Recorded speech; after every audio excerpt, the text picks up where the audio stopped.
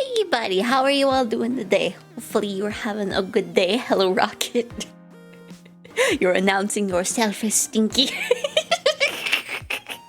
But hopefully you're having a good day. I don't know why I'm all so close today. I just felt like it. But yes, I'm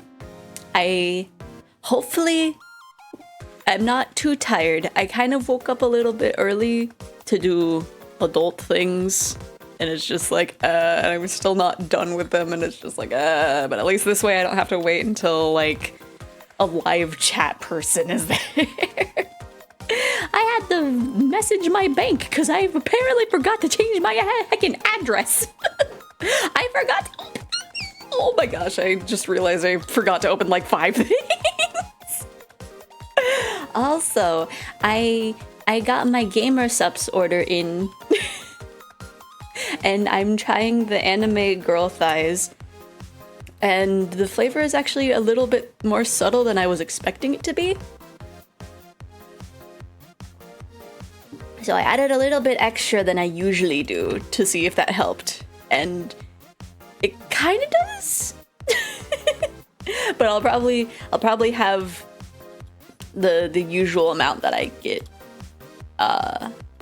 after this. Adulting has its perks, but not many of them, right? The perk is money. There's too many debuffs with that money, though.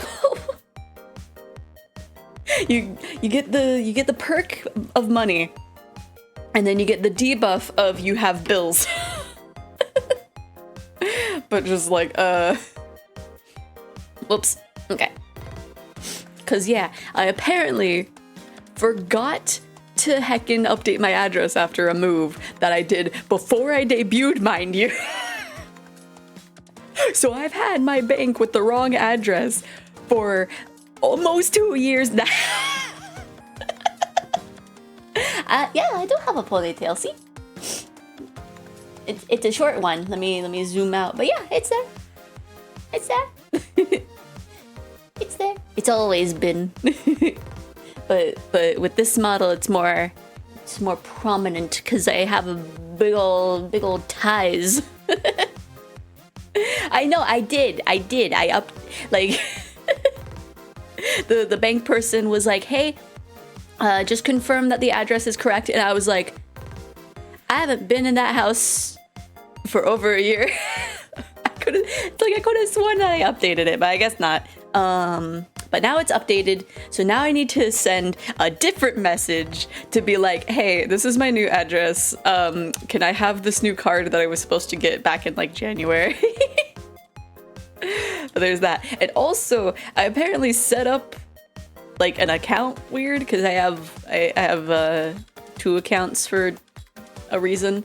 And apparently with the secondary one, I get billed if I have less than $500 in it. Which I don't know how that managed to happen, but you know, it's probably too late to change that now. Anyway, enough talking about adulting. I'm gonna play with your ponytail because I took mine out. For some reason my hair loses its curls when I let it down. Oh, I don't know about you playing with my ponytail. But that's interesting that it loses its curls once it's down. Probably something gravity related. Anyway, let's go on over here. I've killed plenty of time. Okay. I know that we just continued from a to be continued thing. I don't know exactly what's going to be happening. See? That's why I hate grown-ups. All they do is feed you a pack of lies and take stuff away from ya. Going to see if I can post a pic of it tomorrow on Twitter. Hopefully. Oh really, Miss Lestrade? Tell me, is that overcoat keeping you warm? What? Oh my, surely you were given that. Yeah, the D let me have it after I looked daggers at him for long enough. He went through the pockets and said, go on then, have at it, before telling me to scalper. Always pays off giving people a look like you am. I can't help feeling that it's going to get you into serious trouble one day. Probably what this chapter's about. All I really wanted was that nice shiny disc, mind. The music box disc? But Mr. Windibank said it was practically worthless. I think I'm gonna go and have another bash. Give him a long, hard stare. I think not, Miss Lestrade. We shan't enter Windibanks again today. Why not? That's not fair. Can't be helped, I'm afraid. The police are investigating the scene now and taking a statement from Mr. Windibank. But that disc's mine. I had the ticket for the coat and it was in this coat's pocket. There should be something else in all. That's what this rotten cuff said, ain't it? Yes, he did mention something about another article, didn't he? Why is my phone buzzing?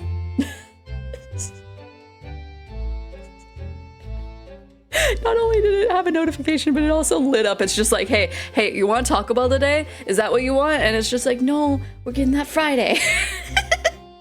Yes, he did mention something about another article, didn't he? Well, then that's mine too. Whatever it is. Now she's really pushing her luck.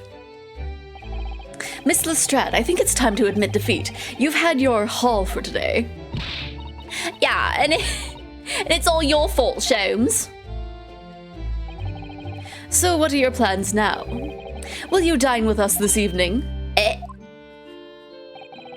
Iris would be delighted to cook, I'm sure, and I might entertain you with a modest violin recital.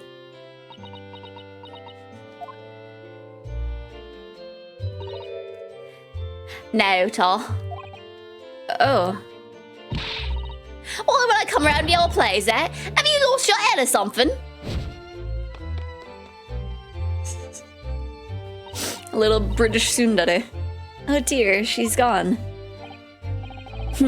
Having reviled on me quite unnecessarily, I might add. I can't help wondering if perhaps she might turn up anyway. Interesting. Once she's had a chance to calm down, I think there's a good chance she'll decide to come. Very well then. I'll inform Iris to set a place for our potential guest at the dinner table this evening. And one more thing. I should be glad of your company later too. Sorry? I believe I will have a rather splendid surprise to show you. Oh, how exciting! What is it? You shall have to wait and see, Miss Susato.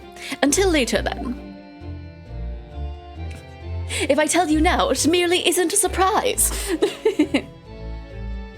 Okay. Eek. There you go. So we just go to your house? That should be fine, right?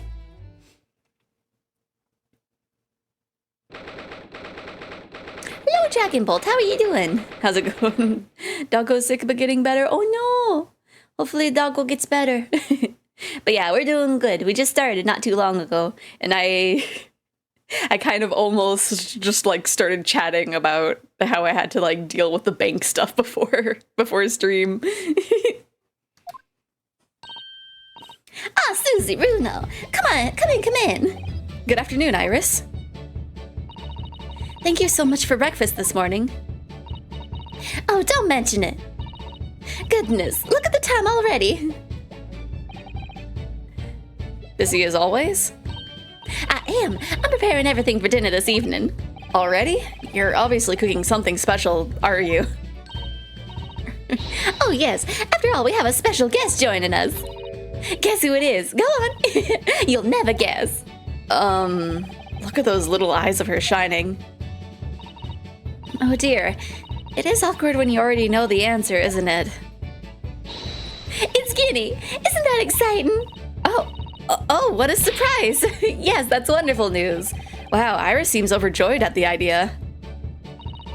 I can't wait to learn some pickpocketing tips from the real professional. Oh, yes, that does sound like fun. I'm not sure that's entirely appropriate. Are you Mr. Naruhodo? By the way, Iris, what's Mr. Sholmes up to? Hurley? Oh, he's been like that ever since he got back. Hello, Mr. Sholmes? I beg that you won't speak to me. Sorry? I don't know who you are, but kindly take your leave. As you can see, I'm not here. I don't know how to respond to that. I do apologize. When he gets like this, he's completely oblivious to everything. Yeah, I see. Really, he behaves just like a child sometimes, Hurley does. Coming from the 10-year-old. Mr. Sholmes and Iris have something of a parent and child relationship, don't they? Yes, except that Iris is clearly the parent here. Come to think of it, I wonder where her real parents are. What's the matter, Runo? You have ever such a funny look on your face. Oh, no, it's nothing. I know what it is. Why does this girl live here with Mrs. Sholmes, you're wondering? Am I right? How did you... Oh, Runo, I can read you like a book. This girl is dangerous. Don't worry, you can ask me anything, I won't mind. We just ask her and she just like doesn't even respond. What do you think of my armband? Would you mind if I showed you this, Iris? It's just a boring old thing, really, but... Oh, I don't really like boring things. It looks like Japanese modesty is easily misinterpreted by young Western children. I mean, who does like boring things? No one wants to be shown something boring. Come to think of it, you're always introducing things with, this is boring, but it's a bad habit. You should stop it. I'll be sure to let the entire population of the Empire of Japan know of my on my return. I wonder how that, like... how that sentence structure is. I wonder. Because I know... I don't know how that would be structured out, actually. I don't know... Is it tsumanai for boring? I'm not sure. Because I was about to... I was thinking like hazukashi, but I don't think that's right. I think that's embarrassing? I think? Come here, I take my ponytail out and I want a curly point. Well, at least that's better than... than eating my tail or giving people eggs. So by Guinea, you mean Miss Lestrade, the young woman from the McGilded case 2 months ago, right? Yes, who also stole my experimental smoke grenade launcher. Although after that trial, I invited her back here and we had dinner together. And now we're best of friends. Oh, what a lovely tale. Yes, now if I bump into her on the street, she runs away as fast as she can. Oh. And I chase after her down the back alleys. Interesting idea of friendship. And then I let her have the latest color of smoke grenade I've developed. Oh. There are so many beautiful colors in the world. Guinea wants me to make a whole rainbow. I suppose that means you've let Miss Lestrade keep the smoke grenade launcher, have you? Yes, that's right. I mean, I guess we did see, like, the animation of her loading it when we ran into her. I got bored of that anyway. Hurley always reacts the same way when I shoot him with it now. Poor Hurley. Oh, I can't wait for Guinea to arrive. It's been too long since you last came over. I'm so excited. I just hope she does actually come. Oh no, is she gonna mysteriously disappear on her way? I mean, I guess she never said that she's actually coming, so in theory, if she doesn't show up, I don't know. Give your tail eggs with that attitude. What do you mean? Don't do that. Oh.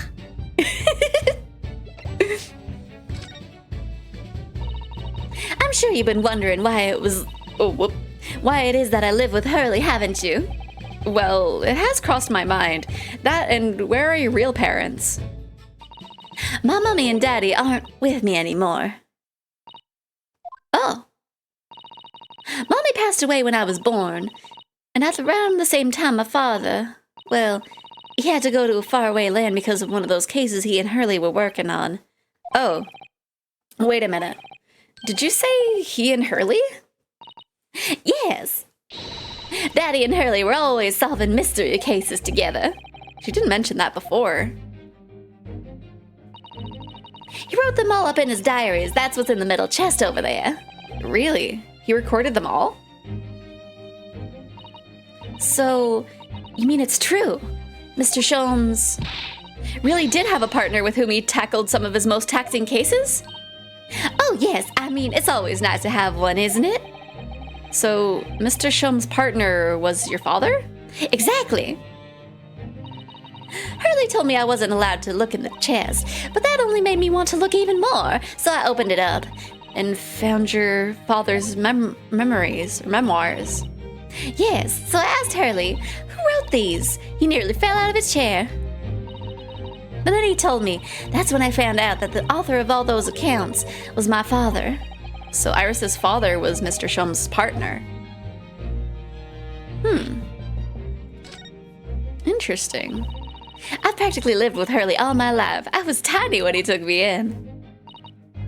So it came as quite a shock when Hurley told me he wasn't really my daddy. I mean, it must have been. I wonder why Mr. Sholmes chose to tell you, and at such a young age. Hurley said it's because he wouldn't have been able to hide it from me. Oh? Well, having lived with Hurley all these years, you might say that his ways have rubbed off on me. There are things I can just see. Especially lies. I almost know when people are lying before they open their mouths sometimes. Right.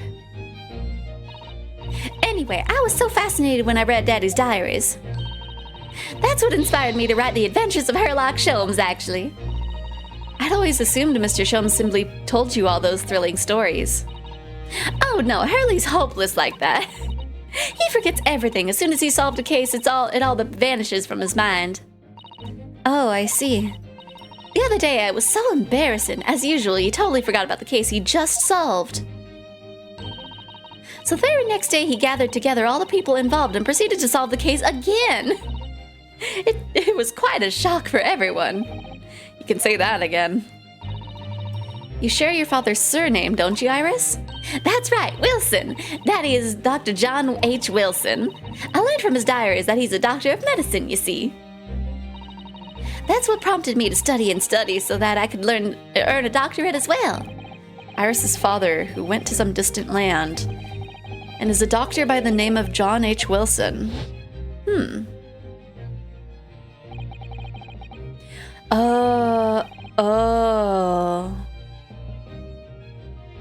Right. The court will now hear the trial of Ryunosuke Naruhodo. Kindly state before the court the name of the victim in this case. The victim's name was Dr. John H. Wilson.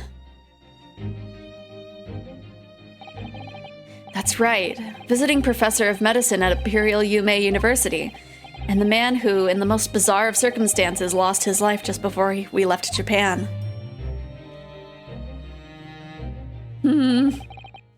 Mrs. Sato, yes. Perhaps we shouldn't pursue this conversation any further at this time. I think that would be for the best. Yeah. Ah, my dear fellows, how good to see you! Mr. Sholmes! Why ever did you not make your presence known to me before? Well, no matter now. So, how the devil are you? We've been with you for most of the day. Goodness, really? Do tell me, Mr. Sholmes, is your violin unscathed? My violin? Whatever are you talking about, dear madam? Never mind that now. I have something far more interesting to show you. My violin. Behold, my dear fellows.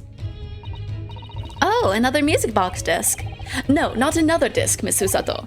This is the one Gregson demanded we hand over as evidence, Mr. Gilden's disc. I kept it because Gregson. Oh my! Then, what's it doing here? You know, at times, Mr. Naruhodo, I think that though I have an undeniable turn for detection, I may well be even more adept at larceny. Oh, that would be wonderfully exciting. I'd be your pickpocketed sister. And Runo could be our go-to lawyer if we ever got caught. Right. Plus, Susie has such beautiful handwriting, she could write all our menacing crime notifications. Yes, I'd be delighted. I'm just going to pretend this conversation never happened, I think. I love these guys.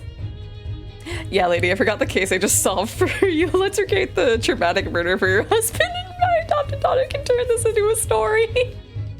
Right, my goodness. Okay, hey, do you want to look at this?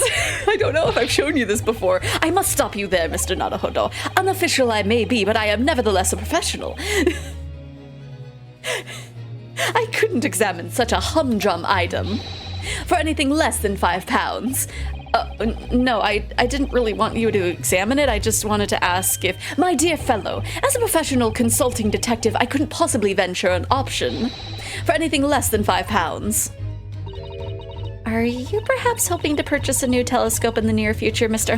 Sholmes? Indeed I am. As you know, it has long been an ambition of mine to discover a new star and name it for myself. Because your earthly stardom isn't enough. There doesn't happen to be a Sherlock star, is there? I feel like there might, but I haven't really done anything astronomy-wise. Yeah, we just did the armband pistol, and he was just like, I will not even peruse it for less than £5. I want to buy a telescope. I don't understand. How did that disc come to be in your possession? I thought Inspector Gregson took it back to Scotland Yard. Quite correct. And that sort of uncompromising attitude is precisely why I always carry some of this.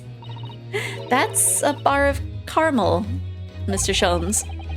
Your one and only friend in times of loneliness, if I'm not mistaken. If you will humor me, my dear fellows, cast your minds back to when the good detective confiscated the disc.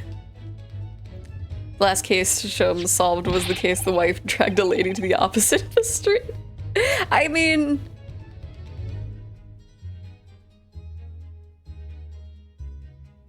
he technically didn't do too much. I mean, we helped him figure out that there was a marital dispute. But like, he didn't make it to the courtroom in time, so he wasn't able to help with us there. So he has no idea that the lady was dragged to the other side of the street. I'll be taking that whatever it is off of McGilden's down to the yard, thank you very much. So hand it over. Oh, yes, of course. If the police demand something as evidence, my dear fellow, we have no choice but to capitulate. It's all yours, Inspector. For the briefest of moments, I had the disc in my hand, did I not? Yes. Yes, you did, but I still don't understand. It was at precisely that moment that I summoned my one and only friend into action. I pressed the disc into the pair of bars, like this. That's amazing. The disc and all the minuscule protrusions have made an image in the caramel. Indeed, this caramel is quite exceptional. I developed it myself, you know. Suitably soft for making impressions, but resistant to melting, the result of a precisely controlled solution. How extraordinary. Carrying a pair of these on one's person frequent proves very useful indeed. Take a house key, for example. A simple press in its unique form is duplicated. I can enter anyone's property at will, and never without high sucrose nourishment. Yes, that sounds illegal. From the image, I was able to create this. I confess I was most curious to know what manner of music would issue from the disc when played. Okay. Also, Magnus McGilden. Why is he relevant after being, supposedly dead for the last 2 months? Why would you just eat caramel? That sounds awful. Eat it with chocolate, at least. I mean, like... I wouldn't eat, like, a whole bar of caramel, honestly. But, like, the little, like, 1-inch squares? Like, I'll eat one of those by itself. I won't eat a whole bar, but I'll eat a little square. Just a little square. Magnus McGilded. Not a name I expected to hear again so soon. Yes, it's only been 2 months since that grisly case.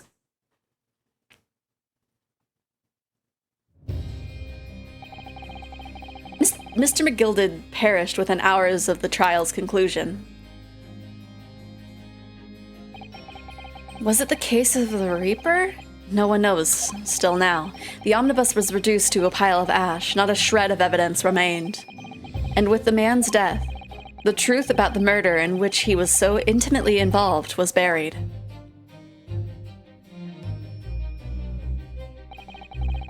Even though we successfully established Mr. McGilded's innocence in the trial, the newspapers are still claiming that it remains an unsolved case.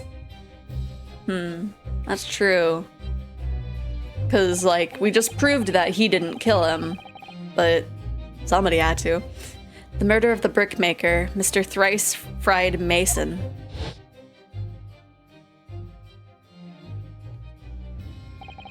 I still feel like it was probably the guy that was what was it? I can't remember the group of like 6 people.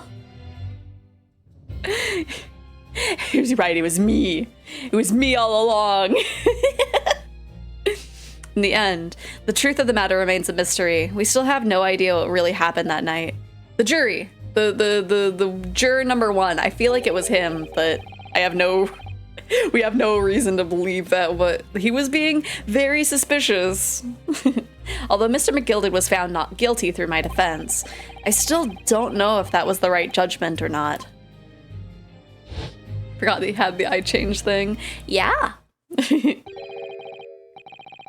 It was for Culted Lamb, but I was doing very bad in the update. But you know, it's still there. It's still there. I can also make my blush blue. And also my tongue. For no reason whatsoever. I can also do some other stuff, but it's not set up to a hotkey, so I can't do those right now. It would appear the case is not yet closed.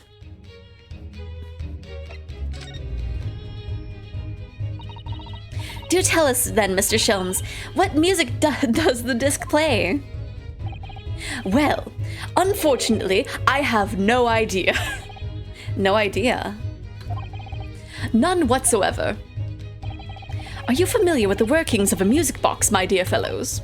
No, I'm afraid not. Goodness, you don't know, Duno.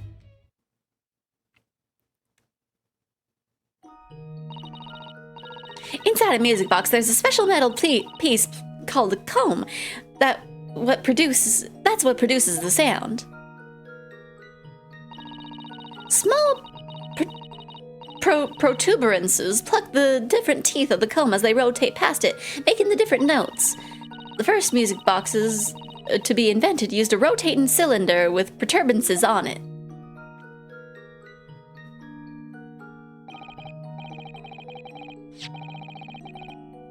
Huh?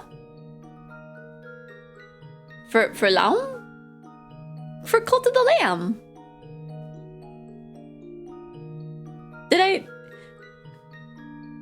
Did I drink too much gamer substance, so now I'm just like mashing my words together? Oh, I thought that you were talking about record players. But over time, a new type of player was produced, which uses discs such as these. Just called it Lamb? Did I?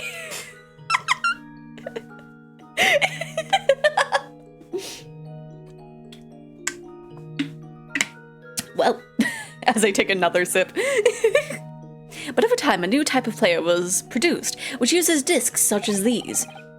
With that development, the popularity of music boxes spread far and wide, all across the globe. Why exactly? Because the discs are easy to produce and can be interchanged to facilitate the playing of different tunes. Is this before the record? When did records first come into existence? There are a great many firms in Europe now manufacturing music boxes as a result. It is wonderful to be able to enjoy music even when no performer is present.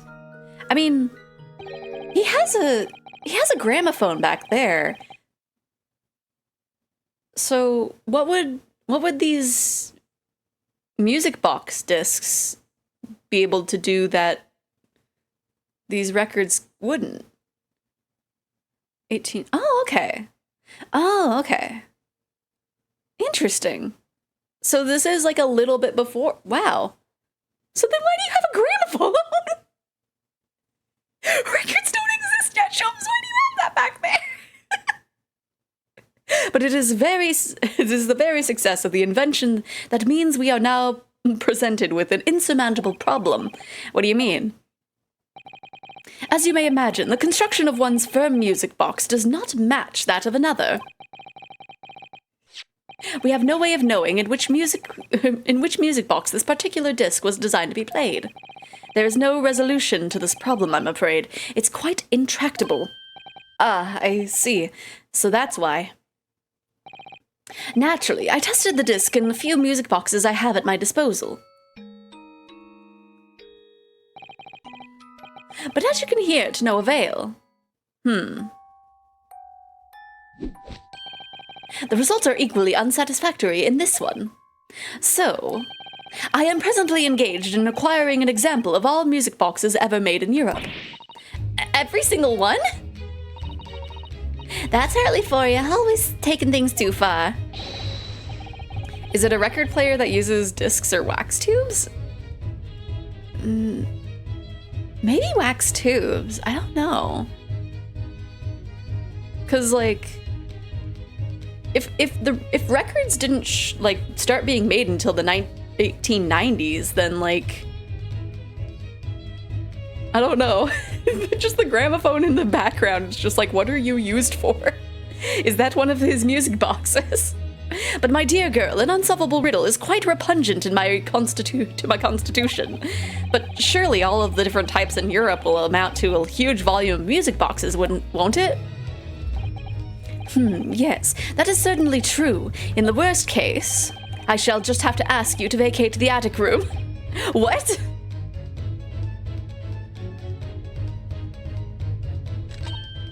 Well, it's time to get things ready for dinner, I think. Ginny will be here before long. The earliest record players used wax tubes to record stuff, but it was harder to reproduce them. Interesting. Okay. I just figure, like, record players usually go hand in hand with records, so I didn't know that. Gramophone was patented in 1887 and used okay. Interesting. Huh. We're learning today. Thank you, Iris. Oh, well, you must let me help you then. Of course, Susie. There's plenty to do. I think I shall investigate the condition of my faithful performing partner. Now then, where did I leave it? Let this be a lesson to you, Mr. Sholmes. Never leave anything too precious with the pawnbroker. Yes, you may be right. Oh, that reminds me of something Mr. Windibank said before. He said that he had a manuscript of Iris's in pawn, didn't he? Did he? Yes, he definitely mentioned it. Learning with the smart dragon, yeah! Well, Mr. Sholmes' latest tale of otherworldly mystery lies dormant in my storeroom, or his words, I believe. So you heard that, did you? I suspect you were as incensed as I was. Oh, yes. The idea of such a wonderful story languishing in Mr. Windibank's storeroom gathering dust. My dear madam, I'm quite sure I told you already. The pawnbroker's storeroom is the safest place for it, more secure than a bank's vault. And what about your Stradivarius, Hurley? Was that safe and secure? Well, there may be the occasional mix-up, caused by a certain impetuous someone not too far from me now. Since a boy his son kisses Shums. Right, like, I don't know, something about Shums in this outfit's not too bad. Do you have any idea how long it took me to write that Bakerville story, Hurley? Also, hello, Lisa. Hopefully you're doing well today. Oh, that sounds so exciting. The Hound of Bakersville. I should love to read it.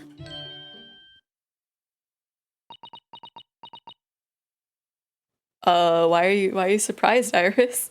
We got a haircut? Nice. I still need to get a haircut, but I'm just like, I'm too picky. I haven't decided on what I want. I did see like this one video of this person with some really nice hair, but it's like, I looked at it and it's like, this is absolutely like they're wearing extensions with short hair. I don't know if I can do that. The only extensions I've ever worn were from Hot Topic, and they were like the little tiny ones that were just like a streak of red or purple. I got a haircut yesterday after my eye appointment. Yo, everybody, anybody's getting haircuts.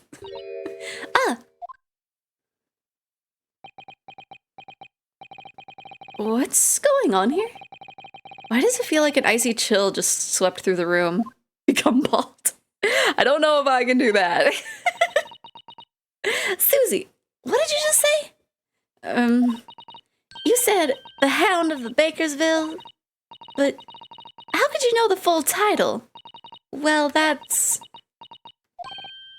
because Miss Susato is such a great fan of all the stories about Mr. Sholmes, of course. But Uno, the Hound of the Bakersvilles has never been published.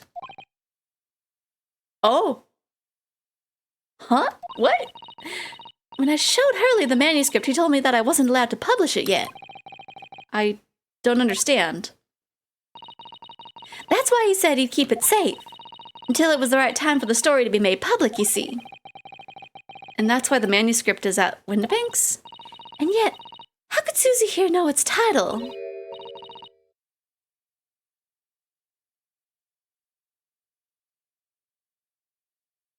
Oops. It's okay. We all know here that I misread a lot of things. But it's Bakerville? I don't know. I guess it's just Bakersville. It just rolls off the tongue better in my brain. Bakery town. We got a full-on Beth on our hands. Well, Hurley, what's going on?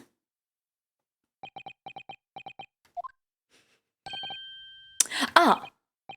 What is it, Mr. Sholmes? It would appear our guest has arrived. I feel like he forgot that it was in there. Miss Lestrade.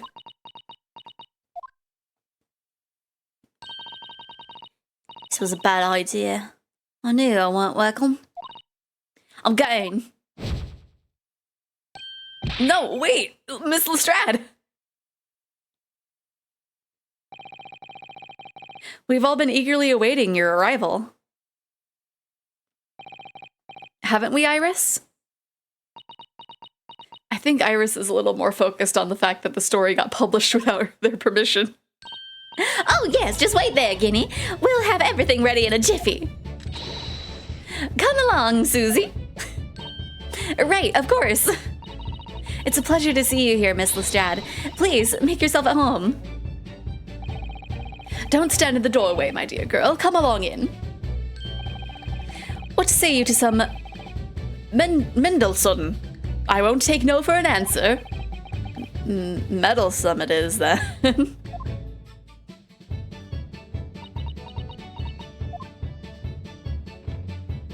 Oh, and then the cat. Waka hi. Meow. Finally, an Iris that won't lose her eye in a visual novel, right? That evening, Iris prepared us all a meal that was even more delicious than usual. Gets it! Mr. Sholmes' violin performance was in no way meddlesome, and Gina, as we came to call her, taught us all how to steal things from one another without being noticed. Everyone thoroughly enjoyed themselves, went well into the night.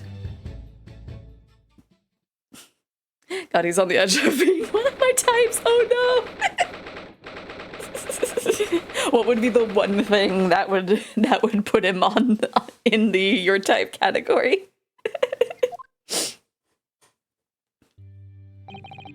That was a very enjoyable evening, wasn't it?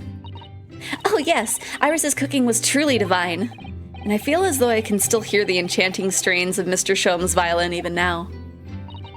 Best of all, I bet I could steal the glasses from his lordship's face next time we're in court. Do it. Do it. Naruhodo-san, could I consult with you about something, I wonder? What's the matter, Susato-san? It's about the telegram I received. Ah, the one that arrived first thing this morning, I suppose. I've been summoned. What? Summoned? What do you mean? The telegram was from the Lord Chief Justice's office. Lord Strongheart had asked to see me. The Lord Chief Justice? When? Tomorrow morning. What? Then we have to start preparing at once. Oh, no, that won't be necessary, Naruhodo-san. I've been summoned alone. Alone? What on earth for? I have no idea. I suppose I shall find out tomorrow. What's all this about? Whatever it is, it's making me feel very uneasy. See. If he was a little more dapper and a tad evil, fair enough, I get that. Shums is a rather nice figure under his coat and has rather nice hair, right?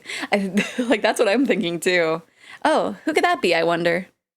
Good evening, friends. Oh, Iris. Hello again. I was thinking it's really late at night for her to be showing up, but it is winter, so it's probably like 5. Maybe 6. Oh, Gina too. Yes, Ginny's going to stay with us tonight. She's going to sleep in with me. Isn't that right, Ginny? Well, yeah. How lovely. Let me make a pot of tea. The chums is good, yeah. You know, I've learned so much today. Oh, what? In particular, other than pickpocketing? All those things Ginny showed us, wasn't it wonderful? Ah, you mean all those pickpocketing techniques. We had fun trying them out on each other, didn't we? I think I've awakened a natural talent. I could earn a living from it. You might be getting ahead of yourself a little there. So, what brings you up to our humble quarters at this late hour? Well, you see, I came to return this. I had a feeling you grabbed that off of me. Wait, what? That's mine. Oh my, however did you... I told you, didn't I? I have a natural talent for it. Oh, yes, I'd forgotten. Iris literally is a child genius. So anyway, here, you can have it back. Not that I really understand why you wear it, though. Oh, thank you. All right then, good night. Yes, good night. Imagine she just like hands us the sword too. It's just like, oh, I almost forgot about this too. So this is your office, is it? What do you think, Ginny? I think I wouldn't fancy me chances with a lawyer. Whoa, I gotta look out of the different accent there. I think I wouldn't I think it's the word fancy that's tripping me up. Fancy my chances with a lawyer what lives in a place like this? Yes, me too. Her accent is gone. It seems as though Iris here still has something she'd like to talk about. I suppose she probably wants to talk about the manuscript. Yes, I suppose she probably does. A new voice, okay. I feel that might be a little more fitting for talking to Iris than the Southern Belle voice that I give her. Okay, there we go.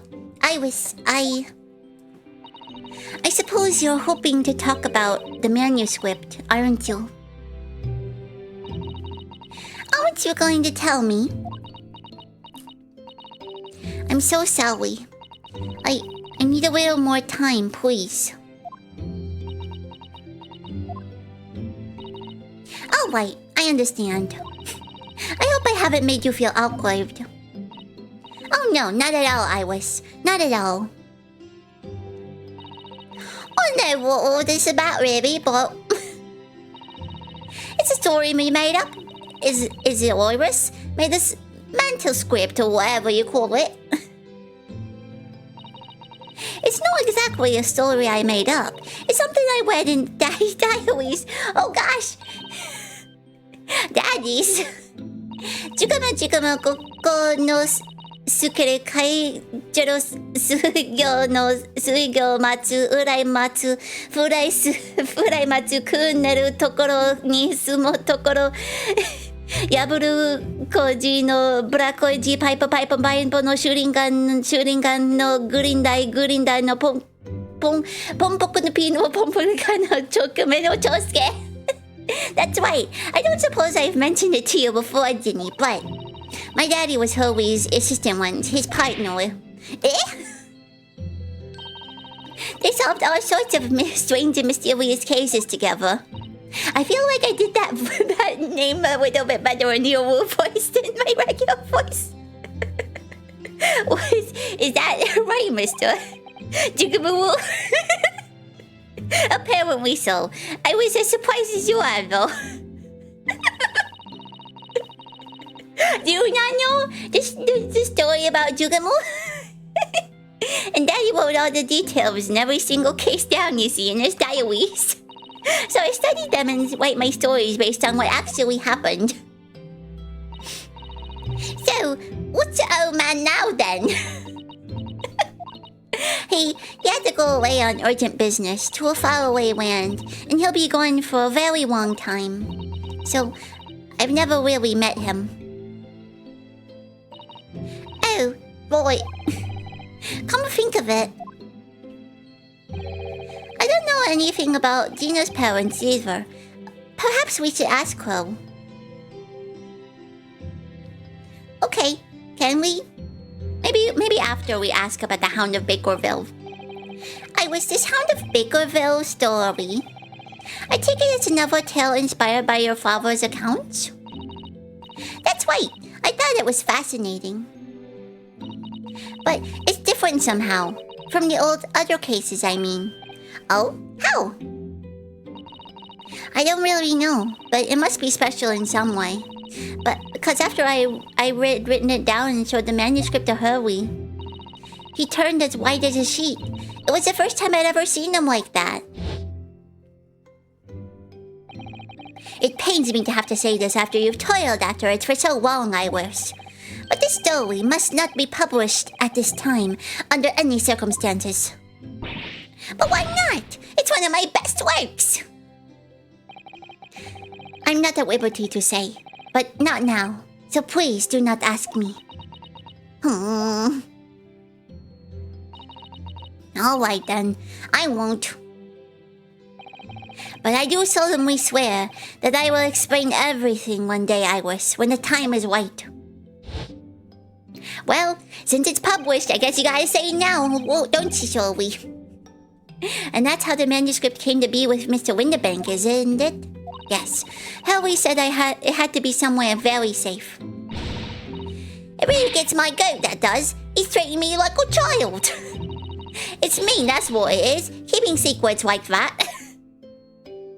Have you yet to see an Iris that doesn't lose one of both parents? True. Cause, wait, I'm trying to remember. Oh yeah. Well, I mean, technically, Isomnium Files Iris does. Her parent situation is actually honestly really weird. Cause it's like technically Date, but like technically not. So like technically she gets them back, but like, I don't know. Cause her mom is fine. But, oh wait, no, never mind. That's right. The teacher was the adoptive mother. Right, yeah, okay. So yeah, her mom is dead. Okay. Have you seen an Iris that isn't in a mystery game? That's true. I mean, I'm sure there's like an idol game that has an Iris. Maybe. I'm sure Mr. Sholmes isn't trying to be mean. If he said he wasn't at liberty to talk about it, I'm sure there must have been a very good reason. I think so too. You lords, who's trusting for your own good? I can't pull the well over my eyes. Sholmes is lying to Iris, I bet my life on it. What? Hurley's lying to me? Okay, I guess we gotta go and examine you so that way we can talk to you. Your parents. I've realized that I don't know anything about your parents, Gina. I ain't got any, have I? Never did have. I just sprouted out of the universe. Oh.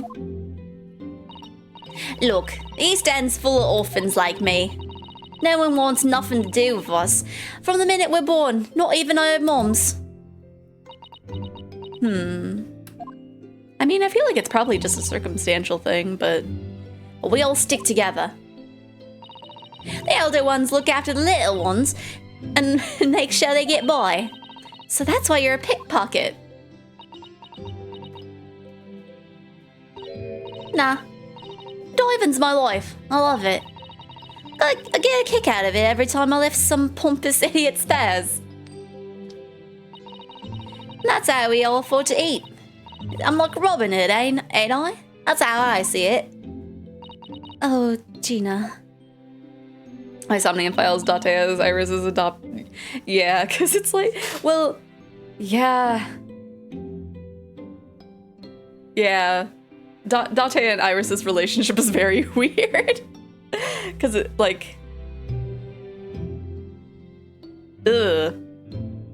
Especially when you think about how he got, like, the plastic surgery to look like to look like how we're used to seeing him, but not his original body. Which is honestly kind of a weird move, but like I don't know. But it's just like, yeah, instead of looking like your dad, I now look like your half brother who's dead.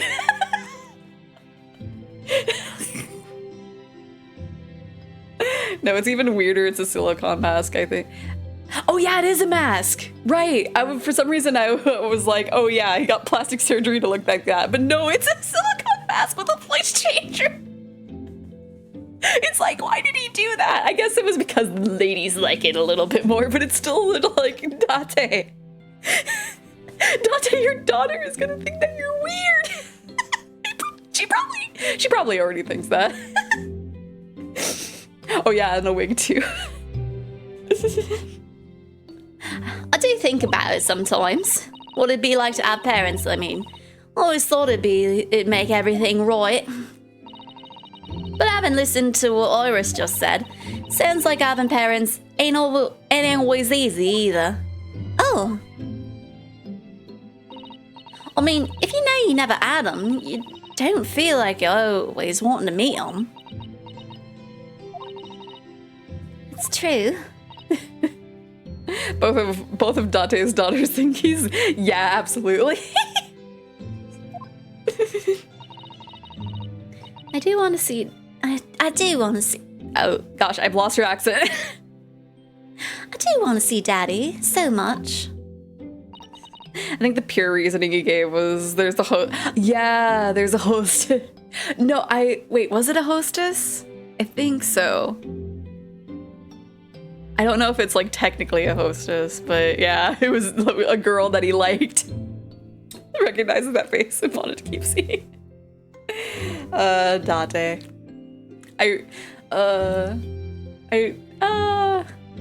I'm gonna be so excited once they announce the third one. I hope they do. Because it's set up for a third one. Oh, Iris.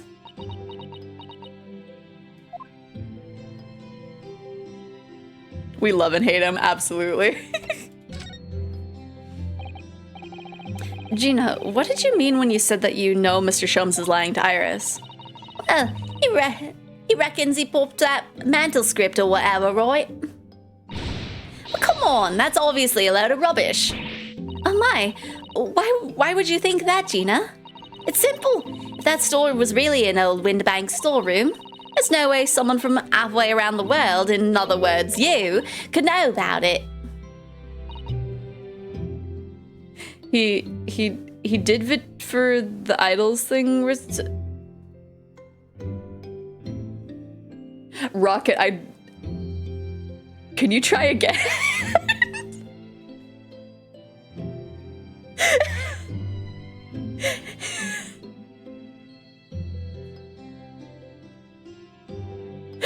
I can figure out the didvit was supposed to be did it, but I don't know what the other word is supposed to be.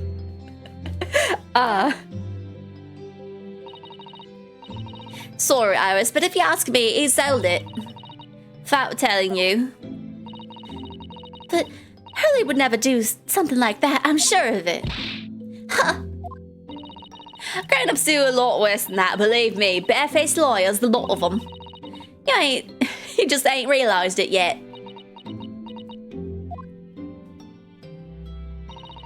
I'm telling you, that mantle script ain't at Winterbanks. You'd soon see it if you had a look. Even if you think you can trust him, I don't. That Sholmes is a lawyer like the rest of them. If I'm honest, I have wondered if Hurley's telling me the truth sometimes. See? Oh, but I don't mean that I think he sold it. I mean that sometimes I wonder if he might have hidden my manuscript somewhere. Somewhere I don't know. Even though it's wrong of me to doubt him. Don't be too hard on yourself, Iris. Is that what I meant? I don't know. If I put that in Google, will it even give me a result? Like, what is this word?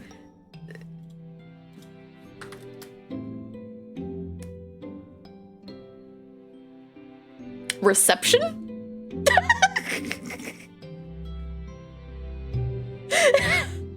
He did it for the idle things reception? Oh, did you mean reputation? No, that doesn't even make sense either. We'll just never know. Oh my goodness, look at the time. Come along, Ginny, we should go back down the stairs. Yeah, all right. And please, don't mention any of this to Hurley, will you? No, of course not. Good night then, Iris. Good night, Gina. You must let me make you breakfast tomorrow for tomorrow morning, I insist. Oh, yes, please. I can't wait, Susie. Good night, then. It's so cute, their little bonding. Iris. It sure is easy to forget, isn't it? Sometimes she speaks just like an adult, but deep down, she's still just a child. Well, I think it's time that I turned in for the night too, Naruhodo-san.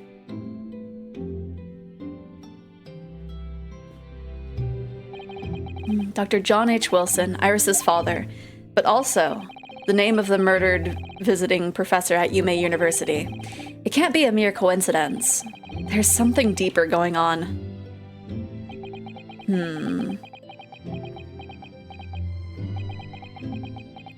We sneepin'. We sneepin'. We sneepin', sneepin', sneepin'. Mr. Naruhodo? Mr. Naruhodo?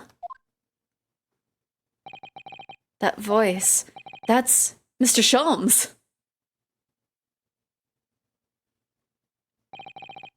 What's going on? It's the middle of the night. It's Miss Lestrade. She's gone. Gina? She was supposed to be sleeping in Iris's room, but her bed is empty. Well, she's an independent young woman. She probably decided to go home, no? I think not. From speaking to her before she retired, I received the distinct impression that she was looking forward to breakfasting with Miss Susato. No, I don't believe the girl has gone home, but I've been waiting for over an hour now. Over an hour? Oh. If you'll indulge me. Look out of the window, my dear fellow. The place Iris streams from Date uses the mask for the receptionist that works there. You know, the girl that'll get you endings in both games if you run off with her. I mean, I guess so. Yeah, because he did inherit the company. So I guess that was another reason. Okay, now I can kind of see receptionist. I can kind of see how a receptionist comes from that. But yeah, I guess so. What's this about?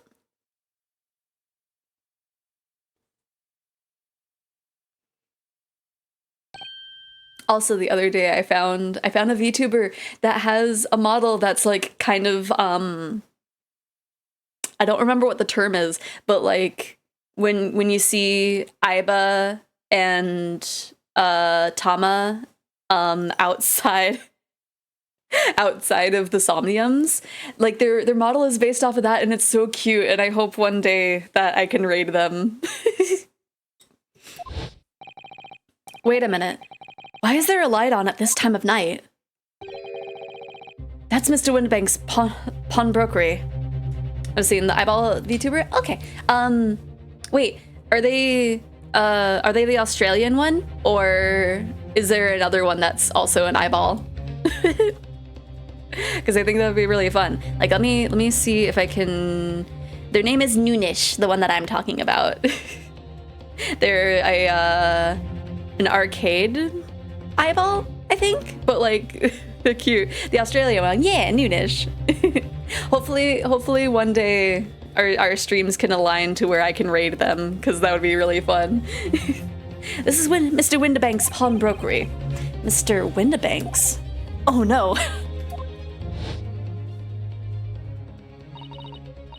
Oh, she's probably checking for her. It's simple. If that story was really an old Windbank storeroom, there's no way someone from halfway around the world, in other words, you, could know about it. Sorry, Iris, but if you ask me, he sold it. Without telling you. Parasite Farm was originally based off of the eyeball. Yes! I think...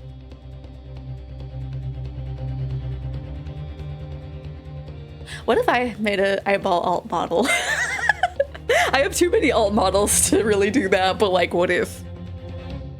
What if? Could Gina have gone? It seems you have some knowledge of the situation, Mr. Naruhodo. Sorry? Oh, no, not really.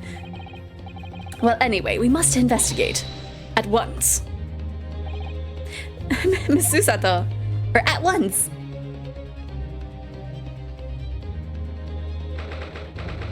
I don't know. I just like the idea of having... Oh my gosh, it's 1 in the morning. The door to Windibanks. It's open. And the lamp is burning. It must be Gina, mustn't it? Let us hope it's nothing more sinister. What? Come, there's not a moment to lose. Clearly something is afoot inside.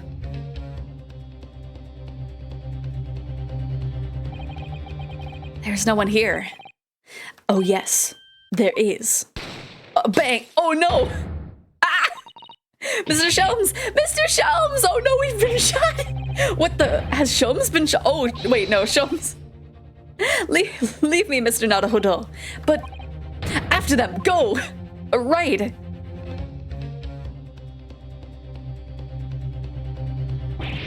Call an ambulance, but not for me. Blast, I've lost them. Hello, what have we here? What's all this then?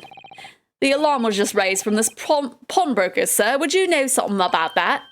Officer, come with me. It's my friend, Mr. Shelms. He's been shot. Shot! With the policeman close behind me, I ran back into Windibanks.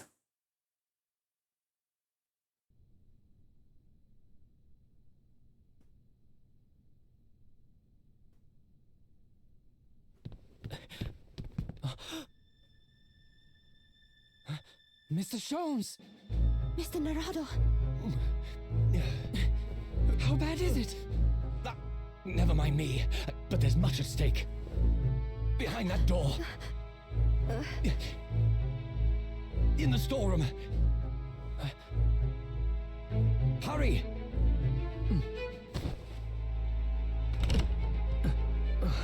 Oh no, it's locked.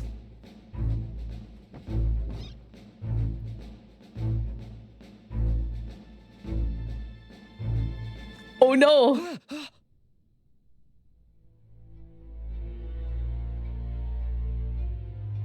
No! It's Gina! No, Gina, no! Oh gosh. It's either Iris or the orphan girl. Well, Iris wasn't there. I think it's implied that she was still in her bed, but oh no, Gina. Also, how did they pronounce Naruhodo?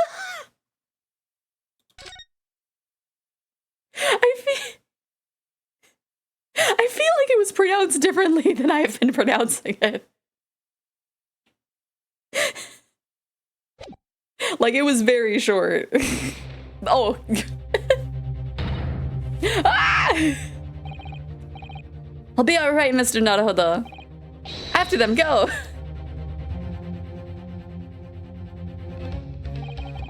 Behind that door, in the storeroom. Hurry!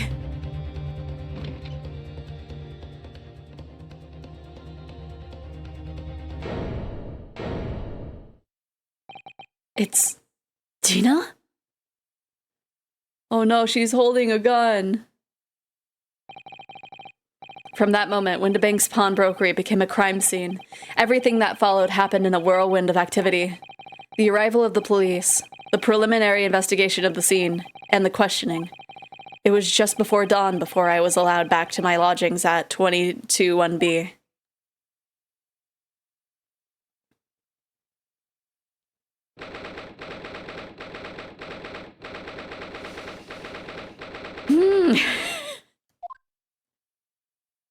So we are basically running on no sleep at this point. Oh, Iris.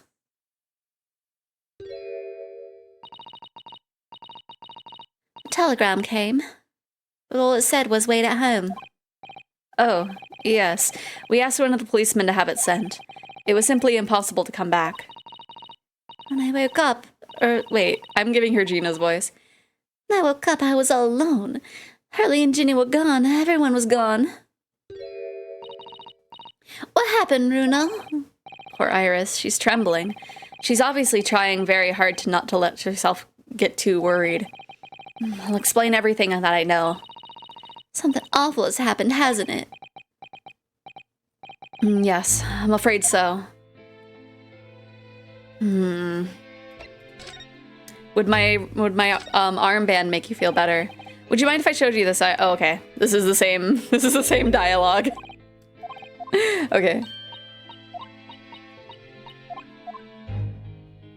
Okay, so let's converse. The events. I'm sorry I have to tell you this, Iris, but Mr. Windibank is dead. He was shot. We discovered him at the early hours of the morning. Oh, yes, I had a feeling. You did? Well, I saw all those police carriages pulling up outside his shop, so I knew something must have happened there. When we entered Windibank's in the small hours, we disturbed a gang of two thugs. They ran out onto the street and I chased after them, but they got away. So, it was one of them who shot old Mr. Windibank, I suppose. I don't know, but that's not what the police believe at the moment. Oh, why not? They've arrested someone else as their prime suspect, you see. Gina. Ginny? But why? Well, the thing is... No, Ginny wouldn't do something like that. I know. None of us think she did it. That's why. Then why have they arrested her? I'm sorry. There was nothing I could do. Shom's situation. Oh yeah, is he okay? So where's Hurley then? Is he still there investigating the scene? He really ought to have some breakfast. It's not good for him to miss meals. I don't want you to worry, Iris, but I have some news about Mr. Sholmes. He was taken to hospital this morning. What? Well, when we entered Windibank's, a gun was fired, and he took a bullet. Hurley? Shot? No. It's all right. His life isn't in danger. Really? Are you sure? Where is he? Which hospital? He's at...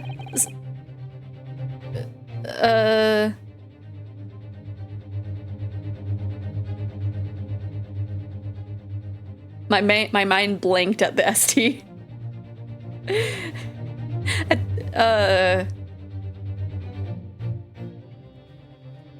Quick, somebody remind me what ST stands for. My brain is saying sergeant, but I know that usually has a G in it. Saint, thank you. He's at St. Sinner's. They're tending to him there. I must see him at once. I'm sorry, Iris, but you can't. Why not? That's not fair. I'm a family member. I should be allowed. No, I mean, nobody can see him at the moment. He's not allowed any visitors. They're preparing to operate, you see. To operate? Oh, poor Hurley. Oh no. Right, St. Sinners is a fun name for a place. It was the two thugs who were in Mr. Windbank's shop. They shot Mr. Sholmes when we disturbed them, you see. It was pitch black inside the shop at the time. My mind went totally blank, I'm afraid. I just froze. After them! Go! After that, I ran out into the street, but, well, they were long gone. I shouldn't have hesitated.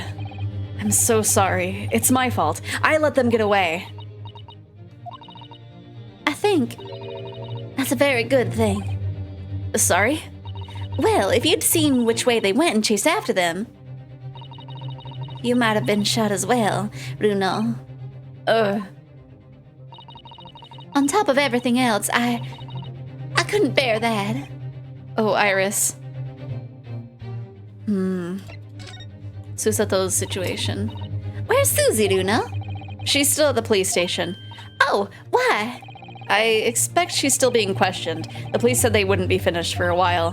Why aren't you there then? Well, I didn't get a good look at the criminals anyway, so they weren't questioning me for long. And Miss Susato stayed behind at the scene to tend to Mr. Sholmes, so they didn't get started until later. Ah, I see. Besides, one of us had to come back to be with Iris. I'm glad Inspector Gregson agreed to me leaving early. You should have let me know and I would have come to the station. Poor Iris, she grew up hearing her father being untouchable just for him to get hurt, right?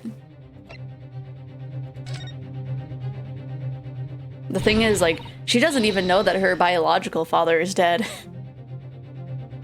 I don't understand why they arrested Ginny. It's not fair. What about the two thugs who were at the scene? Why aren't they the prime suspects? After all, they shot Hurley dead, didn't they?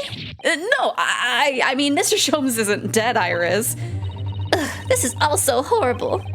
The thing is, Mr. Windibank was found on the floor in the storeroom where he keeps all the deposited articles, and the storeroom door was locked from the inside.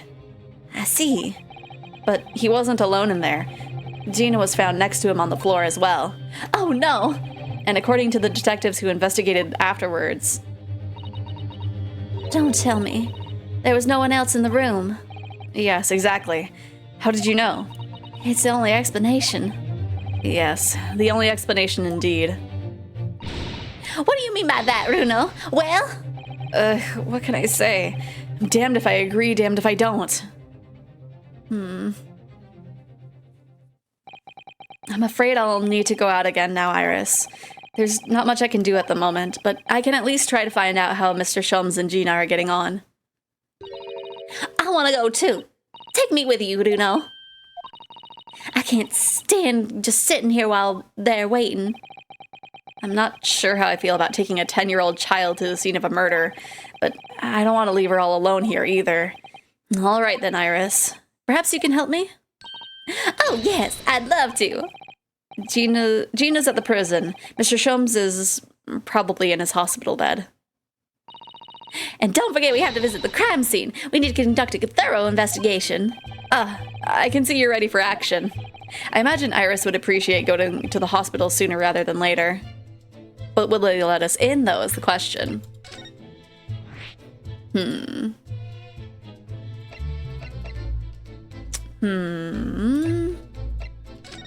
Yeah, let's go to the hospital. The worst they can do is just have us turn around and we come back later.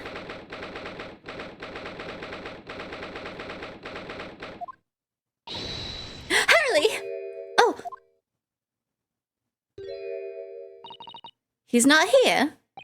No, that's strange. The nurse definitely said he was in the bed by the window, didn't she? Oh, I know what's probably happened.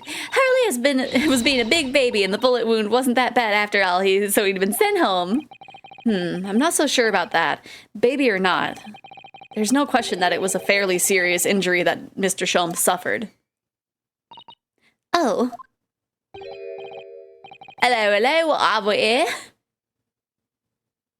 Why are you here? This ward is off limits, no visiting. So what are you doing here, eh?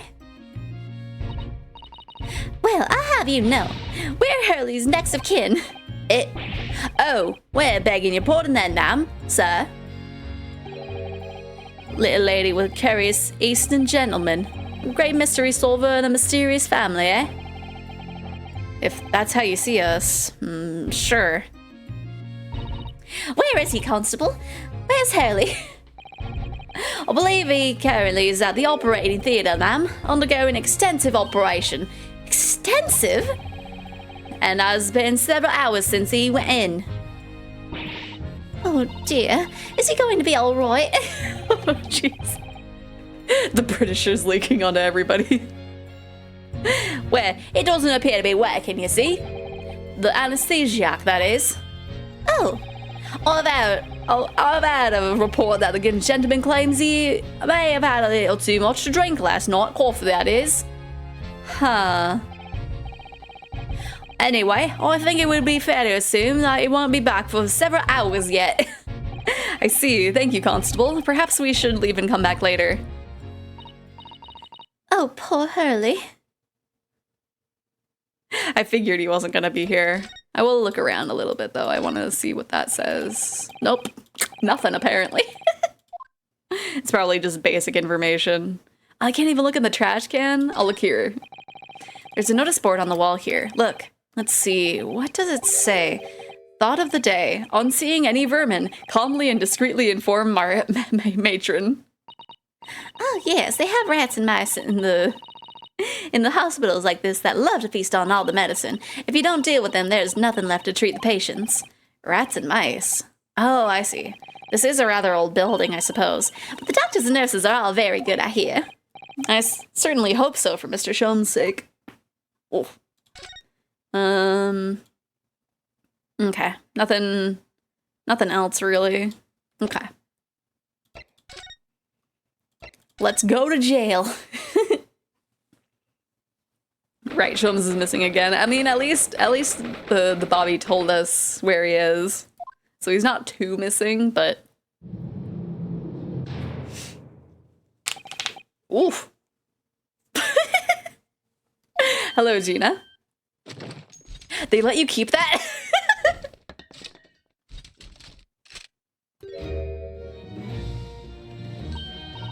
Oh, you still have that grenade launcher Hurley and I made. I wish she wouldn't point it at me all the time, though. What are you here for? Didn't it? I have a feeling it's because of us that you'd ended up in trouble. So we were thinking that we might be able to help you out. Well, you can't. Sorry? Yeah, get lost. Don't be like that, Ginny. I know you didn't do it. You'd never shoot anyone. I just know you wouldn't. You think you know me? Pull the other one. Oh. You ain't got the first idea about the likes of me.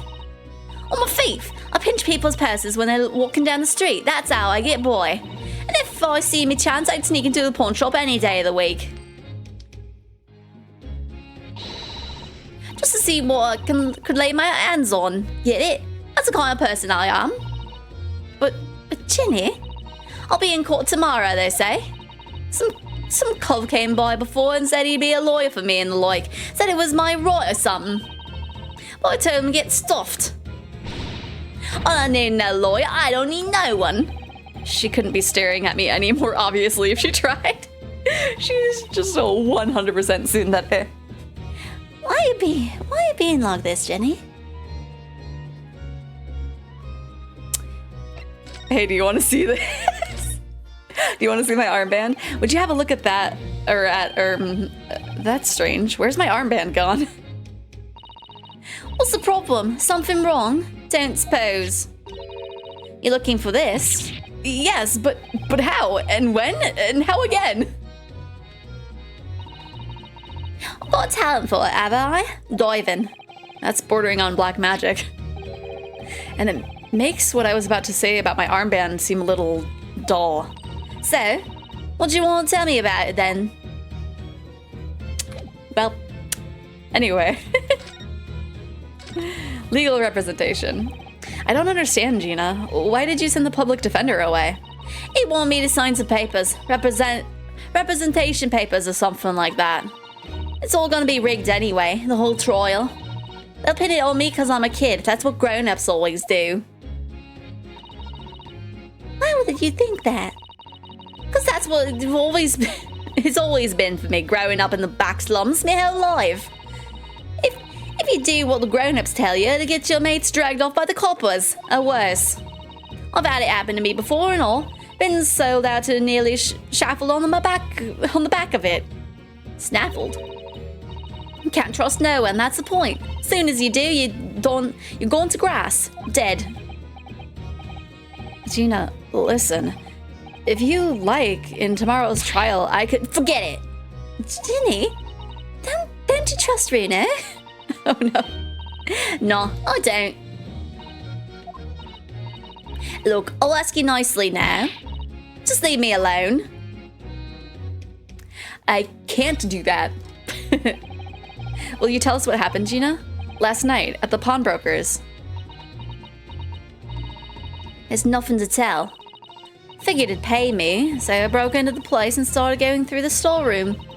The old bloke walked in on me and you know the rest. But why, Ginny? Why would you do that? Ain't it obvious? The place is full of stuff I could sell for a shilling or two.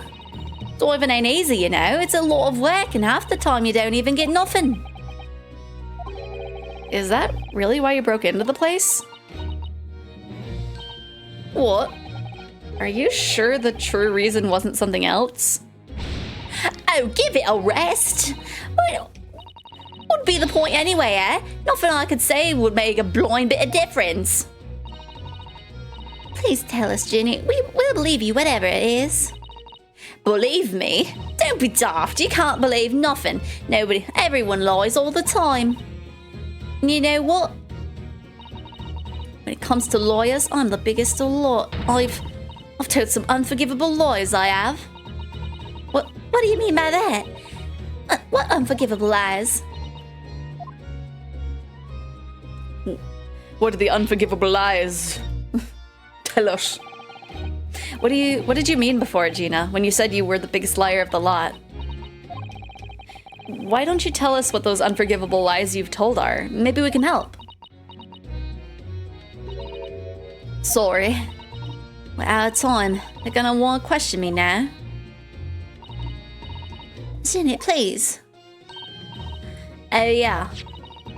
I want to give you this. Something to remember me by. Aww. A photographic print of a really adorable cat. I found it in one of the pockets of this coat. Ain't no point in me having it. What would a little photograph like that's doing it in the pocket of that overcoat? Our accents are rubbing off on each other. Anyway, don't bother coming in. But don't bother coming again, boy. Oh, Ginny. Interesting. Let me examine it first, and then I'll show it to her, maybe. Oh. Look at the back of this print here. There's something written on it. 15th February, 9 p.m. Article deposited, 1 small box. Loan amount paid, 10 shillings. Redemption deadline, 13th of April, 9 p.m. So this photographic print is a redemption ticket? 13th February? That could be significant. Just 2 days before the murder of the omnibus, wasn't it? A small box. That doesn't tell us much about it, does it? No. If Mr. McGill had still had the ticket, then presumably he never redeemed the article. So do you think the box might still be present somewhere in the shop? Yes. If that's something McGilda deposited, we need to investigate. Interesting. Okay. So that just changed over. We get to meet Mr. Wilds from... What?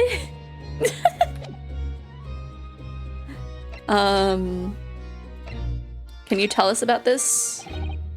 Here, Gina, look at this. That's all. I wasn't saying you could have it. Oh, weren't ya?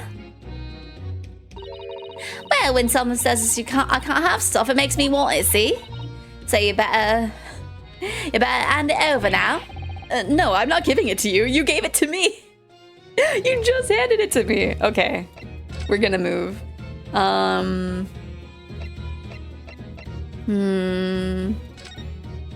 Kind of surprised it to let us go in here.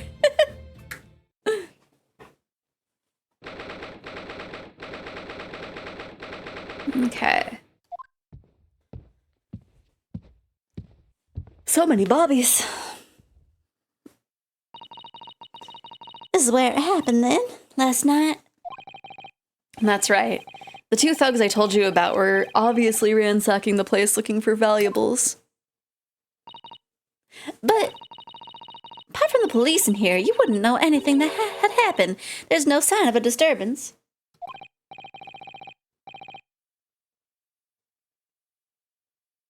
Sorry, I just noticed something was on me. No, you're right about that, actually. In fact, if anyone, it's the police who seem to be the ones doing the ransacking. I know what you mean. They're like a gang of organized criminals, all dressed in black. Oi, I heard that. I mean, we're also all dressed in black, so I mean... Oh, Inspector. Good morning. I suppose I ought to thank you for your vigilance last night. We got to the scene before it was disturbed, at least. Shame you let the two rogues get away, mind. Yes, I'm sorry about that. I thought you'd assign extra men to the beat around here, Gregsy. Now look what's happened. Hurley's been injured because there weren't enough police on duty. Your ladyship! No one told me you were coming! I expect you to take full responsibility for what happened to Hurley and see he has the very best medical care. Of course, your ladyship. The very best doctors in the capital are tending to him as we speak. And I don't think it's Bruno's fault that the rogues managed to get away, is it? Chasing criminals is the police's job. Absolutely, your ladyship. As you say, ma'am, as you say. Being bossed around by Heckin. The gentleman in black is totally blameless. Everyone's in agreement about that. Would you believe it? He's like a completely different person with Iris. Talk about a personality change. Oh, where are my manners? Are you thirsty, your ladyship? Perhaps you'd like some juice? Some nice refreshing fruit juice? I want some fruit juice. Oh, what? Are you thirsty, Gregsy? I have some of my special herbal tea with me if you'd like some. Oh, that's so cute. Glug, glug, glug, glug. Ah, lovely. Very much. That really hit the spot, your ladyship. No. Possibly. It's not herbal tea, it's gamer subs. I don't even recognize him like this. Doo-doo, doo-doo, doo-doo, doo-doo. So, hey, have I shown you my armband yet? Inspector Gregson, could you give me your opinion about this, do you think? We don't tend to share, sunshine. Not with the general public. Ugh. In that case, Gregsy, how about some herbal tea? My goodness.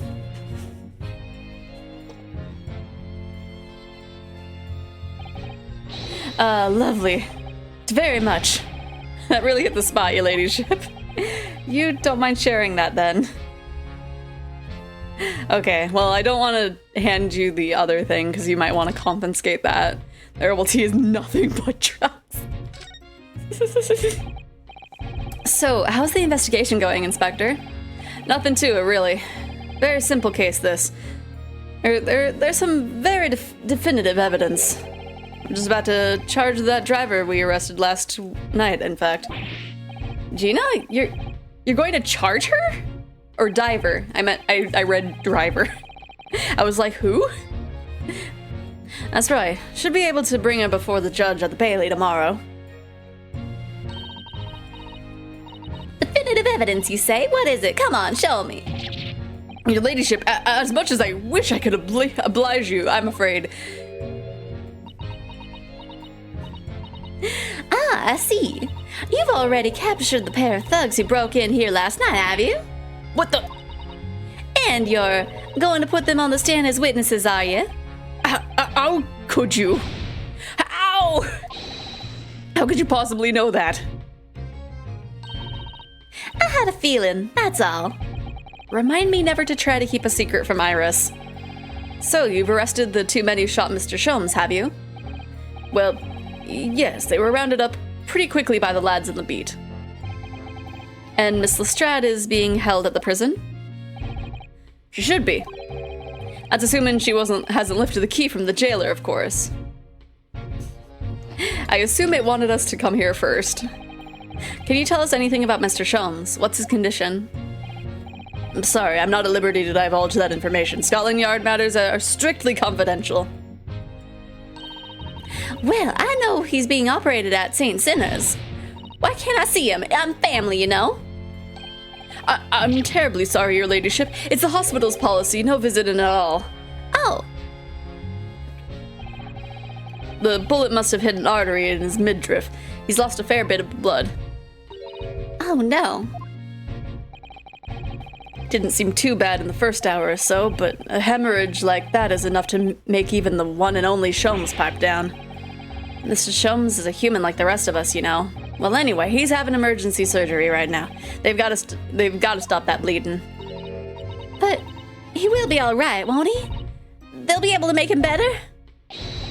Of course, your ladyship. He'll be right as rain before you know it. Really? How do you know? How do I know? Well, because, of course. Yes, because Mr. Sholmes is such a great detective, that's why. You'd better pray the doctors have a better grasp on what's needed to make someone well again. Oh dear, please don't die, Hurley. I'll report to your ladyship the moment I hear he's out of the operating theater. Okay, her ladyship. Yeah, what's your guys' relationship other than, like, being allowed in the stories? I couldn't help noticing, Inspector. What? Out with it, sunshine. Well, there seems to be a marked difference between the way you talk to me and Iris. Watch the sauce, Sonny. I'm a copper, and we don't go in for favoritism. But he's right, you do treat us differently. It's because of those adventures of Herlock Sholmes stories, that's why. Oh. Crop up in them, don't I? Inspector Tobias Gregson. Oh, well, yes, because you're an acquaintance of Harley's. What did you write about the inspector, Iris? I don't remember, really. It was one of the Sholmes line. Gregson is the smartest of Scotland Yarders, is how he put it. Oh, did I read that? And you know what that one line did for me? Eh? The very next month my pay doubled. Doubled, I tell you. Oh, that's amazing. All because everyone at the yard reads them. They read all the Herlock Sholmes stories. They've even set up a fan club for me. Of course, that explains everything. It was around that time that you became such a toady to me. Can you blame me? All it'd take is one bad word from you and Sholmes could change his tune about me.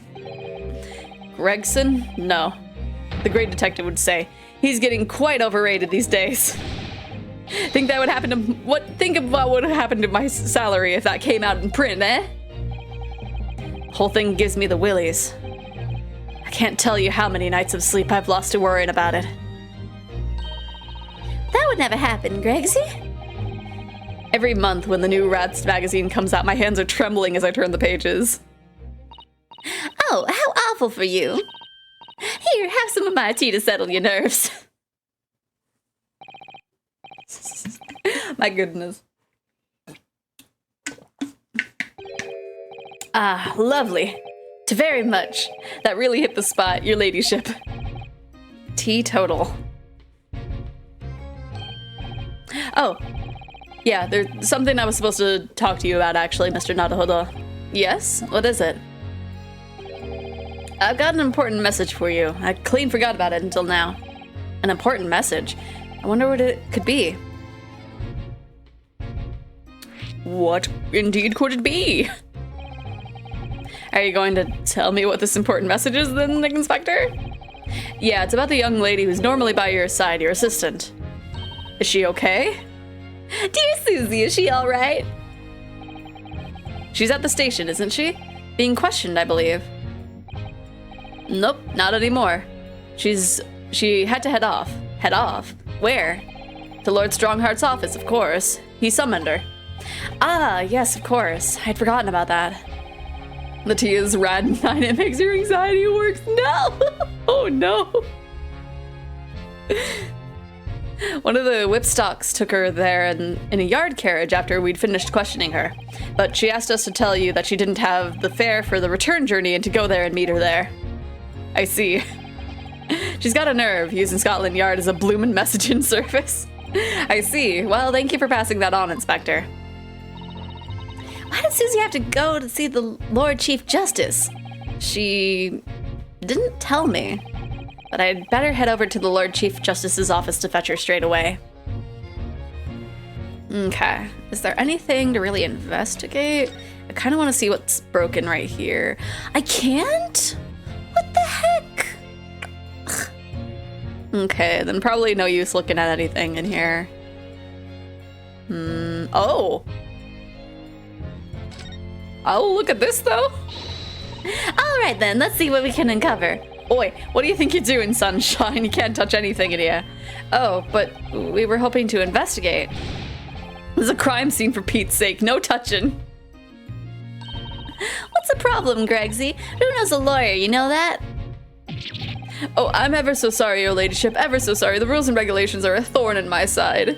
Of course, if Mr. Naruhodo have been properly appointed by the accused, that'll be another matter. The accused. If you could show me some representation papers, I'd be only too happy to let you nose around. Did you hear that, Uno? You need Ginny to sign some representation papers. Looks like presenting the detective here with the correct paperwork is the only way. Okay. So if that's the case, then we're probably gonna have to... This is probably gonna take a bit, honestly. Okay, can we go and get those real quick? I kind of doubt it. Yeah, okay. Never mind, Ginny. I guess we'll go here. Because we probably have to get the papers and then have her sign them. Because it's not like she's going to be standing in the cell with the papers with her.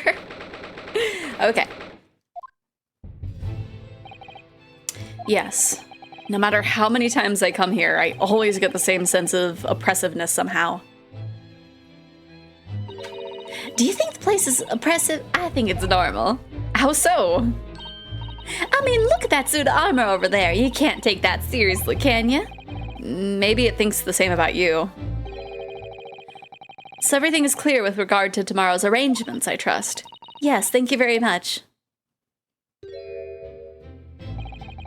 There they are, Susato-san and Lord Strongheart. I wonder what they're talking about. They both look very serious. Very good. There's nothing further to discuss. You may return to your lodgings. No doubt you have much to do in preparation for your return to your homeland. Oh no, are you abandoning me? Wait, what did he just say? Your return to your homeland? Susato-san?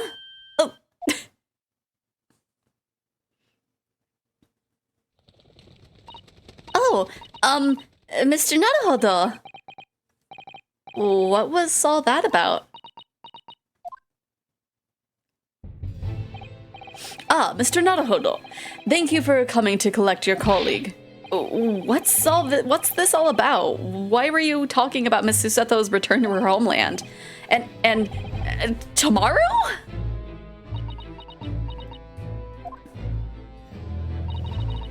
Tomorrow? But what about Ginny's trial? You mean she's been formally charged now? Oh dear.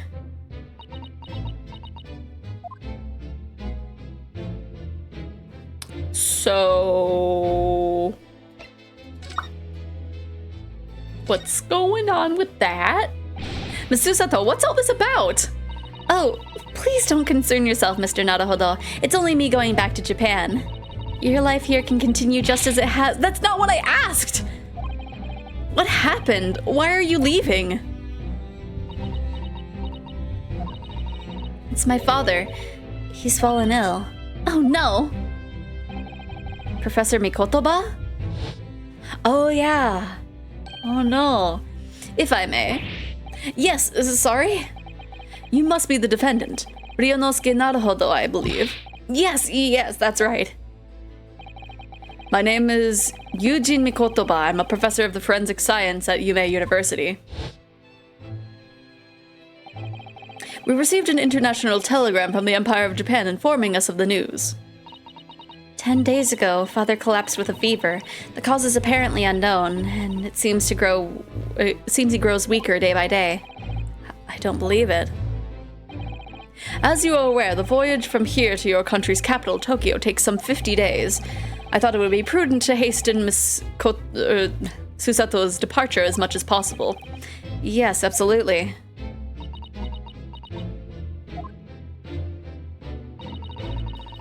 I will leave London first thing tomorrow morning. Can't believe this is happening. What about the trial? So Gina has been charged? She'll have to appear in court? Yes. She was formally charged a few hours ago, and the date of the trial has already been set for tomorrow. No, not even 24 hours later? Gina. Ah, the Lestrade girl in the murder of the Baker Street pawnbroker, yes. An all too conspicuous case. The pickpocket was clearly disturbed mid-robbery and shot the man in a panic. No, the yard is overstretched as it is without wasting time on the open and shut cases. It's not wasting time. Ginny would never do something like that. Mr. Naruhodo. Oh, yes, Lord Strongheart. In deference of your fine services to date, I shall overlook this young girl's insolence, but I have no recollection of admitting a child into my office. Leave, now. Of course, Lord Strongheart.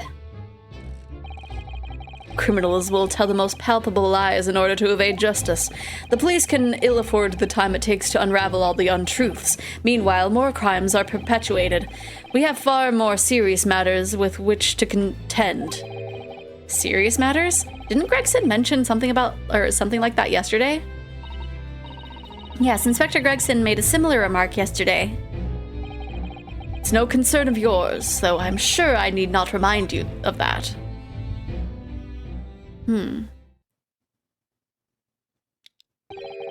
3 minutes precisely until my next meeting. You must excuse me.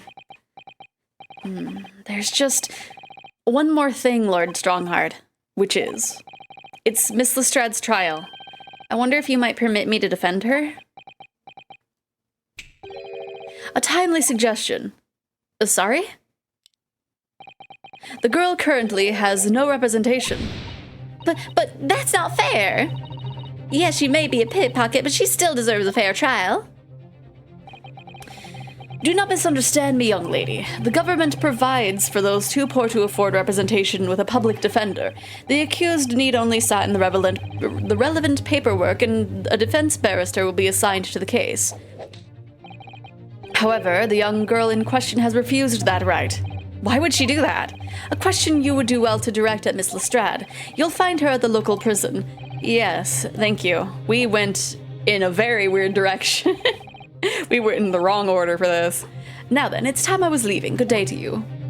Can I have papers for her to sign? What a day. Gina's charged with murder. Susato-san is about to leave.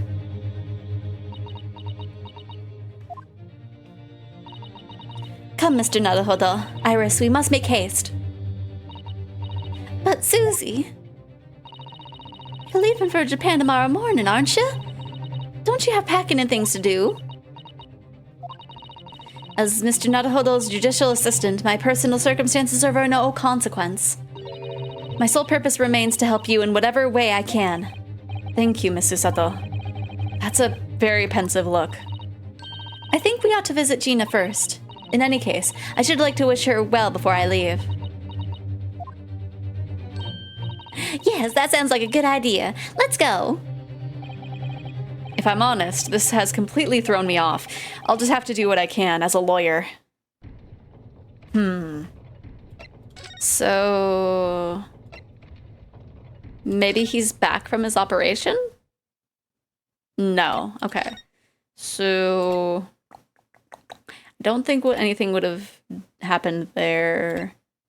Maybe like the front of the pawnbrokery area? No. Let me just inspect this. There's still a Scotland Yard carriage outside Wilnabanks. I never imagined I'd be investigating a scene so close to home. Poor Iris, she's very upset by all this. I'm sorry, I was there. I should have done more. None of this is your fault, Runo. So please, don't apologize. But It's the criminals who are to blame for all this. So let's investigate and work out how to catch them. yes, you're right.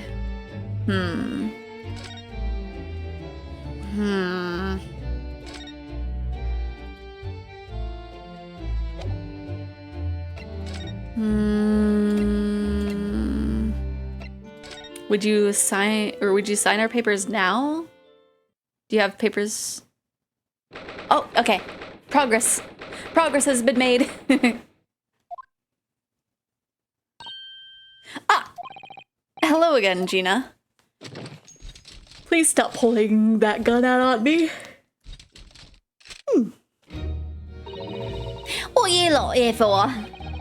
To have the muzzle of that grenade launcher shoved in our faces yet again, obviously. I think I need to improve the way you load that ammunition into that thing, don't I? Look, you can come as many times as you like, but I ain't got nothing more to say to you.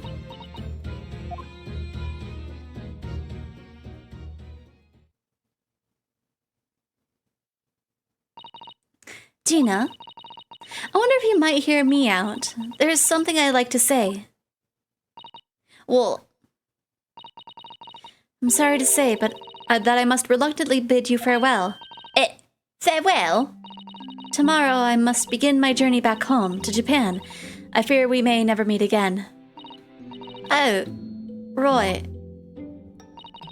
I've had the pleasure of meeting so many lovely people here in London. I have so many wonderful memories. And yet, as things stand now, it will be a glum parting indeed. Poor Iris is so miserable. Susie? Well, that ain't my business. Both Iris and Mr. Naruhodo believe you to be innocent, Gina. They put their faith in you. But somehow you can't find it in your heart to put your faith in them. Yeah, that's right. I can't. What of it? It grieves me greatly to have to say goodbye to my friends when they're so clearly unhappy. Because of you. What? It's my fault? Yes. So I have one final request, Gina, before our paths never cross again. Right here and now. I want you to show both of them that you don't deserve the faith they've invested in you. Only by doing that will you truly be as alone as you claim to be. What are you talking about? What do you expect me to do, eh? You've told us that everyone lies. So prove it by admitting one of your own untruths. That what you said before, Ginny? You said something about unforgivable lies?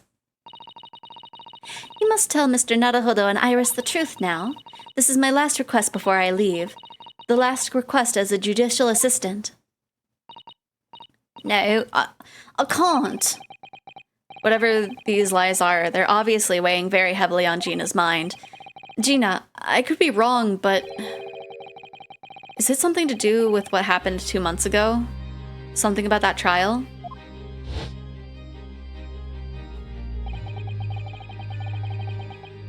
The one with which Magnus McGilded was acquitted?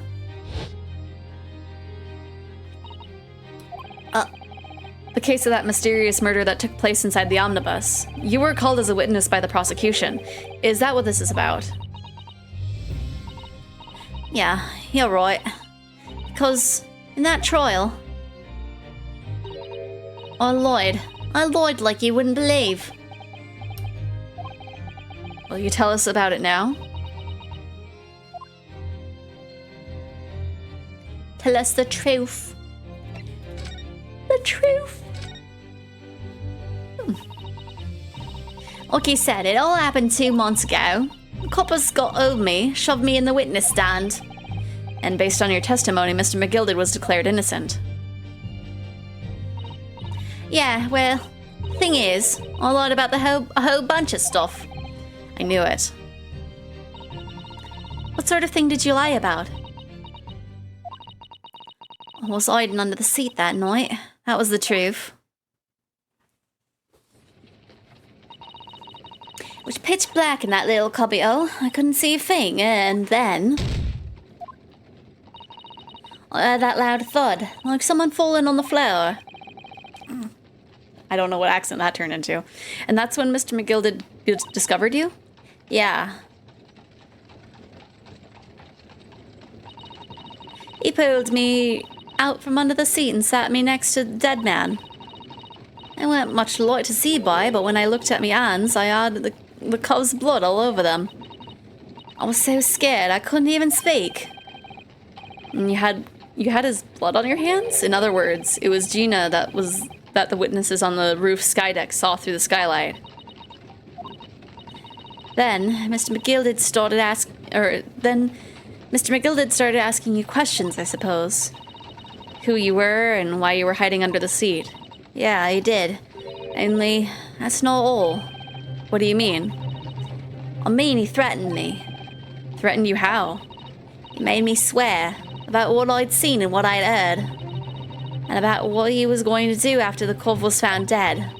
He made me swear I wouldn't tell no one about any of it. And if I did, he said he'd let me scamper before the coppers showed up.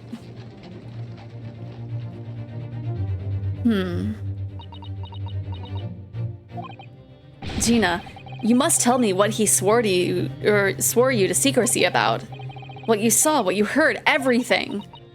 I mean, he's dead, so, you know, he can't really get revenge on you. Oh gosh. What did you see? You said McGilded made you swear not to tell anybody what you saw, but you were in the pitch black compartment under the seat the whole time, weren't you? Yes, with Mr. McGilded sitting above your head, if I remember correctly. Yeah, that's true, but it was when I heard the thud of the cover in the floor. I let out a little scream, see? Couldn't help it. McGilded heard that and dragged me out by my arm, and that's when I saw it. It was on the floor next to the old geezer what had been stabbed. A disc, all bright and shiny. A disc? Do you mean... Yeah, that's it. The one what the D took off me at Winterbanks. So the music box disc was there on the floor of the omnibus? Not for long. McGilded spotted it straight away. He picked it up smartish and stuffed it in his inside pocket. So that disc was in the omnibus 2 months ago at the scene of the Mr. Mason's murder? And the bog troggler told me I want to utter a word of it to no one. What you heard. Pardon me. Oh my gosh, I'm so yawny. I woke up too early. Because it was so dark. Because it was so dark under that seat in the cab. I was straining my ears the whole time. After a while, I heard the door and footsteps inside the cabin. Presumably that was McGilded getting on board. No, not only him. Oh. Because I could definitely make out the footsteps of 2 people. In that case, it would seem likely that it was Oh my gosh, stop yawning! Mr. McGilded and the victim. Mr. Thrice Fried Mason. In his testimony during the trial, Mr. McGilded claimed he slept during the carriage ride. But whenever I was in the carriage, I'm taken with a fierce tiredness, and I always succumb to it. And your own testimony, Gina, supported his. All I could hear was the Irishman snoring.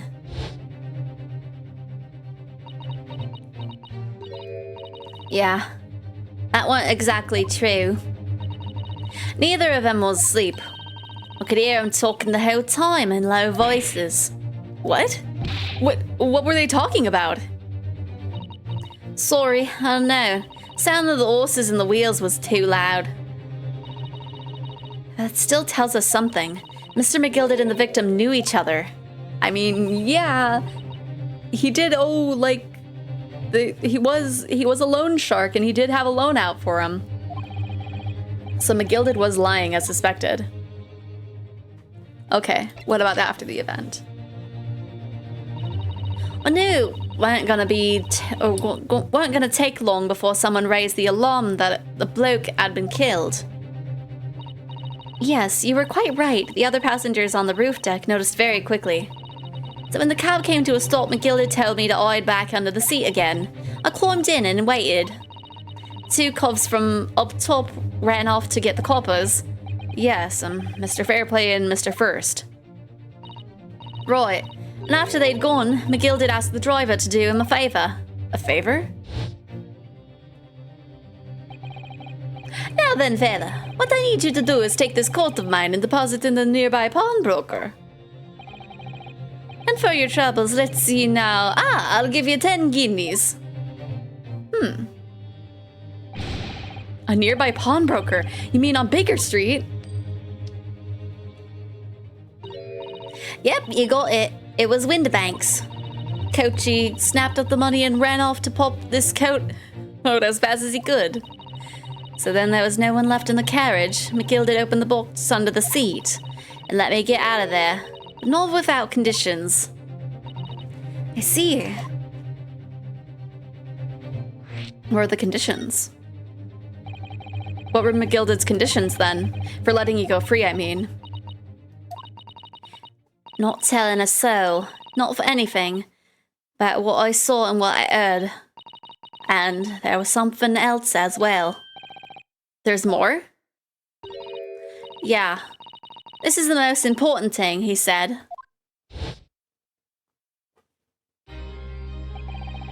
I'm after sending the coach on a little errand for me with some small change in his hand. Now then, did you hear what I was asking of him? Did you see anything at all? At all? You asked him to go pop your weasel, right? Aye. A friend's taken me overcoat to deposit with a pawnbroker whereabouts. Now I want you lass to take the redemption ticket for it. Do you understand? What? You want me to have the ticket? That's right, and I'll come fetch it from you later, sometime within the next 2 months. You're staying on to it until then, is that clear? And whatever you do, don't lose it. All right then. And in the case I might happen to be delayed at all, you're to go to the pawn shop, Windibank, so it is, and you're to extend the loan before the 2 months is up. If you forget, the article will be forfeited and any old friend could come along and buy it. But I ain't that kind of... I ain't got that kind of brass. It's £5. That should be enough. Do we understand each other, lads? Don't try anything funny now if you go against me. Yeah, I get it. Good. And one more thing.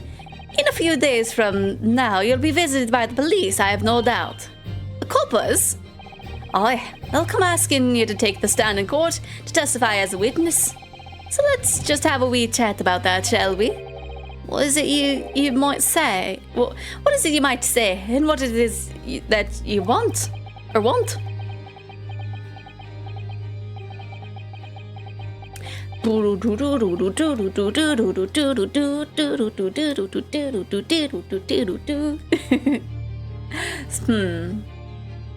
So, I figure the 2 goons probably have some kind of deal with it. So maybe he wasn't in the thing? I don't know. I don't know what this case could involve. After he'd gone over it all, picked it, got as far away from there as I could. He hid the pawnbroker's ticket in some bushes near the scene. I went to fetch it the next day once it got dark. So McGilded planned it and coerced Gina into giving false testimony.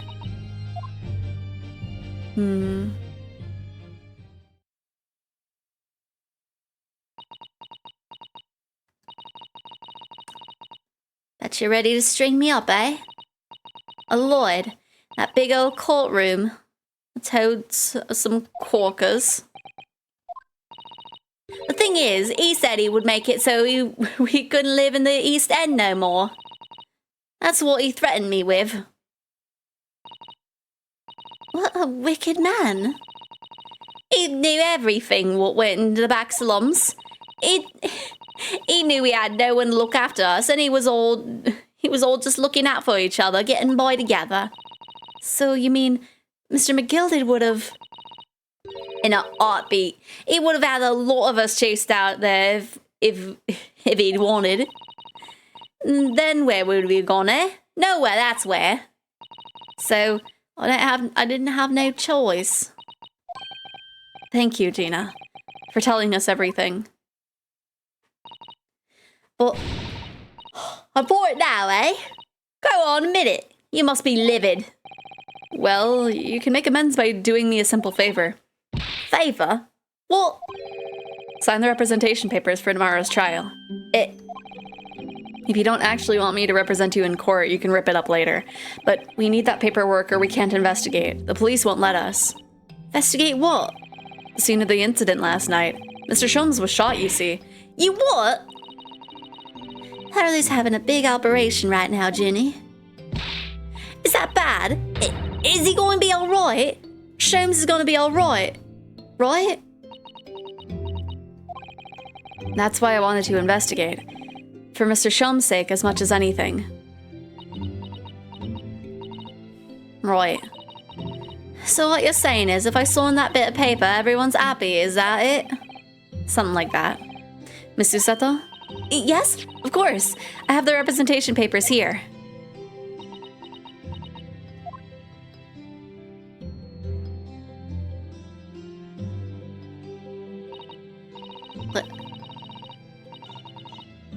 Don't need no one to stick up for me, though. No lawyer or nothing.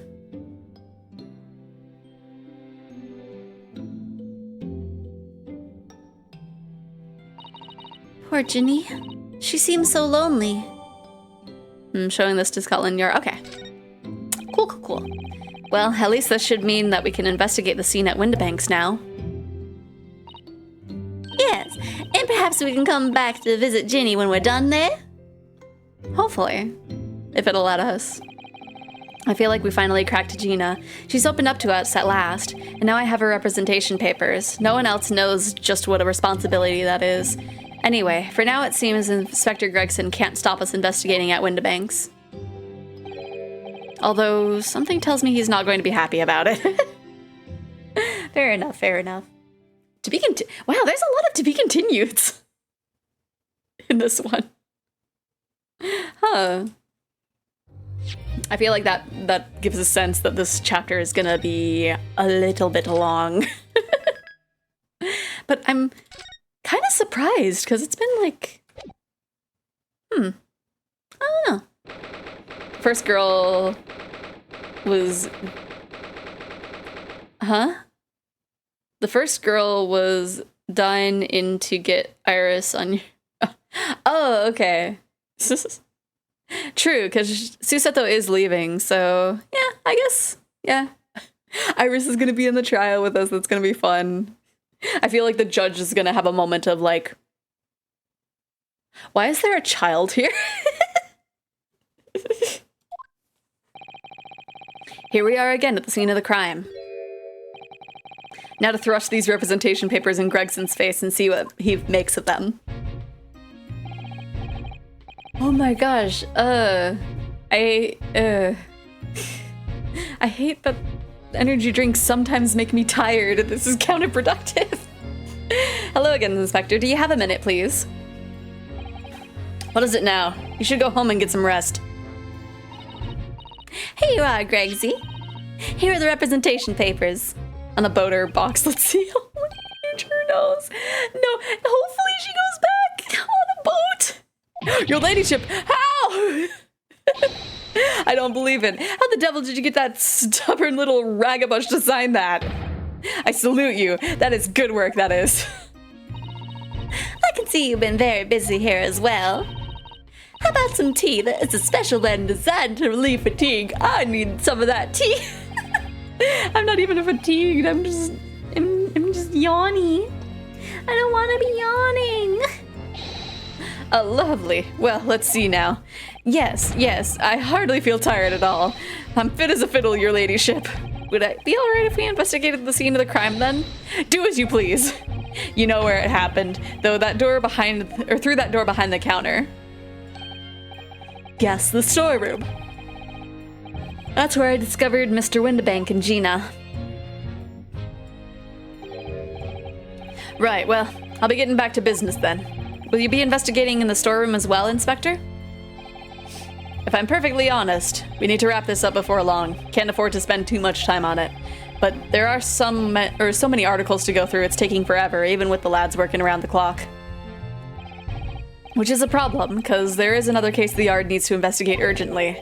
That must be what Lord Strongheart meant by far more serious matters before. The mere caffeine intake, yeah, ADHD too much too fast. It'll make you tired. Oh, probably. Yeah, because considering I was like, the flavor isn't like too intense as I thought. Maybe like they changed it so that way I need the actual recommended amount of scoops. And now I'm tired. I've only drank in like half of the cup, like, or I guess slightly more than half? No. Yes? I'm like looking at the lines. Yeah, exactly half. But like usually I just have 2 scoops, and this time I have 3 scoops, so I took just a tad too much. So what I'm saying is, don't get under my feet, sunshine. Come then, let us not waste any time.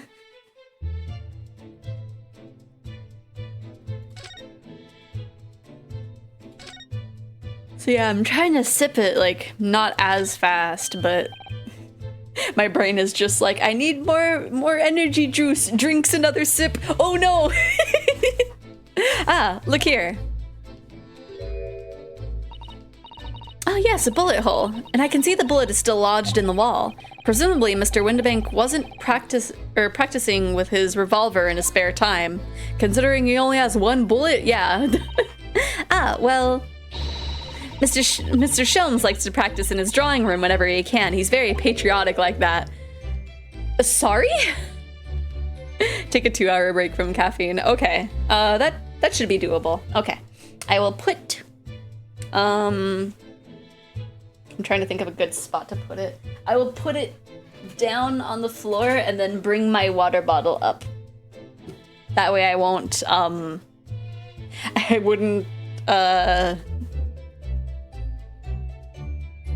absent-mindedly take a sip.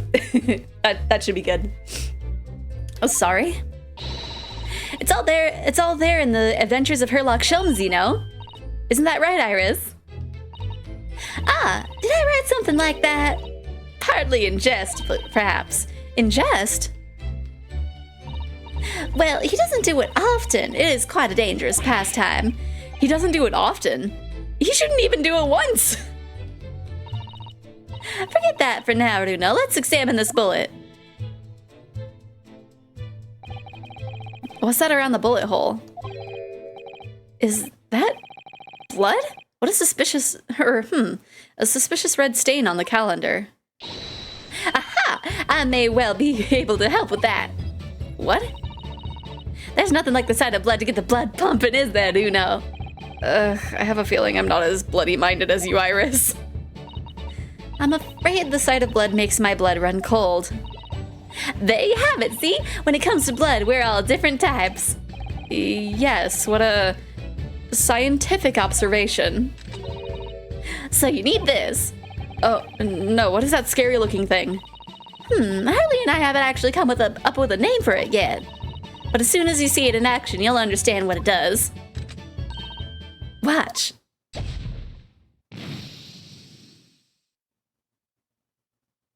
Oh.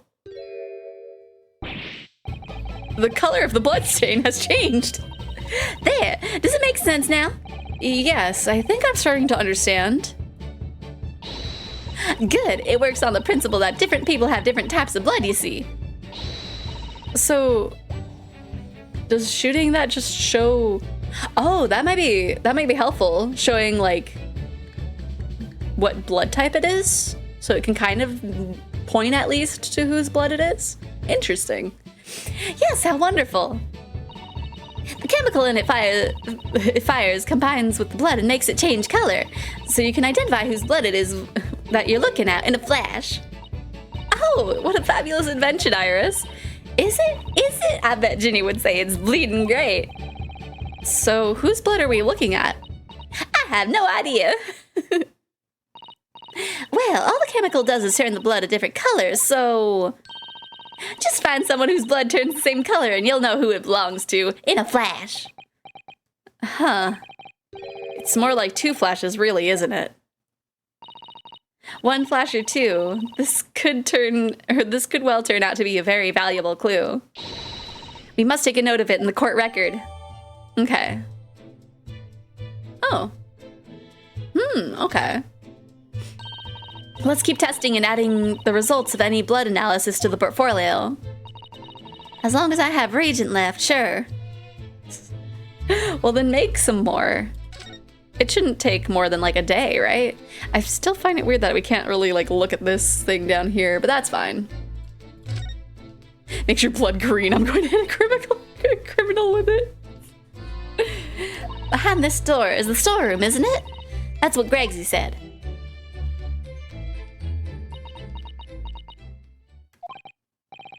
Yes, and that's where I saw that deadly scene last night. Through this little window in the door.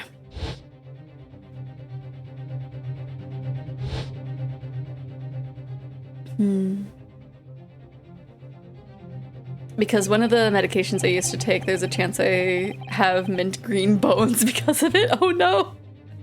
I mean, that'll be fun in the future.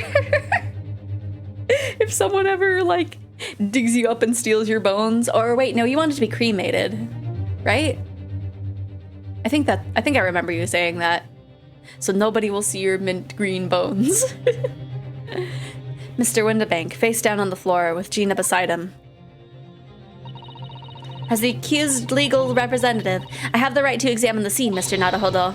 We must make a thorough investigation. No, I want to be thrown into the forest. Oh, true. Okay. Oh, so after your body decomposes, people will just find random mint green bones in the forest and be like, Yes, of course, and we will. Behind that door, that's the real scene of the crime. Don't worry, if there are clues in here, I'll find them. I just realized that's not the way to go through, but we can click on the thing that the glass was from, I think. There's an article ledger here and Mr. Windibank's notes and... What's this? That's the same... Oh! What's this? It looks as though someone has left a little photographic print behind. Oh, look at the back. There's some writing. Is there? Oh, show us, Susie. Show us.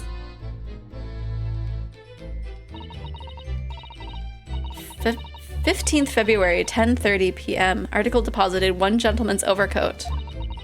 Loan amount paid, £1. Redemption deadline, 15th April, 10:30 p.m. A gentleman's overcoat pawned for £1? Clearly it was a very fine coat. In fact, I think... Yes, this must be the ticket for the overcoat that Ginny redeemed yesterday. And is still wearing, which belonged to McGilded. I would never have expected the redemption ticket to be handwritten on the back of a photograph, though. It seems Mr. Windibank just used whatever piece of paper he happened to have on hand. But this photograph of a cat, It looks very familiar, doesn't it? I'm sure I've seen this exact same picture somewhere else recently. Oh, yes, you're right. Very recently. It's the same as the one Ginny gave us earlier.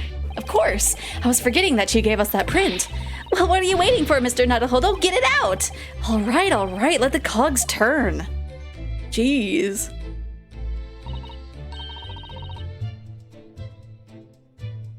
Huh.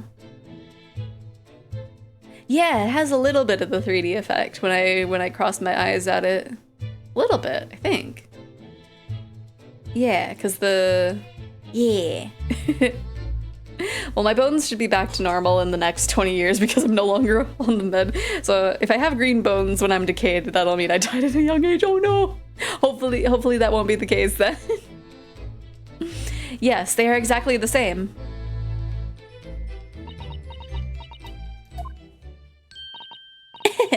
I've got it. These two photographs had an amazing secret. A secret? What does she mean? You must tell us, Iris, at once. Do you really, really, really want to know? Yes, we need you to tell us all you know about this pair of photographs. As you just stare at us. Okay, let's... can we just... This is that strange contraption that lets you see pictures of things as if they're right in front of your eyes. It makes you think. When Mr. Sholmes gleefully showed it to us yesterday, we were blissfully unaware that any of this would happen. Imagine we just like we just present the two pictures to the phonograph thing. Okay, I guess we gotta ask you. We gotta ask you what it means. Got my ponytail back up. I'll stop playing with the dragon's ponytail now. Okay. So, Iris, about these two photographic prints. The one we found here on Mr. Windibank's counter and the one Gina gave us before. What is this amazing secret you mentioned that's hidden between these two identical prints? Actually, that's not quite right. Sorry? If you look carefully, the two prints aren't the same. Not exactly. They're not? Have another look at them now.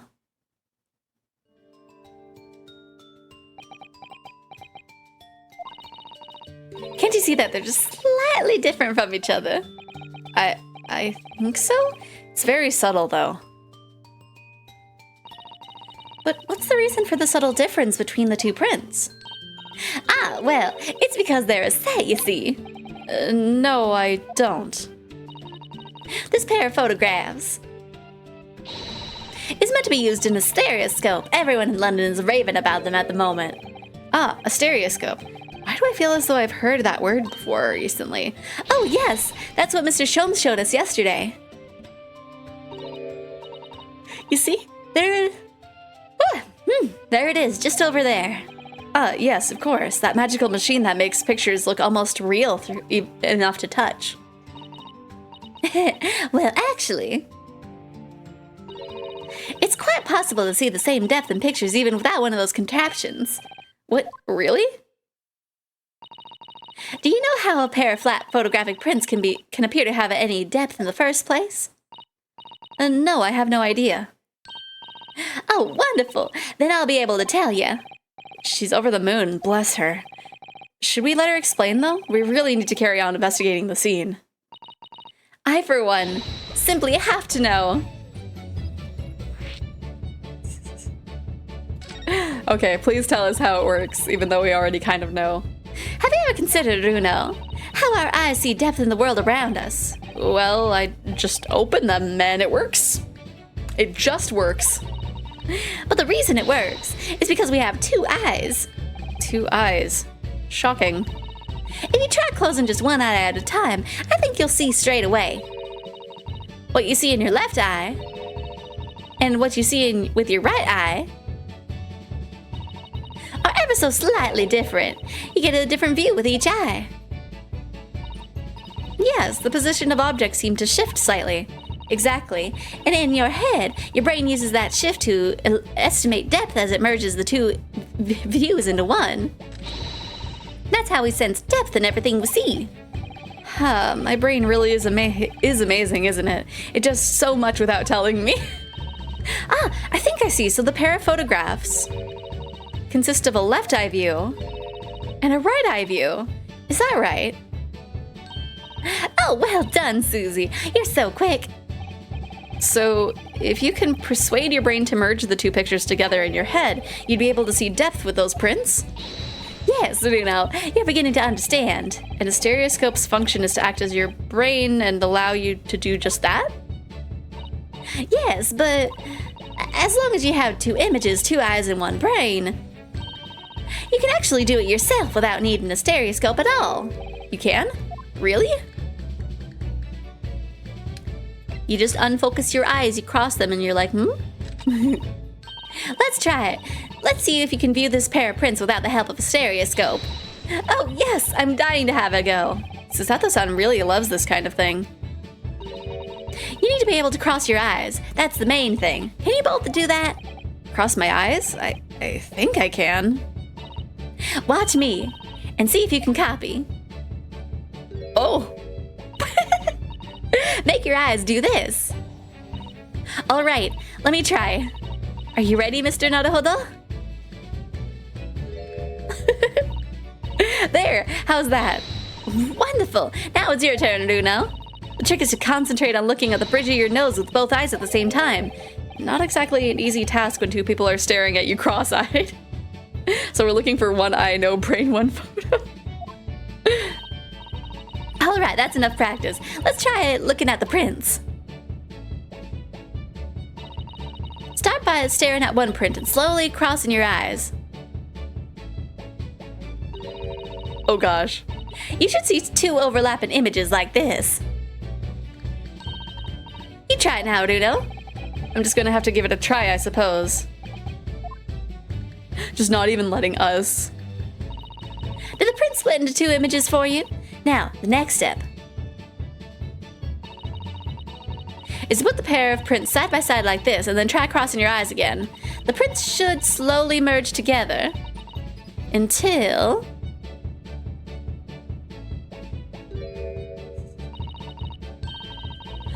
Honestly, I think this made more sense probably when it was on the 3DS. I'm assuming it was on the 3DS. They form a new single image in the center. Oh, yes! Mr. Naruhodo, it works. I can see it in the middle now. It looks so real. I could look at it all day. I wouldn't advise that. Your eyes might start to hurt. Your turn, Runo. Pretend you're looking through the two pictures and slowly cross your eyes. Keep adjusting the position of your eyes until the two images overlap perfectly in the middle. Like this, is it? Oh geez. I'm like, I have the window so large that like I can only get the cats next to each other. Oh wait. The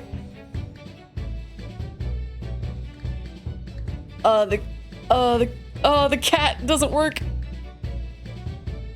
Everything else works, but the cat's face is just way too messed up. Okay. Skill issue. No, I got it. It just took a little bit. All the background stuff synced up, but yeah, if I do it with once I actually do it, everything lines up but the cat's face. The cat's face is like looking in two directions at once. Hello, Sean. How are you doing? Have a 3DS, I'm assuming? Nice. Or, oh no, 3 ads probably. Oh no. I'm assuming 3 ads and not a 3DS. No. There, you managed it. So now you know how stereoscopic images work. Also, ads are done. Good, okay. At least I have it turned off for meta rolls. Well, I don't know who discovered it, but it really is quite extraordinary. For starting ads, it's like I have to turn on mid rolls to have it not be for starting, but like honestly, having ads at the start is kind of better than having just them in the middle. Because that's basically like, hey, subscribe to me or else you miss like half of the story. Past everyone else, but you have curly face. Yeah, Rocket's asking that of everyone right now. So what do you think of these stereoscopic prints then, Runo? They're certainly amazing, but it isn't easy to get the knack of viewing them properly. Midrolls are the worst of two evils, absolutely. No, for some people find it easier than others. That's why contraptions like this exist, for people who find it tricky. Oh, I recognize that. And especially if I do like long story things, like if I have midrolls, you're missing like a third of the story essentially. We saw one over there yesterday, didn't we? And especially considering that like they just kind of happen and like me as the streamer, I don't know when they happen. Like that would be so frustrating. I know I always get frustrated when I'm like watching a new streamer and it's just like ad roll, ad roll, ad roll, and I'm just like, ugh. But that's just me. I know for some people it works and for some games it works, but like for me it's like nah. I'm a story-based gamer. If there are mid rolls, you're not getting the story. If I remember correctly, you press the little knob there. Then set the pair of photographs in this stand at the back, and it's still amazing, even though I know roughly how it works now. Well, Lemon seems to agree with you. Stereoscopes are very popular at the moment. You can find one of these folding contraptions in a lot of households in the capitals currently. But if these little machines are so affordable, surely there's no need to go around staring cross-eyed at pictures like you hate them. But it's much more satisfying to be able to see the effect with your own eyes. Well, I think so in any case. Stereoscopic pictures. I'd never even heard of them until yesterday. We've certainly learned a lot about them, but I wonder if it's knowledge that I'll actually ever need. It's probably going to be relevant to the case. Do we have more to converse? No? Okay. Should we probably need to move to, yep, the storeroom.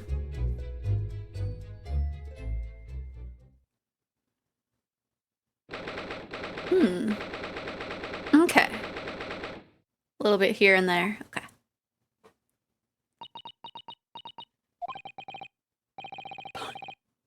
Ponytail say, how do you even know that they have a ponytail though? Shake my head, I for real look like the one slur just blew. Oh, for you, Kirby, yeah.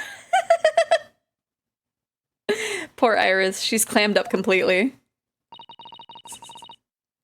I mean, if you want to change it, Sean, it's the overlay on the video. I don't know if there's a if you're on mobile, I don't know where it would show up, but it is something that you can change.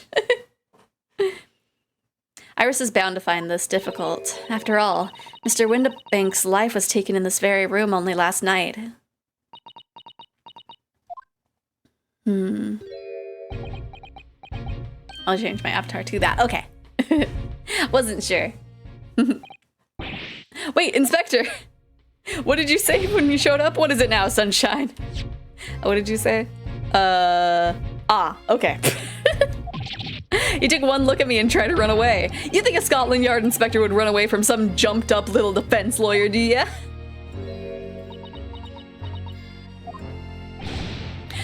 What? Never seen her ladyship looking like that before is the thing.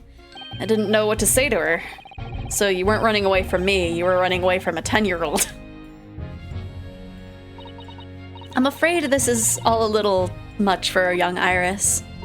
Some gentle reassurance might go a long way, perhaps, Inspector.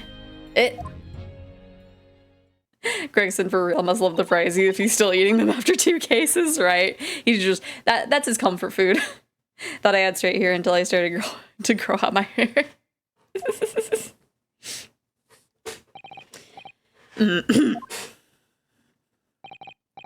Don't trouble yourself unduly, your ladyship.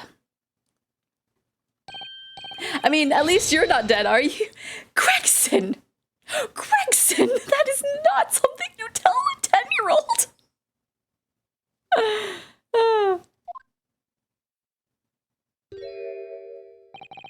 I don't think that went very well. Why? Because you're reminding her of death. Look, I'm in the middle of an investigation here, Sunshine, and I told you not to get under my feet. And we have investigating to do ourselves. Yes. I'd like to hear more of what the socially inept inspector has to say. Oh, Hurley. And inquire into how Mr. Shom's operation is going. But first I will examine. This is a revolver, a real one. And quite possibly the murder weapon used to take Mr. Winbank's life. What's the matter, Susie? You look like you're about to faint. Well, it's just that I've rarely seen a gun in the flesh. And I've had issues with guns in the past. But anyway, we saw Mr. Winbank with this yesterday, didn't we? I shall have to take my own life. It must be the same gun. And last night, when I looked through the spy hole in the door to the storeroom here, that was the same gun I saw in Gina's hand. Mr. Winbank told us that he only ever had a single bullet loaded into his revolver, didn't he? Well, it's empty now. The one and only bullet he had in his gun has been fired. So we can be fairly certain that only a single shot was fired from this revolver. Okay. The police have marked the position of the body with a chalk line.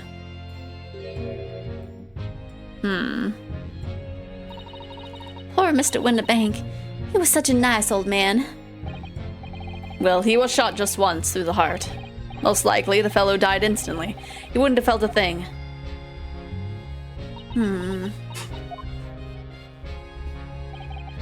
This must be his blood, then. Oh! Yeah, shoot the thing at it.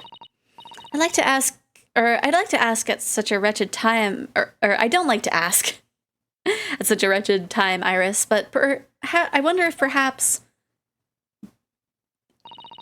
Don't worry, Susie. I'm ready for action.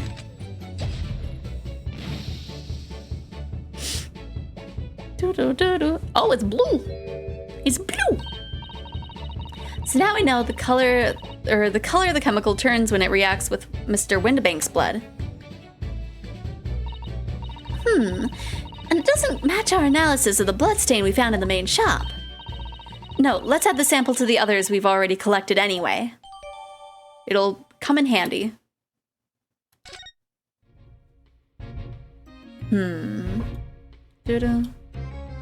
Concerns I've had with me asking about the hair was because I joked I would play with Steps and Dragon Bolt's ponytail because that was around the time I took mine out for work reasons. Fair.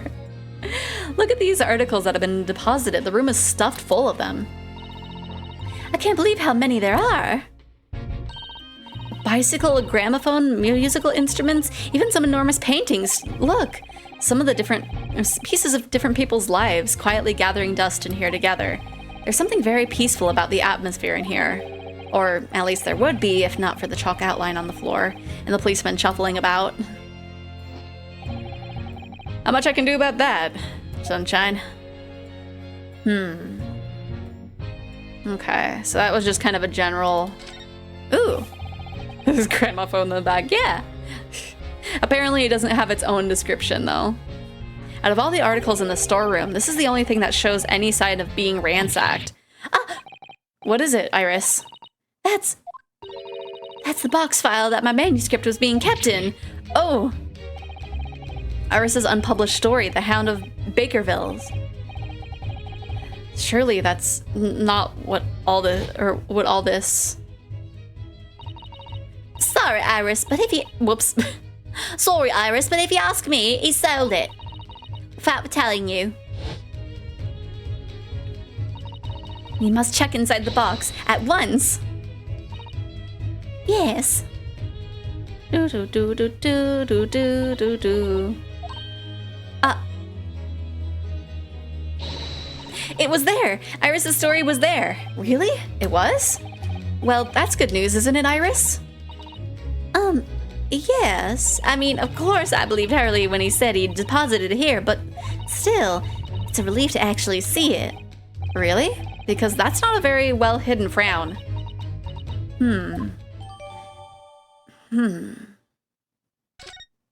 So then what is the published one about then?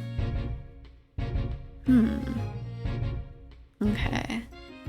Okay, I find it weird that this isn't checked off, but it's probably just... we'll see. Iris? Don't worry, I'm alright. But we must find the true culprit. Yes, absolutely. Okay. So now we can converse with you. What scene of the crime? So, Inspector, what do you make of the crime scene here? Pshaw, you've got eyes, haven't you? It is what it looks like, nothing more, nothing less. Iris, could you lend me a hand? So, Gregsy, what do you make of the crime scene here? Oh, yes, ladyship. Do allow me to humbly explain. Last night at shortly after the hour of 1 o'clock in the morning, Scotland Yard police attended the scene. The one and only door to the storeroom was found locked from the inside. So it was locked from the inside. The lock appears to be broken now, though. Was that the police officers doing? Quite right, ma'am, quite right. We took the liberty of smashing the door in as humbly as possible. Oh. As you can see, the victim was discovered prostrate on the floor, thuswise. And next to the aforementioned body, we discovered the vile gutter child. Are you talking about Ginny? She's my friend, you know, Inspector. Miss Lestrade, the hapless girl, was curled up on the floor, dead to the world. She's still alive, you know. Yes, when I saw her, she appeared to be unconscious. I'm afraid to say she had the gun that was used in her hand. No. Presumably that's the gun that's still down there on the floor now.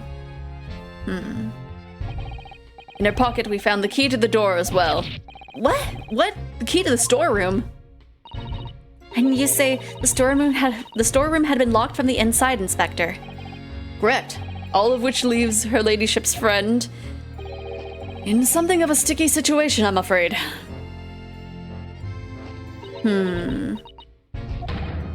Obviously, my personal opinion is that all some sort of misunderstanding. Of course it is, Inspector. Of course it is. But can you be sure that the gun was used on Mr. Wilde's? True. Whoops. I didn't mean to do that. Well,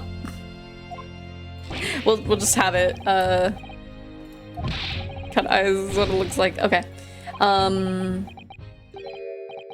That would be the case of what's going on. I don't know how we would prove that though, is the thing. Because we've already established that the gun is Windibank's. Like it's his gun. But like, I don't think it's a case of we'll find the bullet. It has been fired though, but yeah, more than likely he was shot by the other guy's thing. I don't know. That's probably something that's gonna come up in the case. Okay, now to actually do Shom's operation. There are two guns, one with one bullet left and one with blood on it. True. Well, yeah, it is weird because it does look like the gun behind them did have blood on it, weirdly enough. So, but apparently it's just the trick of the eye, apparently, because they would have said something. Gregsy, do you know anything about Hurley? Is the operation finished? Is Hurley all right? Is he? Well, the thing is, don't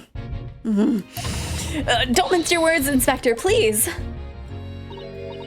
You don't mean to say that Mr. Shums is... No, the operation's done and dusted. It's just that, well, Out with it! Yes, ma'am.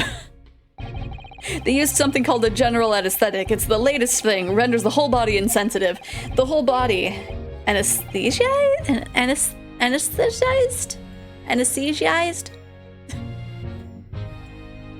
I'm not sure how to pronounce that. I know what anesthesia is, don't worry. Is that even possible? That means the operation can be completed while the patient is fast asleep. Goodness, in the Empire of Japan, we can just manage to provide laughing gas for a tooth extraction. The trouble is, the latest thing isn't always the greatest thing if you follow my meaning. And back hit my phone funny and closed your stream, oh no! Well, welcome back. They couldn't get the medication to work at first, so it took hours for him to nod off, or so I hear. And now that the op's finished, they can't get him to wake up, apparently. Oh my! No one knows if it's the anesthesiac in his system or if the bloke's just plain exhausted. But anyway, all they can do is stand back and watch until he comes around again. Very EP, right? Hurley, the moment he opens his eyes, your ladyship, I swear I shall get the word to you. What a surprise. Even in matters of life or death, Mr. Shums has things to do his way, or has to do things his way. It's so Brill, no! Shums, no! Okay, so,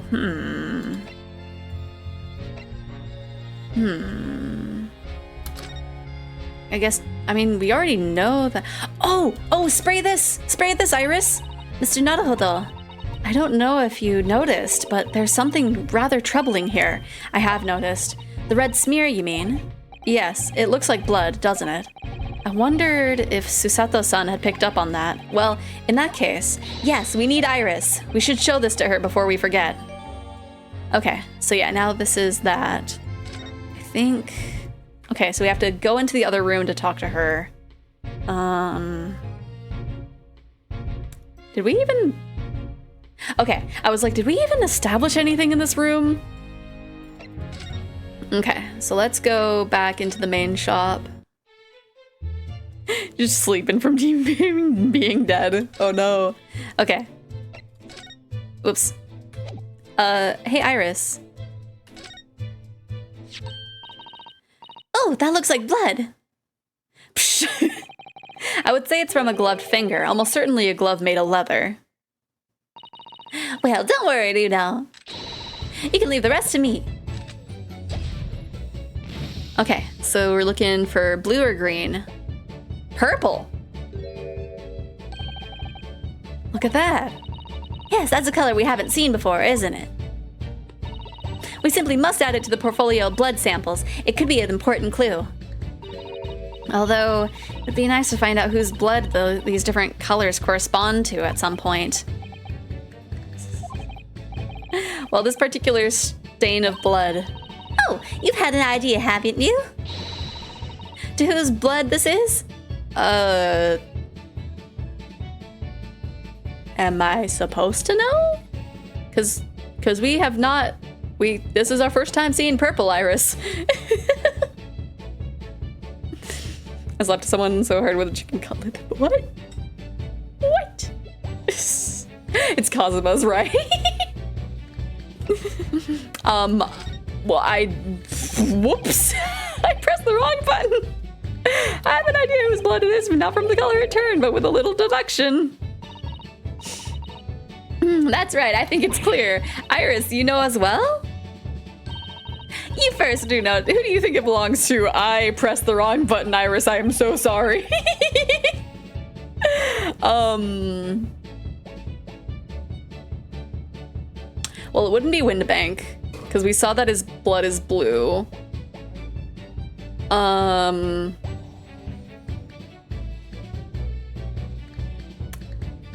Right, I'm committed now.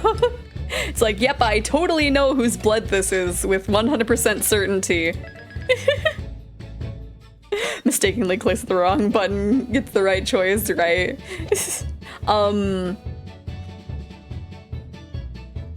Obviously it's Gina. Oh my, you think this is Gina's blood? Yes, it was Gina who brought the ticket here to Windibanks after all. Sometimes the simplest answer is the right one.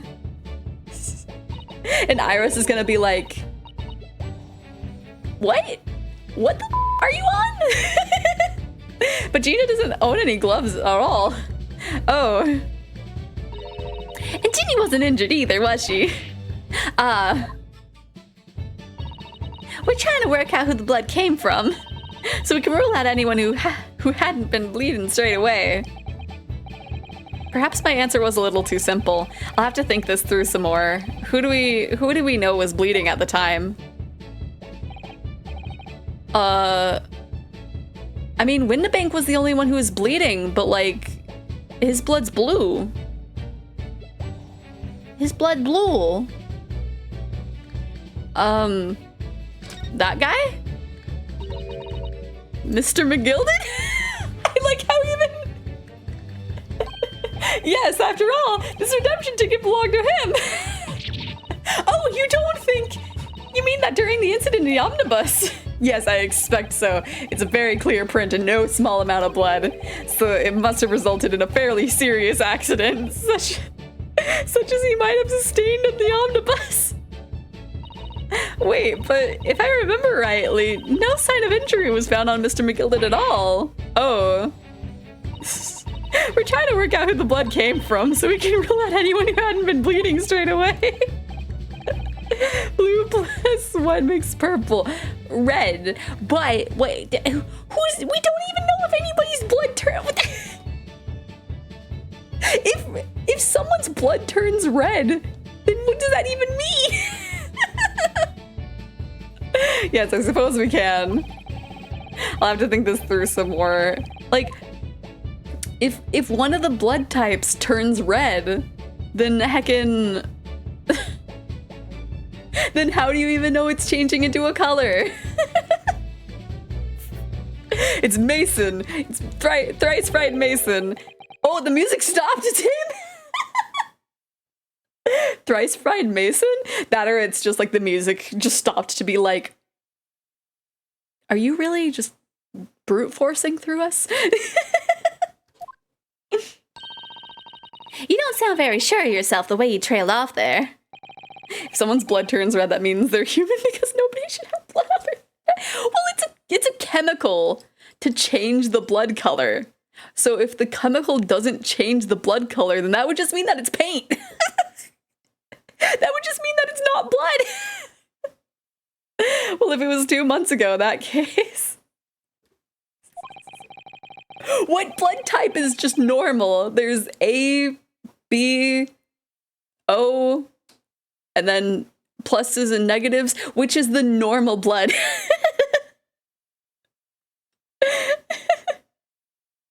What's that thrice fried Mason? Oh gosh, right, it's thrice fired, isn't it? The color change is likely from blood type markers, so if your blood doesn't have a marker, that means you must... Maybe so. Maybe. I have AB negative, thank you very much. Look, I don't know blood types all that in detail. I don't even know what my blood type is. I heard that mosquitoes really like I think O blood. So I think that's me. But I have no idea. And of course, I'd never met the victim, so I'm struggling to remember his name. He was definitely thrice fired, though. The victim of the omnibus case? What other type of blood could there be? Could they have DC? I don't know. What about Z blood? Yes, his name was indeed Mr. Thrice Fired Mason. But that would mean that this blood stain was left on the ticket 2 months ago. Yes, I think it was. Gina brought this ticket here to Windibanks yesterday. I'm suggesting that the blood stain was already on it at that time. So it's a smear of blood from the time that Mr. Mason was killed 2 months ago. Something else is coming back to me now. Mr. McGilded was also wearing leather gloves that night. So I ask yous, what good-hearted soul wouldn't rush to help a fella bleeding from his stomach? I wasn't about to start worrying about me gloves now, was I? I reached out to give the man a hand. Certainly does look like a leather-gloved thumbprint, this mark. But we know that Mr. McGilded had no injuries at the time anywhere on his body, from which we can conclude that any blood on the glove belonged to the victim, Mr. Mason. Mr. Naruhodo, you sound just like Mr. Sholmes. Not having the right answer at the beginning, but ending up eventually there. Minus the quirky slip-up, I hope. Well, in this universe, in this timeline, nobody saw our little mess-ups of, you know, brute forcing through the answer. Yes, I think you're right, Uno. Very well. Let's make a note of this. Okay. Oh, shouldn't we? Yeah, okay. I was like, shouldn't we add this to the blood sample portfolio? But they are ahead of that. What? No quirky slip-ups. Mosquitoes are attracted to CO2 put-off and heat, so if mosquitoes like you mean you're hot and breathing. Hey! I don't like that information.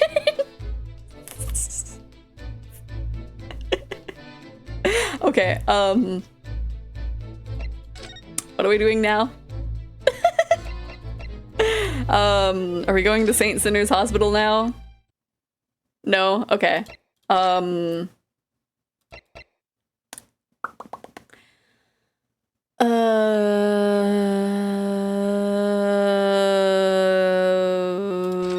Do we talk to you again and be like, hey, look at all this blood sample I got? Inspector Gregson, oh, you're not gonna give me your opinion on this. Okay, bye. Bom, bom, bom, bom. I'm just saying you put off a lot of heat and put off extra CO2 for your breath. Well, okay. Like, I'm not mad at you saying the information, but I'm I don't like the sound of that information.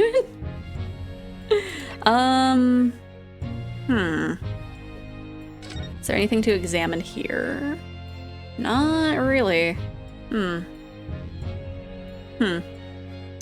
We.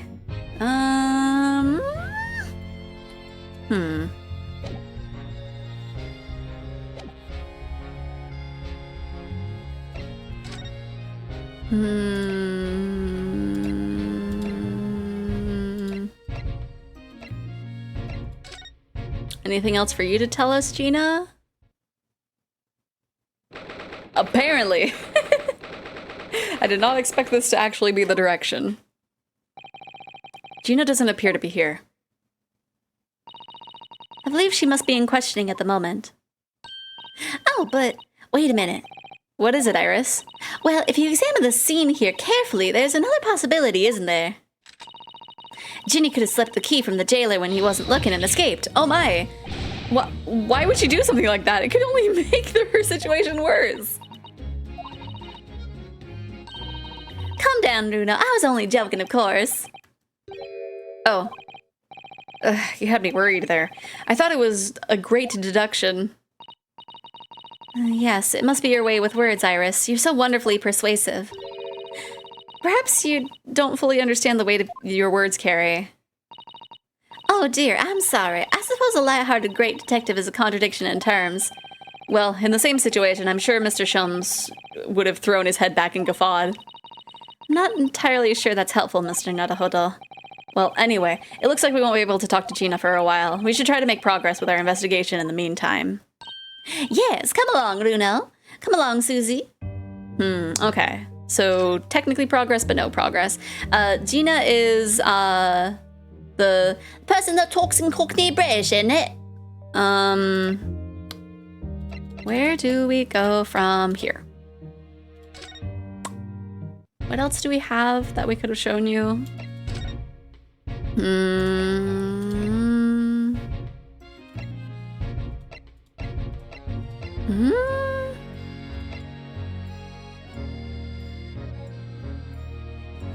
Do you care about this at all? Nope. Okay.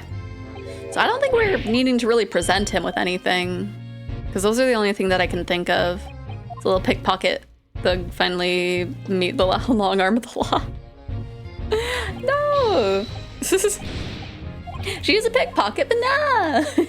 She was in the first case. She was the person that was underneath the seat. Is there something that we missed in the main shop? The one with McGillard. Yeah.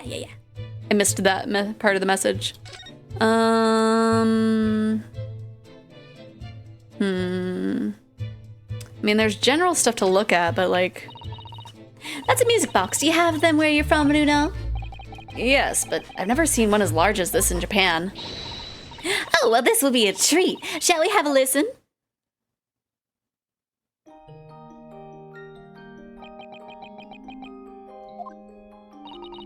What do you think? Isn't it a pretty sound? It's a beautiful sound, yes, but it's a little hard to enjoy with all the policemen in the room giving you fierce looks.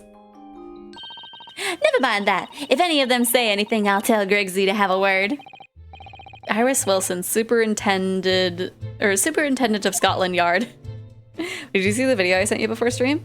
Before stream? I don't know if I did. I thought I saw... I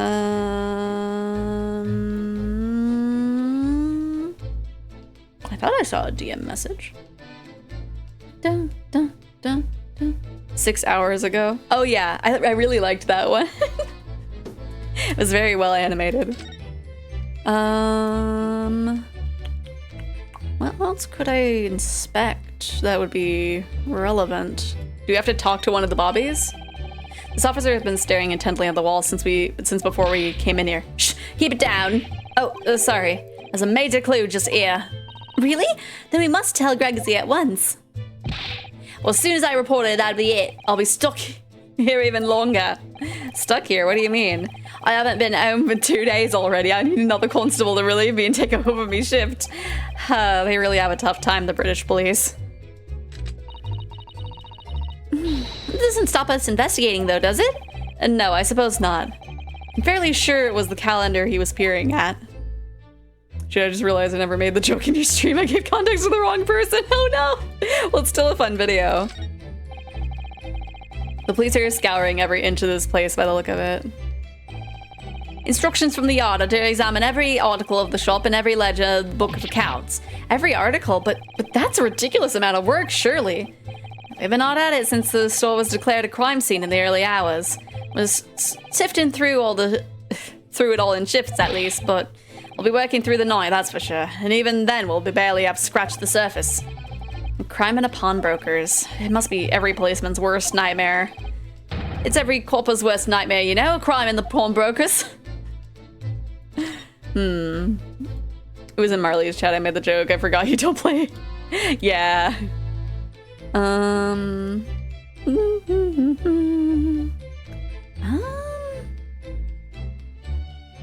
What else do we do here? Is there anything else that we need to talk to you about? No. Anything else to present? Oh.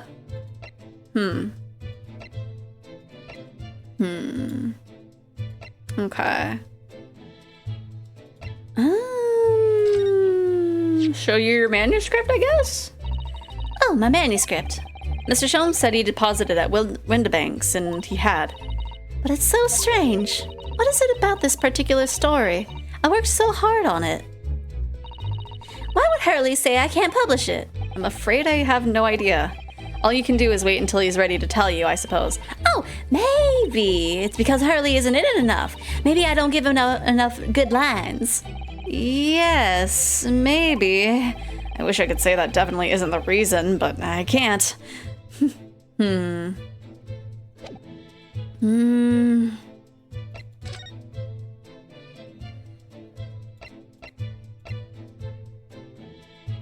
Well, I'm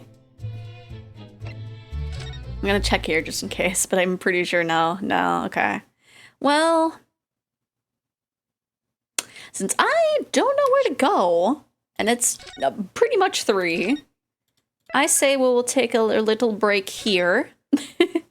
To be honest, I might look up what to do Because at this point I do not know.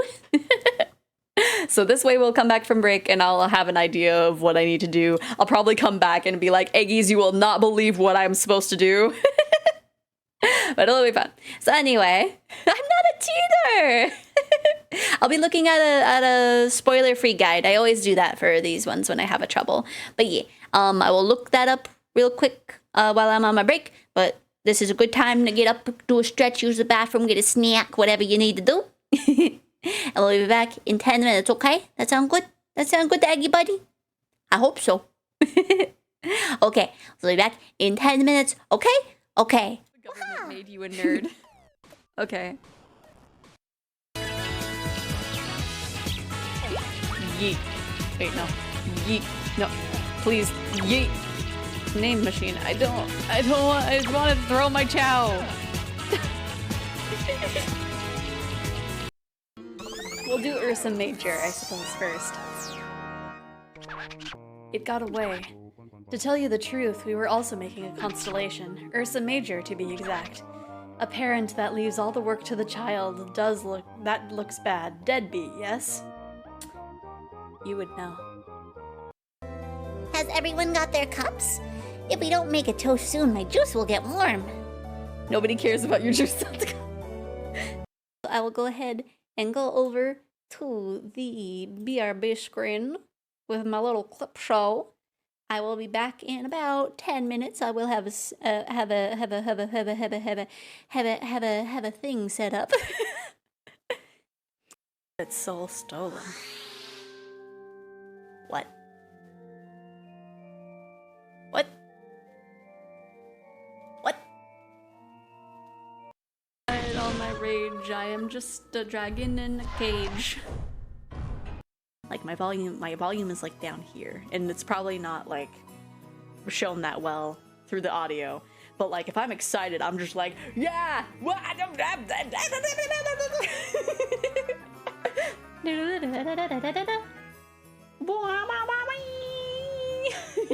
I tried to make it really weird. Can I just interact with the ship and just let me in? Oh, strats. Parkour! Haha, I did it. I parkoured my way into the ship. Here? Who's afraid over here? Is it you? Is it you, monkey? You can't run. Okay, get the doggo. Bow wow. Very insightful. Meow. He's just happy I'm grabbing all these animals.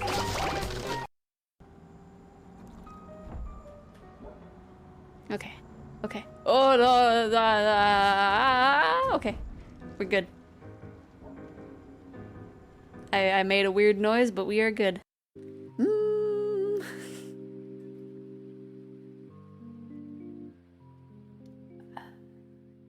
Because of the weird thing that she said when we were talking with Coach, I'll put her below.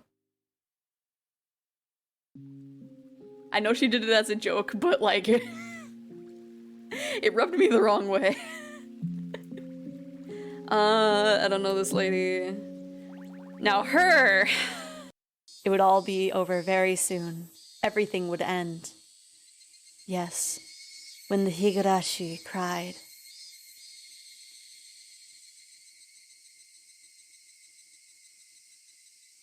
He said the title. Oh. We got a tint of red. It begins. We're in deep now. Yep, he said the title. You know things are gonna go down. Let's see. Ah, my nose is itchy. So I was thinking if I had a nickname, what would you call me? Would you call me by that? If it's good. What would you want to be called? Con Man. No. Your nickname is bad. Try again. That's valid, actually. That's valid. The power of the The music got quieter, but I didn't hear you talk. Ah! No, I'm getting scanned!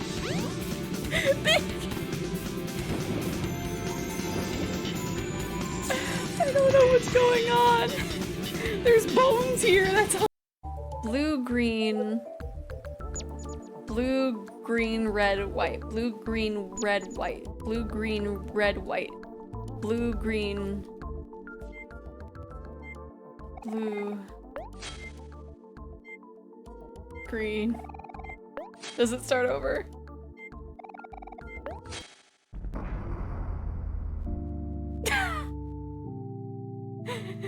It's like I couldn't restart the thing. And we are back. Hopefully everybody had a good break. I'm still confused. But I do have a guide. So I'm just gonna go through things that I don't know for sure if we've done.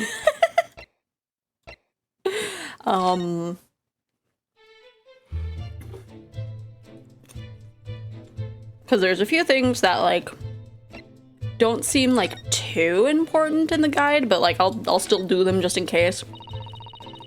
These shelves are where the pawnbroker puts articles that have been forfeited on display for the customers to buy. Yes, it's really strange miscellany, isn't it? I mean, who would buy this horse statue, for example? Well, sometimes you can find some real treasures among all the junk, you know.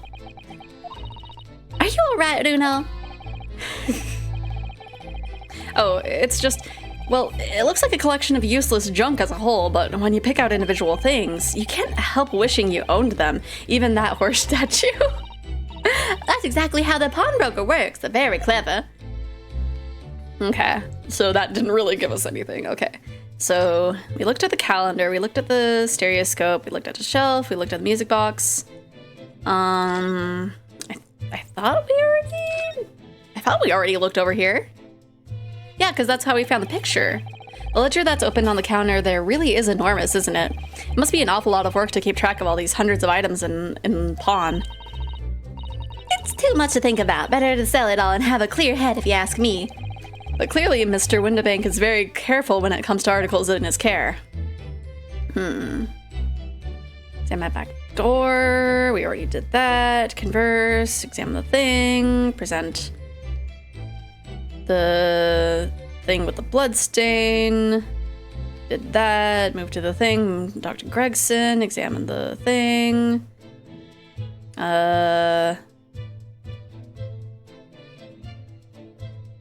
Wait, he has something to say about one of the tickets? Let me see. Present, because I know the other one. Inspector, what do you make of this? You care about this one, but not the other one with the blood stain on it. Okay, okay. Ah, what have we here then? A redemption ticket for an article deposited here, is it? Looks like someone ran out of the office stationery and wrote a ticket on whatever paper was on hand. Yes, this is the ticket for McGilded's overcoat, the one that little diver turned up with yesterday. Oh, actually, no, it's not. Really? Think you know better than me, do ya? No, I didn't mean to, Nuno's right, Gregsy. It isn't the same ticket. Of course it isn't. Of course it isn't. Never doubted you, your ladyship. So what's all this about then, if I might be so bold as to ask? This is a second ticket. A second one? It seems that Mr. McGilded was in fact had another article in storage here at Windibank's. Is that right? I think we need to discuss this further with the inspector, Mr. Naruhodo. Oh, good, because he's ever so easy to talk to. I'm assuming this is what we were needing. This ticket was in one of the pockets of Mr. McGilded's overcoat. You mean to tell me? Yes, there was more than just the music box disc, and it seems. I should have insisted on the lads taking it back to the yard and examining it properly. Well, according to the details on this ticket, Mr. McGilded deposited another article here with Mr. Windibank. Yes, I can see it written here. A small box, was it? Oh, I'm not sure what that means then. You have any idea where it is, Gregsy? Any idea at all? It's another article belonging to Mr. McGilded. It could be an important clue. Well, yes, I suppose it could be. Please stop looking at me with those big turquoise eyes all full of hope and expectations. It's too much pressure. I'll lose my marbles, I will. I'll go barking. This is no time for dog impressions, Inspector. That's enough sauce from you, Sunshine. There is one thing that springs to mind. According to this ticket, the redemption deadline's already passed, hasn't it? Oh, yes, of course. Articles are only held for 2 months. So the small box will no longer be in here then? That's right. It's been forfeited. Which means it could be on the shelves in the front of the shop where the forfeited items are offered for sale. Yes, the shelves in the front. We must search them at once. You're wasting your time. Oh, There are dozens of little boxes out there, hundreds even. You can't possibly know which one might have been McGilded's. That information's not written on the ledger. Ugh. well, I think we should at least have a look, just in case. Of course, your ladyship, of course. Very sensible of you, I'm sure. This is getting old. There we go, that's all that we needed.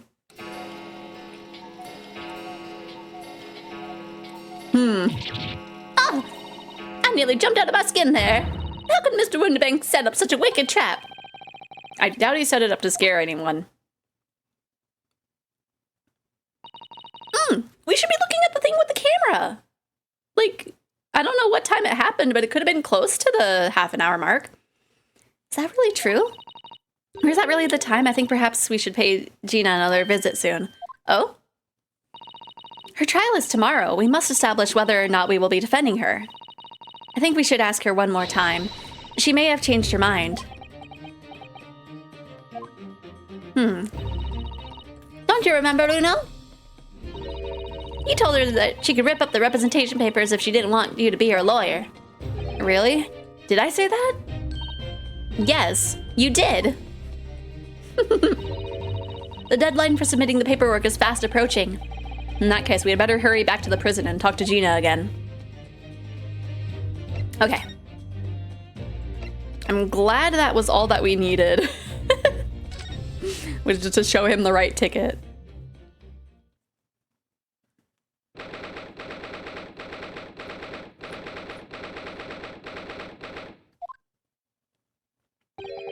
Ah, Gina, good. You're back.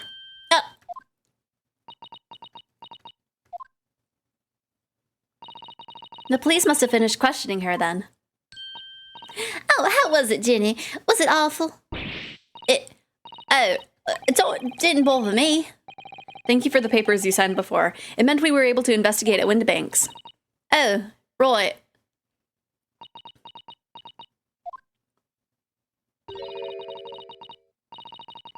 Don't you want to know how he got it? We've been ever so easy. What's the point in asking? I don't change what everyone's saying, that I did it. That's not... Gina, we came to ask you for your final decision. What decision? About tomorrow's trial. Will you let me defend you or not? I must submit the paperwork now if you'd like Mr. Naruhodo to represent you. Right. I see. She's really lost her fight all of a sudden. But I know what that feels like. The worry is just so hard to bear. So, are you gonna let me? What we've uncovered.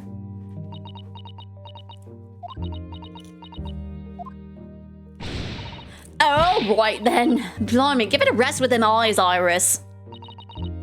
So come on then, fill us in. Who done it? Unfortunately, we don't know that yet. Don't say. We don't know yet, Gina. But Mr. Naruhodo and all of us know that you are innocent of this crime.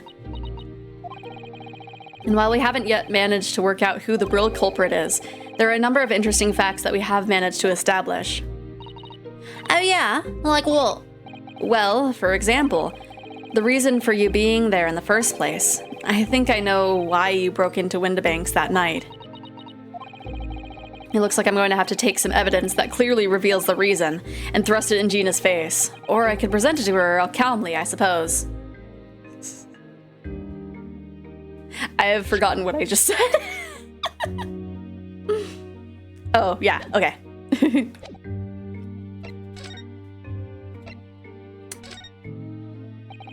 We found this in Mr. Windbank's storeroom, the manuscript of Iris's latest story. Oh, right. Well, that's good then. Curiously, the storeroom at Windibank's showed no sign of being ransacked for items of value or the like, with one exception, the box file that housed this manuscript. It was you, wasn't it, Gina, who broke open the box containing this manuscript last night? You were determined to find out whether or not the Hound of Bakerville was really there. That's the real reason you broke into the storeroom last night, isn't it? Ugh. Why don't you tell us what happened? Please.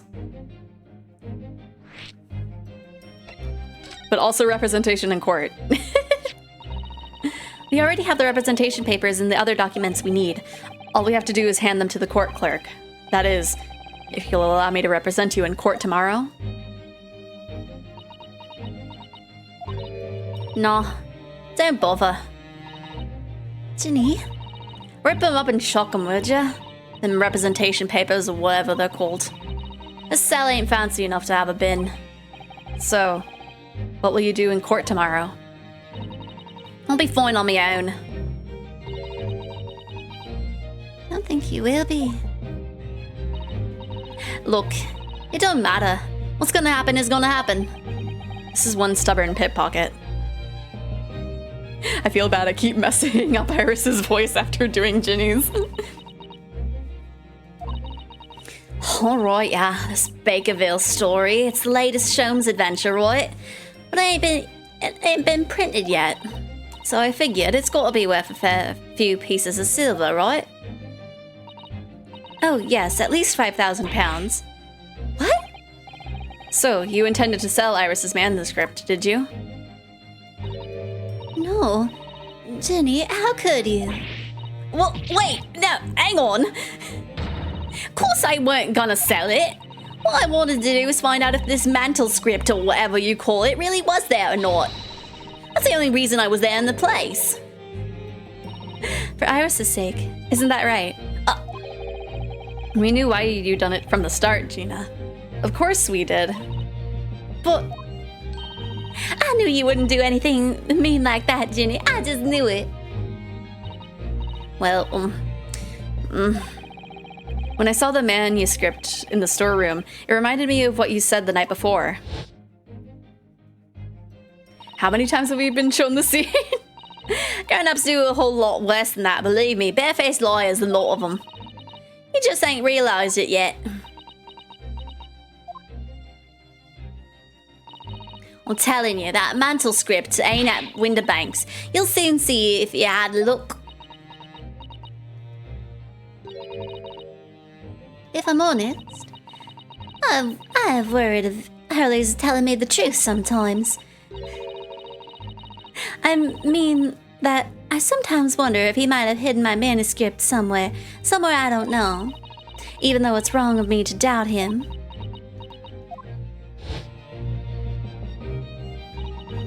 Oh, Ginny, that was so sweet of you. All right. I'll tell you why I did it. Just stop looking at me like that, Iris. Reason for breaking in. It went because of Iris. That's not why I did it. I just wanted to know the truth, that's all. I wanted to know if Mr. Sholmes was being honest. If he'd really deposited the manuscript at Windibank's. It's like I told you the night before. I never had a father. Well, Iris's lot ain't like mine. She's got a dad, only she can't see him. And I reckon that's gotta be harder. That's why she writes her stories. They're about her dad, really. That's what it sounded like to me, anyway, last night when I was listening to what you were saying. Stories about Daddy? You mean they're not the adventures of a great detective? so much as the adventures of a great detective and his trusty partner? Well, that's how I see it, yeah. You're so thoughtful and so kind, Ginny. Yes, and we never thought any differently, did we? Look, give it a rest, will ya? I hate that old chummy nonsense. Yeah, I hate it. I don't trust no one, right? That's how I work. 'Cause if you don't trust me, or if you don't trust no one can let you down. So leave me alone. Go on, Scarpa.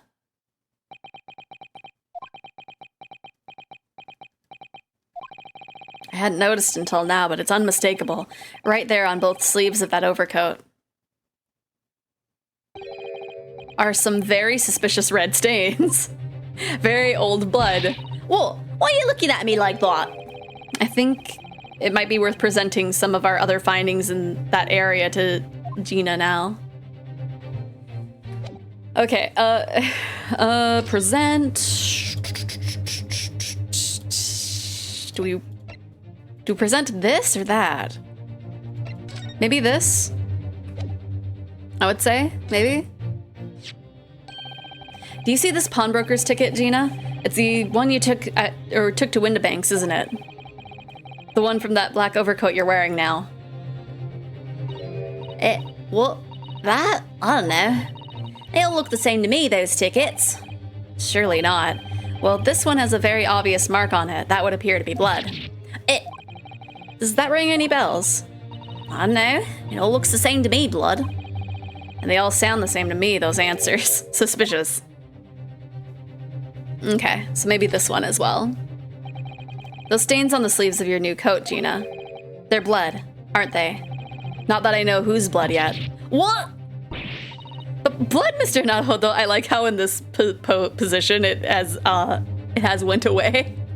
They are not on the sleeves anymore. But blood, Naruhodo? You don't appear to have any obvious wounds yourself, though. So could it be the blood that splattered from Mr. Windibank when he was shot last night? Let's not beat around the bush here. This trusty friend of mine will get results much faster than anything else. Take it easy, Iris. Don't move, Ginny. I'm gonna shoot.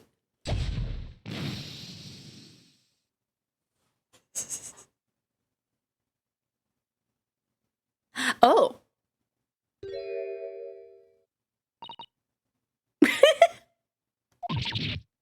Oh my. What the?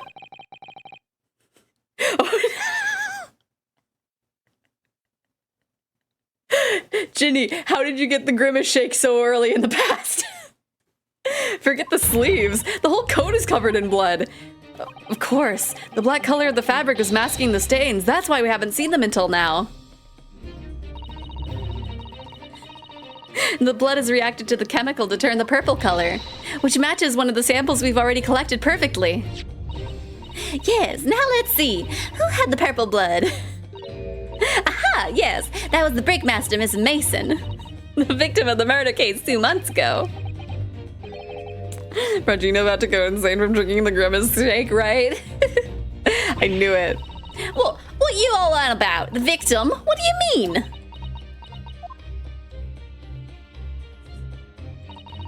It's a rather uncomfortable situation, Mr. Naruhodo, but I think this makes things quite clear. The omnibus case is it means the omnibus case is finally solved. The truth about who really murdered the brickmaster, Mr. Mason, is revealed. Oi! Would someone explain what's going on? Stop talking half a story.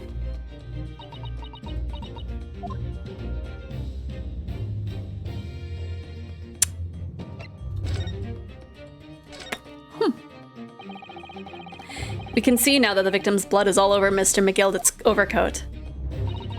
But in the trial 2 months ago, the defendant said this in his testimony. Oh, stop making me do a bad Irish accent. Now, if I ask you this, what good-hearted man wouldn't rush to help a fella bleeding from his stomach? I wasn't about to start worrying about me gloves now, was I? I reached out to give the man a hand. But if you look at this overcoat now, it's clear. These stains couldn't have arisen from McGilded trying to pull the victim to his feet. No, If that's what really happened, the blood wouldn't have splashed all over the front of his coat. The only explanation for this pattern of blood is that it splattered over McGilded's coat when he stabbed the victim in the stomach. I've tried to run from the truth for long enough, but there's no escaping it now. The true culprit in that case, Mr. Mason's killer, was Magnus McGilded. I mean, he's dead now unless, like, he didn't burn in the omnibus. Mr. Naruhodo, that horrible case is solved at last. And I helped the man walk free from that trial.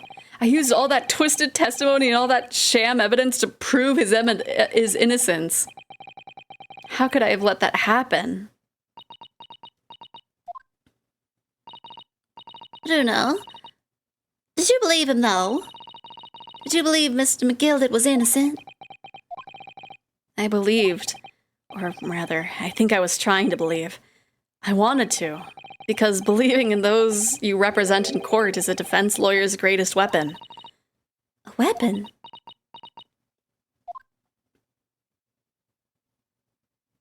The sword. Before we came to Great Britain, a great friend of mine taught me a valuable lesson. You mean Kazuma-sama? Listen, Ryonosuke. We lawyers are only human. We can't know for sure what is the truth and what is a lie, which is why we must resort to our primary weapon. An unwavering belief in our clients. That's all we really have. Unwavering belief? Only when we truly believe what our client tells us, or what our clients tell us, can we fight with everything we have for our case. Or cause. I don't know. In any battle, there can be no victory without faith. So I believe you, unwaveringly.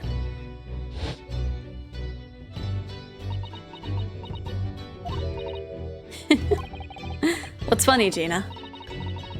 Cool. Sounds like this empire, Japan you came from, everyone must be soft. Well, come on. Look at the mess I've got you into, believing in that bog trotter. Yes, I inadvertently helped a murderer walk free. Well, at least you've learnt your lesson now, eh? Believing in people's never worth it. Someone always stabs you in the back at the end. Like, so soon as you let down your guard, you've had it. Take a leaf out of my book. Believe no one. Get hurt by no one. Gina, may I ask you something? Well, I'd just like to make absolutely sure. What would you like us to do with these representation papers for tomorrow's trial? How many times do I have to say it? Rip them up and chuck them away. Are you really sure that's what you want? I bet that's what he wants and all now. Mr. I'm a believer lawyer over there. Don't forget it was me in that trial 2 months ago. I led everyone up the garden path, didn't I? And you're telling me you can believe in me after that? Not likely. Well, Mr. Naruhodo, a lawyer's primary weapon is an unwavering belief in his clients. Ultimately, it comes down to whether or not I feel I can trust Gina after everything that's happened. I trust her. Gina, let me say it again. Please allow me to represent you in tomorrow's trial. Are you half-baked? Not at all. You've not once admitted to committing the crime, have you? What's more, I believe that you're telling me the truth. Seriously, Mr. Naruhodo? Didn't you hear all of what I said before? I'm a born liar. Fibs just trip off me tongue. And I'm a diver, don't forget. I put the wool over your eyes 2 months ago and got you in all sorts of trouble. Why would you ever trust me now? You just don't get it. Gina, I do understand why you choose not to put your trust in others. But I assure you, there is more to this life than you yet realize. What do you mean? The world we live in is full of people you would do very well to trust. People who won't ever let you down. It's true that I'm just a student of law and I'm certainly lacking in courtroom experience, but I can promise you this. Whatever happens, and until my very last breath, I am completely on your side.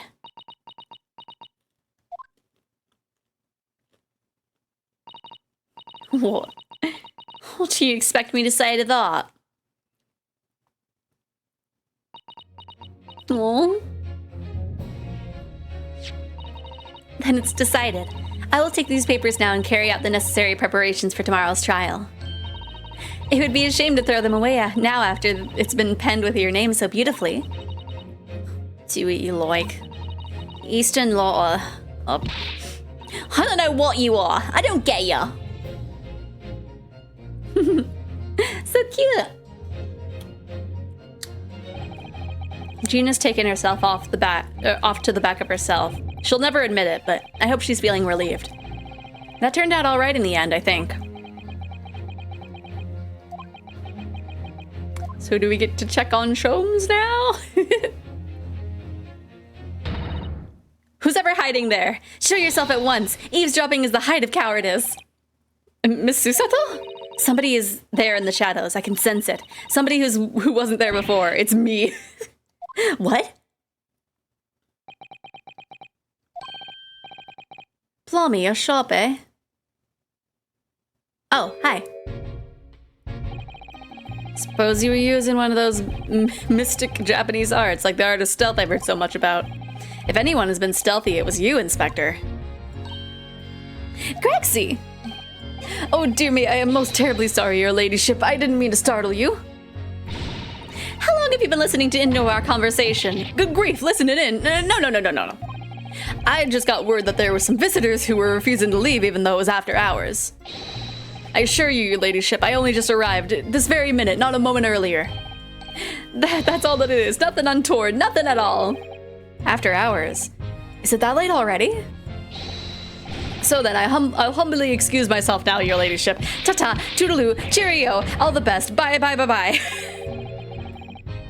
That's a lot of farewells, and not one of them appropriate for her ladyship. Oh, but I wanted to have a chat.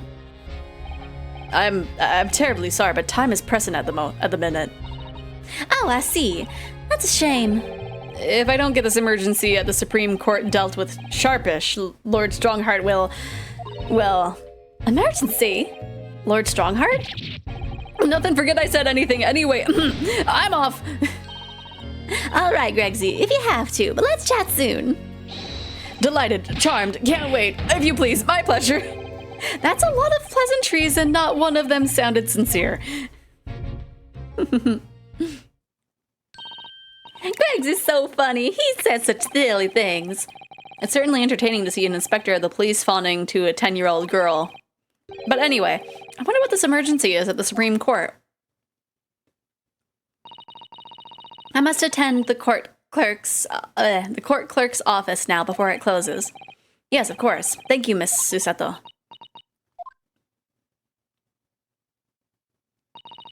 Kindly escort Iris home now, Mr. Naruhodo. I shall meet you there later.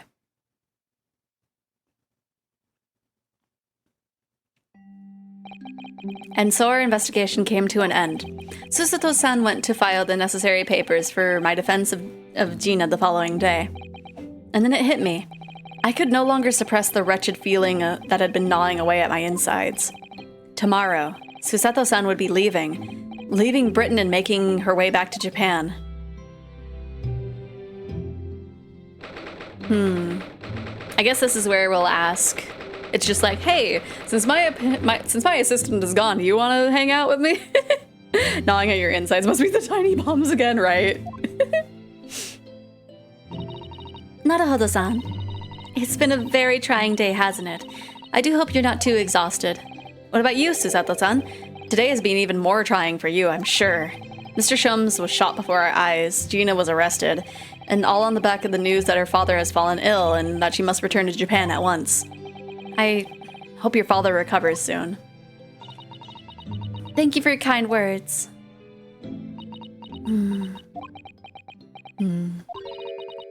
I wonder why it is that so many thoughts rage in my head like a storm, and yet I seem unable to find the words to express any of them. I know exactly what you mean.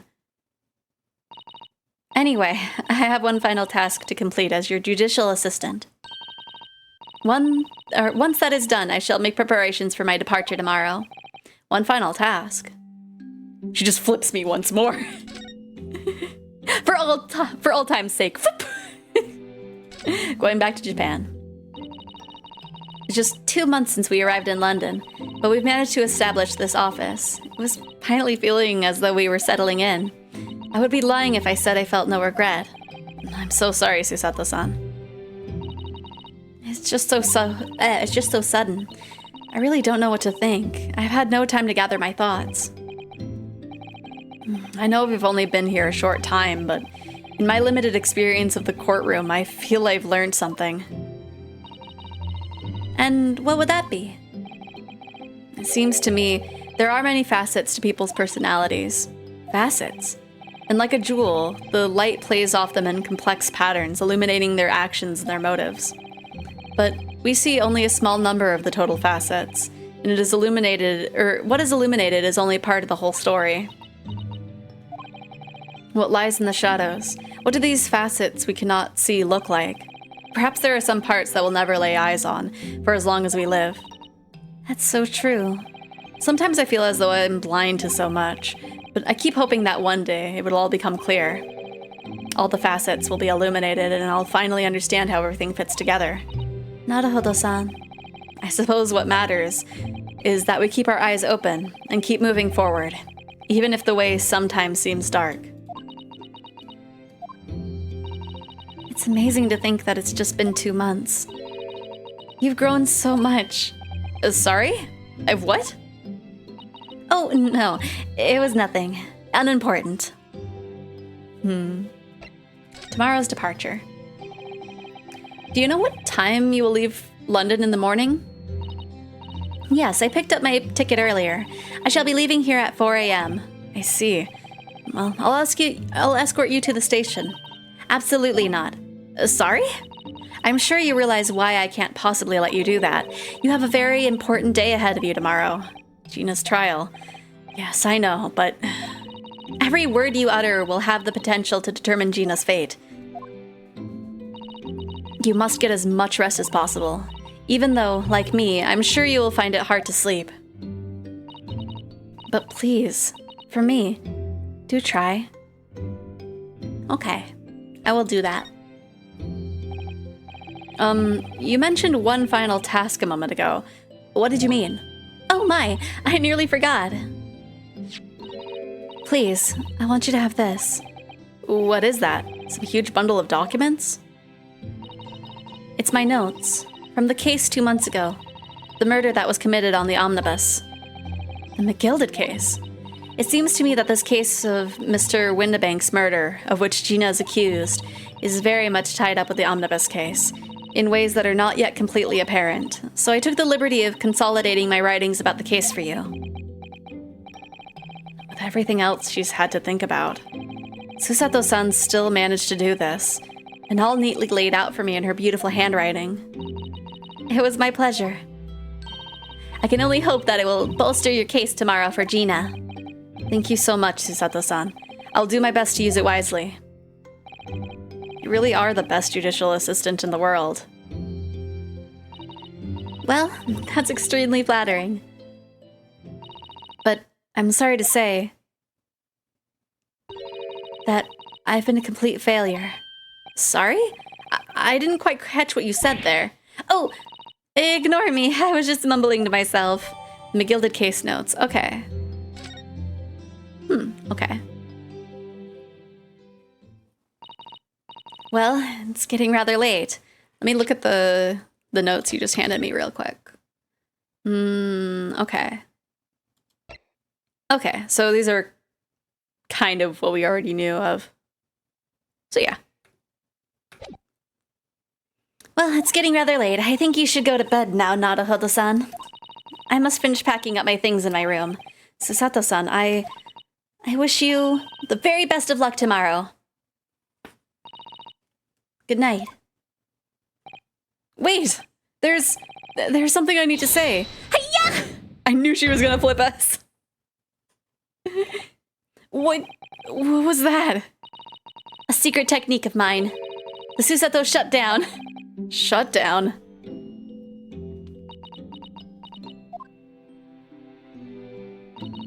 Please, I implore you. If we have to voice our goodbyes, I won't be able to hold back my tears.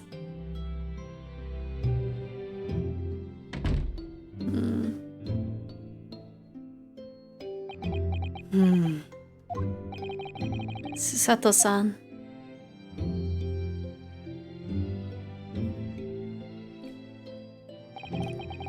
It truly had been a trying day.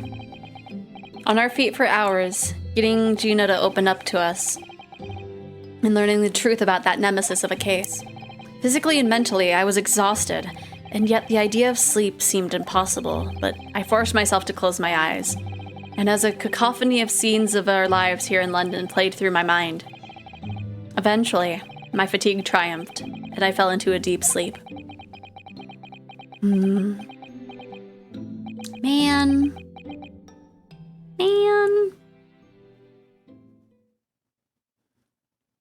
Makes sense, but still, man.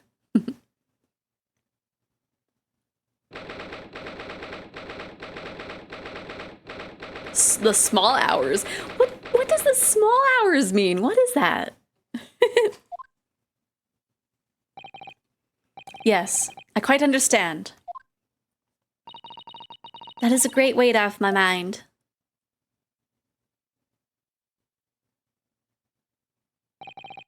Rest assured, I shall put everything in place exactly as we have discussed. Thank you so much. It's been an honor and a pleasure to be acquainted with you, Mr. Sholmes. On the contrary, the pleasure has been mine. I bid you farewell, and Godspeed. Small hours, meaning early in the morning, probably somewhere between 1 and 3, idea, madam. The number counting the hour. Okay. I had a feeling that would make sense, but okay. I'm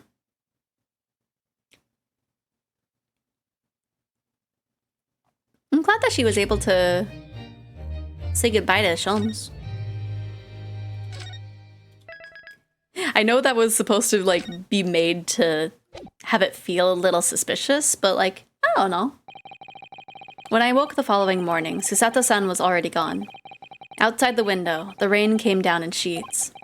And so began an even longer day than the last. One that I would remember for the rest of my days.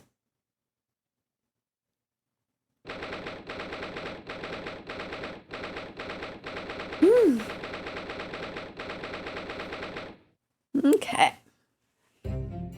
Just gonna do a little stretch real quick. Good morning, Gina. I'm determined to prove your innocence today. I'm sure we can do it.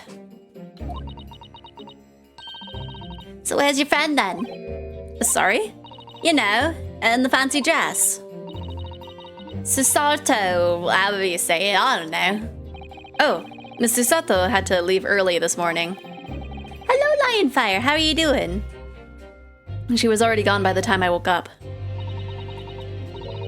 You alright with that, are you? Forget about me if you like, go and see her off. It's fine. It's not as though Miss Susato and I won't meet again. One day. Is day of birth for me today? Happy birthday! Hopefully your day's going good. You're closer to the grave, oh no. Well, hopefully you're able to do something fun today. Even so. But you, Gina, you only get one chance. This trial today is all we have. Good morning to you two. Good morning, you two. Oh, she even has, I keep forgetting what it is. What the gashi? I don't think that's right. It's close, but I don't think it's right. How are you feeling, Ginny? Did you manage to sleep? Waga hi, that's right. Iris, what are you doing here? What do you mean? When a friend is in need, we show us support. Is that right, Waggy? There they go. Oh, Waggy! Great way to show your support, kitty. Let him have a nose around. Hey, wait, what could it do? Oh, that reminds me, I bought a Paper on the way here. At one point, I'm gonna just give up on Iris's voice. Now, would you like the good news or the bad news? What do you say, Luna? Guinea? Oh, well, I think I'd rather get the bad news out of the way first. No, always take the good news first. You might not live to hear the bad. Yes, that question always gives away people's personalities. Let's not go there. All right then, I'll give you the bad news first. A record amount of rain has fallen this morning and carriages all over the capital are struggling to move. Huh? The bad news was a weather report? So I hope that Susie made her way to Dover and that train isn't delayed on its way to the port. Gosh, yes. All right then, so what's the good news? Well, the rain for the forecast is subsided this afternoon. So even if the train is delayed, it should be able to make up the time later. Well, that is good news, isn't it? Well, couldn't give a monkey's really. If only all good news canceled out the bad. And look, this trial has made it to the headlines too. The pawnbroker perishes and pick purse plunder. See? How'd you like that? Let them say what they want, see if I care. I can't because you're covering your face. Don't worry, Luna will soon show everyone that this headline is nonsense. I will? And then, in tomorrow's papers, the headlines will be Discharged diver is dauntless do-gooder. Isn't that right, Luna? Oh, yes, let's hope so. Of course they will. I have absolute faith in you. How was that? I was trying to sound like Susie. How did it work? Did it? It's like she was still here. Today's paper. Okay, so I guess that'll have some relevance. Good luck there, Luna. I'll do what I can. Let me look at the paper real quick, just in case.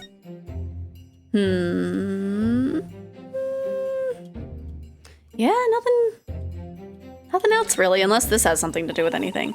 There's a sensational story lower down on the front page as well. Look, Ministry Mole, classified secrets may have been leaked overseas from Ministry of Justice. For a 10-year-old, Iris certainly has her finger on the pulse of the world news. It's about secret communications between Great Britain and its allies. Apparently, they're being intercepted by hostile nations. Communications are being intercepted? But how would someone be doing that? That's the question, isn't it? I've come up with 3 different possible methods so far. Are you looking for a new career, Luna? No, of course not. I wonder. Perhaps this is what Lord Strongheart is talking about yesterday. Yes, it could be. It could explain why he has Gregsy running from pillar to post at the moment. Okay. Interesting. Okay. I'll do what I can. Obviously, I don't know the law like Susie does, but still. Important enough to update the evidence, right? It's like, we don't know what relevancy it's gonna have, but something. I'll be by your side the whole time, giving you moral support and encouragement. I'm not sure that big thing is as comforting as you think it is, to be honest, but thank you, Iris. That's very kind of you. Oh yeah, Iris. Ginny? Well, I was wondering is all about Shams. Did they fix him up all right? Yes, the operation was a great success, but Hurley still hasn't come around yet. Strange, considering the scene that we saw. Eh? I've asked a friend of mine at Scotland Yard to send a telegram as soon as he wakes up. I'm sure Gregson will let us know the moment there's news. Is my objection canon? I'll shoot it at the judge if someone gives you any trouble. Oh, right. No, Susato-san, and no, Mr. Sholmes. It's all down to me today to prove that Gina's innocent of this crime. Miss Gina Lestrade, counsel for the defense, the trial is about to begin. Please make your way into the courtroom. It's time then. Yes, so let's go, Gina. Iris. Lead the way, Luna.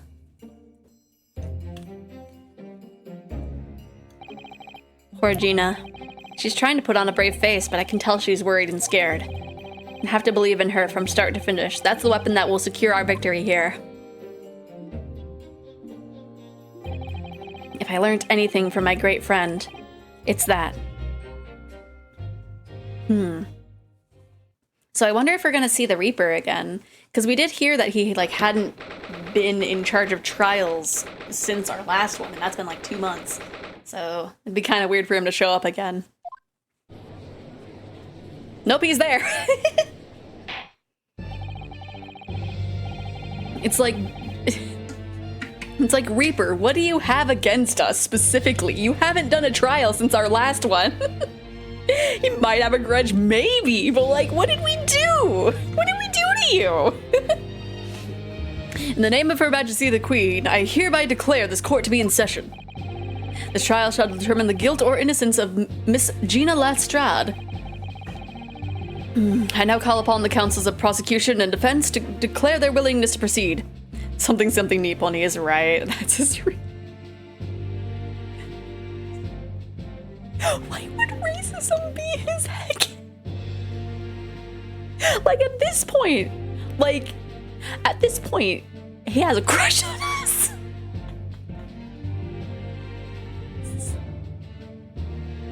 Anyway, I now call upon the counsels for the prosecution and defense to declare their willingness to proceed. The prosecution is ready. Despite a powerful force. I mean, still. It's weird that he's only going against us. I mean, unless he thinks that we set the omnibus on fire. But like, I don't know. The defense is ready. Lord Van Zieks, my lord. Remind me, how many years ago was it that you withdrew from the public prosecution service? Screw this Nipponese in specific, right? It was some 5 years ago, my lord. Yes, and then 2 months ago you resurfaced somewhat unexpectedly, and here you are again today. Are there some circumstances of which the court should be aware that have led to this erratic behavior? Even the judge is like, what are you doing here? Why are you just against this guy? In what one might describe as your former life 5 years past, you dealt exclusively in matters concerned with the highest echelons of society and government. Really? Yet today you choose to try a simple case of burglary and murder. I confess I find it more than a little befuddling, counsel. There are 2 types of person I cannot abide. Firstly, those wealthy scoundrels who hide behind a mask of philanthropy to cheat the public at large. He means Mr. McGilded, who you defended against the Reaper 2 months ago. And he's gonna be like, secondly, the Nipponese. Yes, I just managed to work that out, thank you. Magnus McGilded. If I'd known what a monster he was, I never would have defended him. And secondly, even more loathsome, those wily scoundrels who masquerade as allies only to effect total betrayal in the final hour. In other words, the confidence tricksters from those tiny islands of the Far East. The only people I hate more than the rich is the Nipponese. That's a weird move to do in court, sir. What? Did he really just say that? He means you now, Duno. I actually managed to work that out too. Thank you, Iris. Total betrayal. What are you talking about? Just come right out with it, right? That torrid look of hatred in Lord Van Ziek's eyes. Was that directed solely at me, or was he talking about all Japanese people? An alarming, scathing explanation, Lord Van Zieks. To be fair, such racism was not uncommon in this. Absolutely, yeah. But even the judge is just like, Weird flex, but okay. Still, the judiciary welcomes the return of the so-called Reaper of the Bailey, feared by all of London's malefactors. Or malefactors, probably. Not malefactors. That'd be weird. Your lordship is too kind. You do you, I suppose, prosecution. The late 1800s is not the year for me to be calling out your racism, so, you know, I guess we gotta get on with this.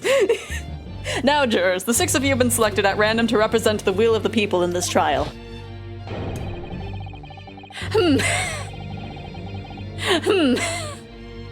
Are you ready to hear the evidence placed before you and determine the guilt and innocence of the defendant? Former lieutenant of the British Army here, don't you know? Chaps like me were born ready. Why are you blushing? Why are you blushing at us this time? He's just like, please don't notice that I was in the last trial. Don't worry about it. Don't worry about it. Clean crockery, clean cutlery, and clean conscience. His lordship's motto is very appropriate here, I think. Everything will be stereoscopic in the free future. Absolutely everything, and I'm ready for it. Oh my gosh, if someone time traveled and brought him into present day, he would have so much fun with VR. Think he has a type. Oh, maybe for maids. Maybe. I don't understand it. I can't have left it there. It's not possible. Could I have? Women indispensable in society. Stop. Female-centric future awaits. Stop. Wait a second. You're the guy. You're the criminal. I do not like a doctor saying something about missing something, right? Good day. I'm visiting London for sightseeing. I would like to take bus to Crystal Tower, please. Is something wrong, Runa? Oh, not exactly. It's just... I'm fairly sure I recognize these jurors. Almost all of them, in fact. Sir, how do you even walk in here and get pulled for this pull? Right?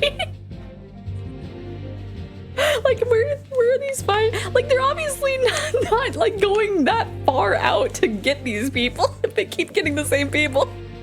Really? Funny coincidences like that do happen from time to time, don't they? But it is quite strange. The jurors are chosen at random from London's 6 million inhabitants, you know? So I've been led to believe, but something tells me I'm being duped.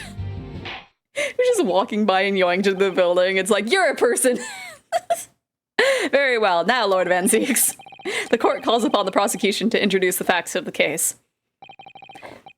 As you wish, my lord.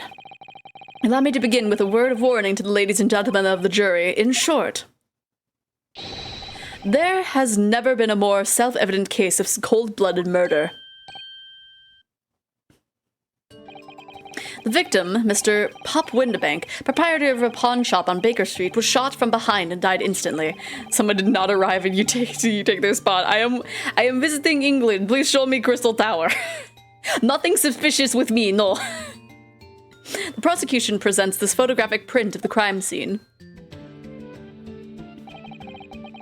As the court will observe, there is a single bullet wound just below the gentleman's left shoulder. The evidence suggests that the bullet pierced the man's heart, resulting in near-instant death.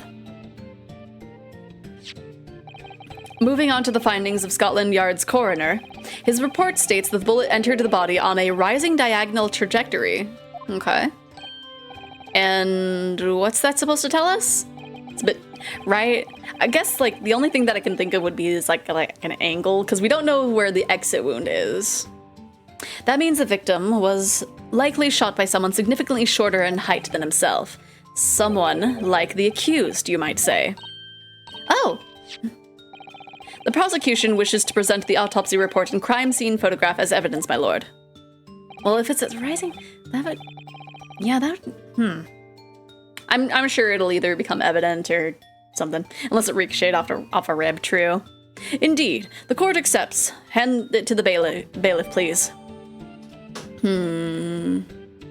Yeah, just single bullet wound from the back. Okay. Bullets problematically can ricochet off bones. Oh no. So that could be a thing. Okay. I now ask the court to turn its attention to the plan of the establishment where the incident occurred. The proprietor was found in the storeroom where he kept articles pawned to him, a windowless room with a single point of entry, a door to the main shop that was found locked. In this sealed chamber, there was only 2 persons present. The victim, Mr. Windbank, and the accused. Whoa. It may further interest the court to know that when the accused was discovered at the scene, she had in her hand the gun used to fire the fatal bullet. Imagine the juror on the far right is just well, what's this then, isn't it? Nothing more to say. Isn't that grubby little girl a pickpocket anyway? She's one of those filthy drabs that live in the slums of the East End. Oh, well, it was only a matter of time before she got blood on her hands then. What are the jurors waiting for? The girl's guilty as hell. Man, that's rude. Okay, imagine the juror on the far right is just staring blankly because he can't understand any of this. He's just like, yes, I very much understand, yes. What? Anything about the Crystal Tower being mentioned? I know those words in English. We can't jump to conclusions here. We mustn't assume her guilt because of what she has to do to survive.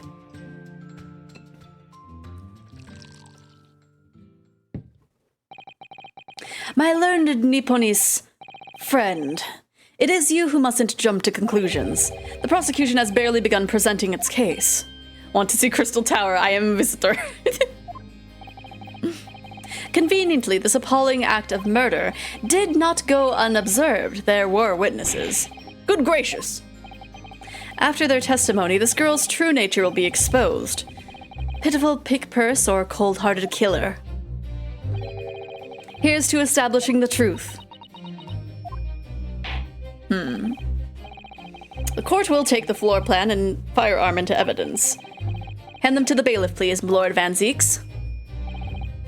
At once, my lord.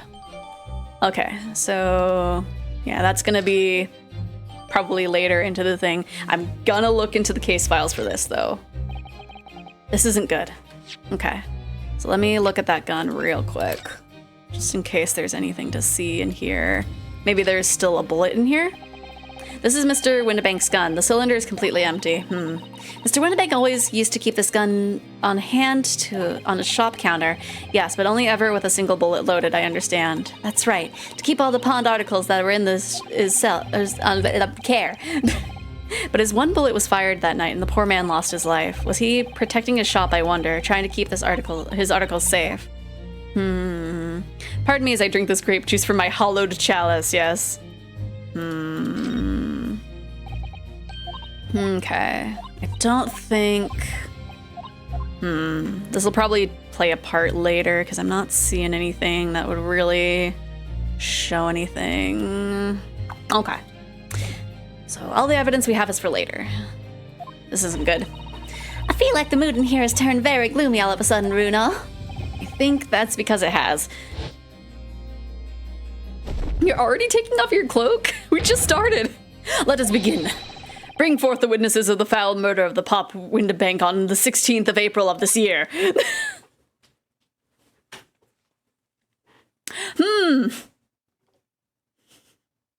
Nothing suspicious at all with these two. Witnesses, state your name and occupations for the court. Name's Nash Skulkin. Nash Skulkin. Occupation is a baddie. Professional baddie. Name's Ringo Skulkin. Occupation, same as him. Tobias Gregson, Scotland Yard Inspector. That's right. We're what they call the Three Skulkin. What? What? I don't think Gregson has any part of your gang, dudes. Listen, you Nipponis, you defeated me once. I'm going to take you seriously this time. Right? We defeated him twice. What are you looking at me for, you lot? Don't let me in with you lot. Cool, blimey, that's cold. Don't you know what we're going for, through? It's our elder bruv. Lost contact with him, we have. So we're scouring every shady corner of the capital. And that last night we came across you, the very spit of the bloke. Ain't that right, Ringer? He is, Nash, he is. The very spit of him. So we decided that... I can't take these guys seriously. So we decided that there and then what we was gonna do. We was gonna call ya Big Bruv Skulky. Come on, leave it out, you two. Skulky Skulkin. And that's before he runs out of chips. Well then, Inspector Sulky Gregson. Begging your pardon, my lord, but the name's Tobias. What I would like to know, Inspector, is what you were doing in the witness stand. The Skulkin brothers are currently under arrest, my lord, on suspicion of theft. Thieves, are they? These three? No, my lord. Begging your pardon, but please don't lump me in with this lot. 2 nights ago, these 2 brothers illegally entered an establishment with an intent to burgle, and in the course of their nefarious activities, they became embroiled in a far more sinister crime. By Jove, you mean to say, what an extraordinary coincidence! Indeed, my lord. While attempting to burglarize the pawnbrokery, they witnessed its proprietor's murder. The massive size of that box that one has to stand on. Order! The various trespasses of these brothers is not the subject of today's proceedings. We don't care about that. Though they will naturally face trial in the very near future. With your lordship's permission, I'd like to remain in the stand to keep these gents on the straight and narrow. Of course, Inspector. Skeptical as I am about the caliber of these witnesses, I will permit them to take the stand. In fact, Judge, you've been recruited to the Skulking Bruvs too. Goodness gracious, I must report myself immediately. That would 100% be it. Mr. and Mr. Skulkin, you will now testify before the court. Describe the events of the night in question and what exactly you saw. Happy to. Cause the Skulkin's never skulking.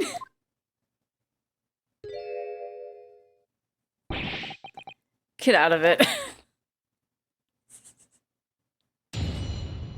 Can you imagine if he actually like is related to them? It's just like I've separated myself from you guys. We was walking down Baker Street on the small hours, and the gaff's door was ajar, see? It was like some kind of sign begging for us to go in, it was. But once we got inside, claw blimey lummy, we heard a gunshot from the back room. We went to see what was what, but the door was locked from the inside. We never done nothing, governor. We never took nothing. We just left after that, nice and quiet. Totally didn't shoot Sholmes. A terrible coincidence, it would seem. And at the precise moment these miscreants entered the property, an even more sinister crime was afoot. The witness's testimony is consistent with the crime scene in every detail. The door provided access to the storeroom from the main shop was indeed locked from the inside. Compelling. Gina's guilty. And within, only the victim and the accused were found. I must say, it does appear to be an overwhelmingly simple case. These witnesses are sure are trustworthy. Still, the defense may cross-examine the witnesses now, of course. Counsel, if you please. Counsel? Yes. What's the matter, Bruno? Sorry, I was just stunned into silence for a minute by the blatant lies being told by that pair in the stand. I know that this is all nonsense, but I saw it with my own eyes. I'll just have to expose their testimony from the pack of lies it is. My goodness. Okay.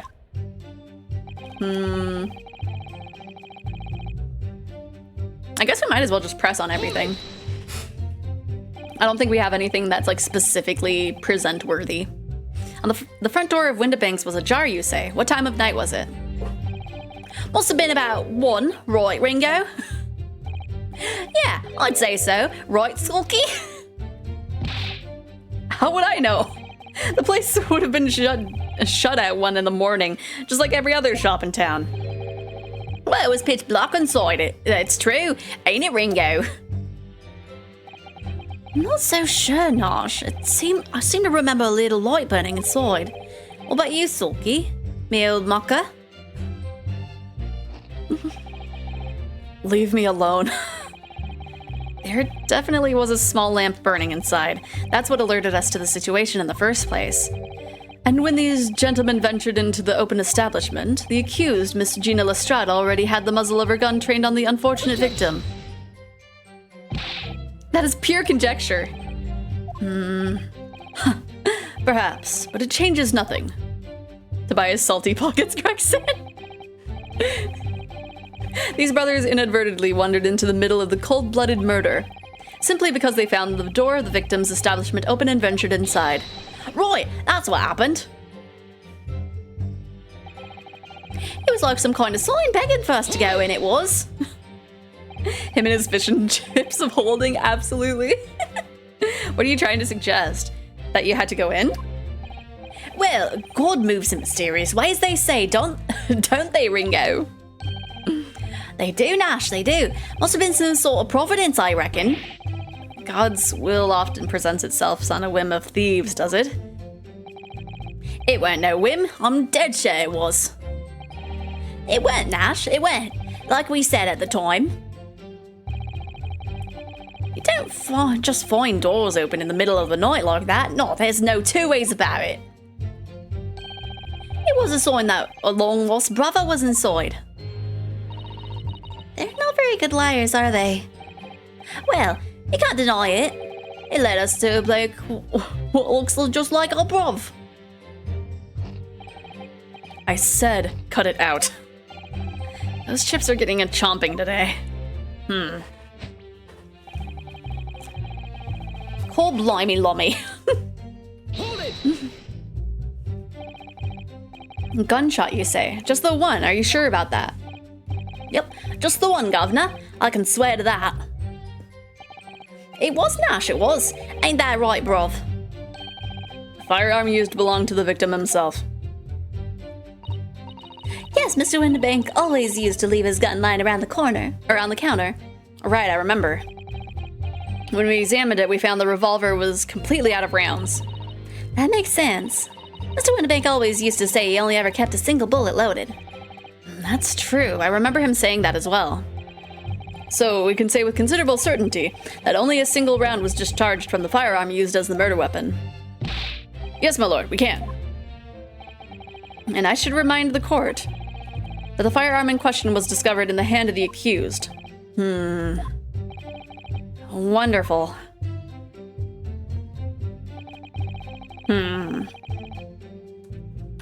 I feel like this will probably get us more information since he's like looking off to the side. Do you mean the door between the main shop and the storeroom? If my learned friend is having difficulty grasping the situation like I am having talking, perhaps a drawing would help. Excluding the shop's entrance from the street, there is only one other door, that of the storeroom. Of course there was only a little lamp. You said it was completely dark. Please add that to your testimony right now. Of course there was only a little oil lamp burning, not much to see, boy. And the door was hidden behind a curtain and all. That's right. When we arrived, the door was mostly obscured by the curtain.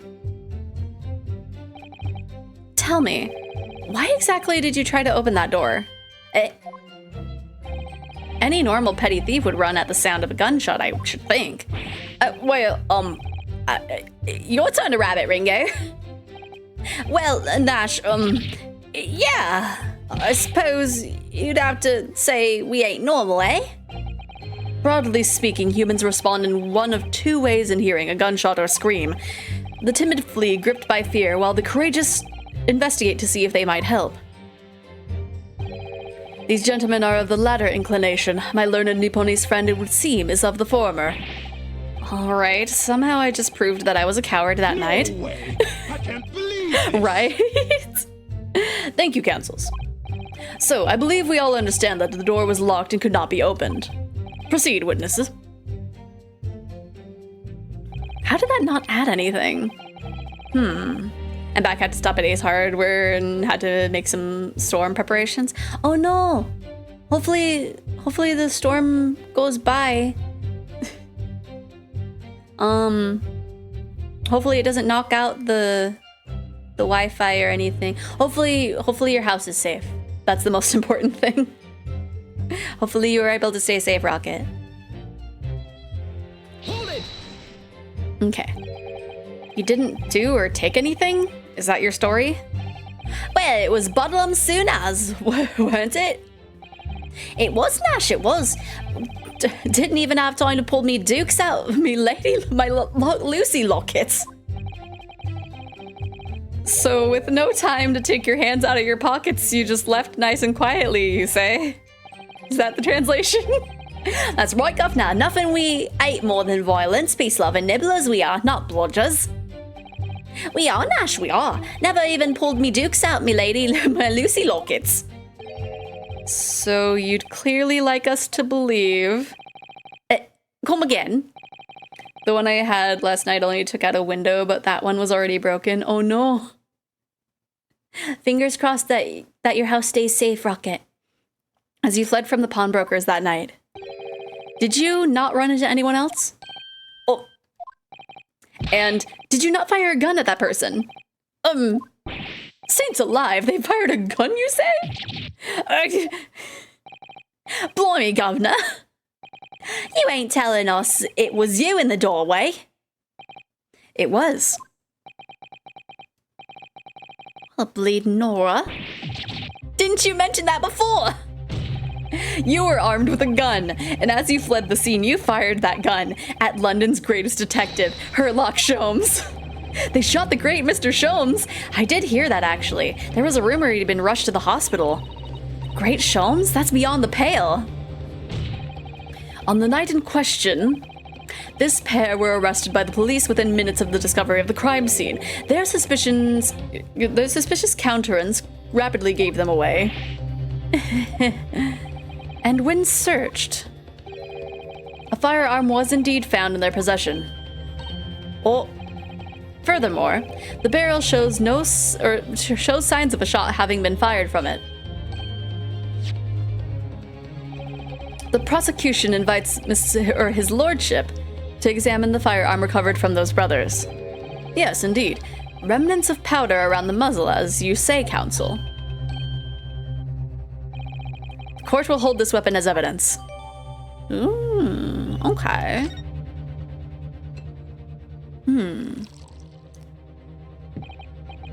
Now, my learned Nipponese friend. Don't mind me as I look at this gun as well. Any details?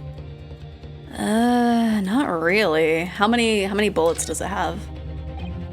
So there's ammunition still loaded in 5 of this revolver's 6 cylinders. So there was only 1 bullet. Oh no, wait. If that's the case, then that, that actually is not good for us. Yes, which tells us that only a single shot has been fired from it. Exactly. The bullet that hit Hurley, in fact, isn't it? Yes. It happened almost as soon as we walked in through Windibank's door.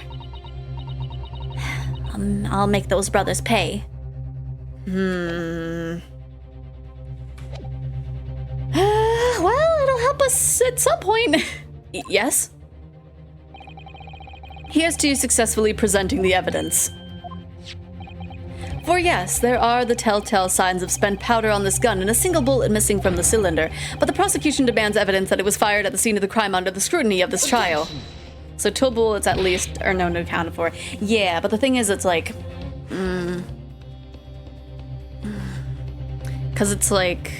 I was thinking there was going to be more bullets missing from that one, because we do know that Windibank and Sholmes got shot that night.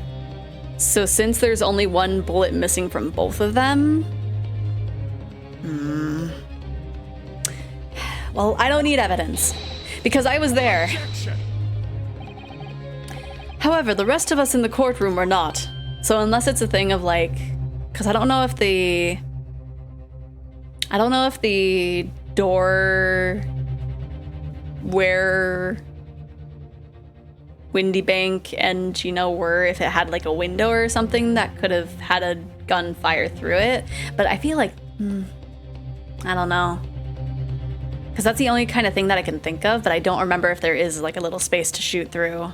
Yeah, 2 bullets hit 2 people, but we're trying to like have them belong to the right people, unless there was like another gun. But I don't know. If the defense fails to provide evidence in support of its rash claim, we shall have no choice but to toast your incompetence and move on. Evidence that these 2 fired that gun before they left the Windibanks that night. Tiny bombs. They shot tiny guns. They shot tiny guns. They shot tiny bombs at him. The court demands that all claims are affirmed with clear proof. What evidence shows that these witnesses unloaded a firearm in the pawnbroker's shop that night?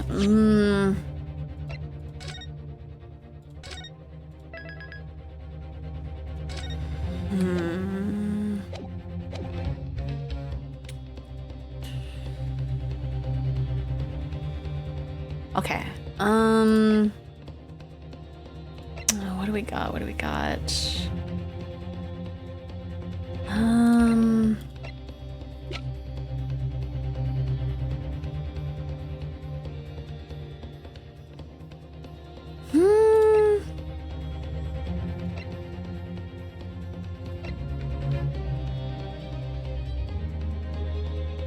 Is it just the gun? I feel like it wouldn't be that obvious, right? Yeah, no. I figured that wasn't gonna be it. It's like that is too simple for it to be the answer. This guy. No, I'm just playing. Dun dun dun.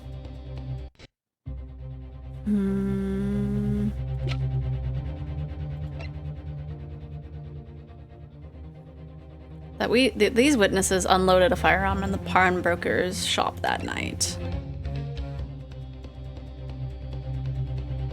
Oh. Would it technically be this? Because, like, we could just show them this, right? I hope that works. Take that! How does that not work? Oh, wait. No, it does. Okay. Since you specified. Okay.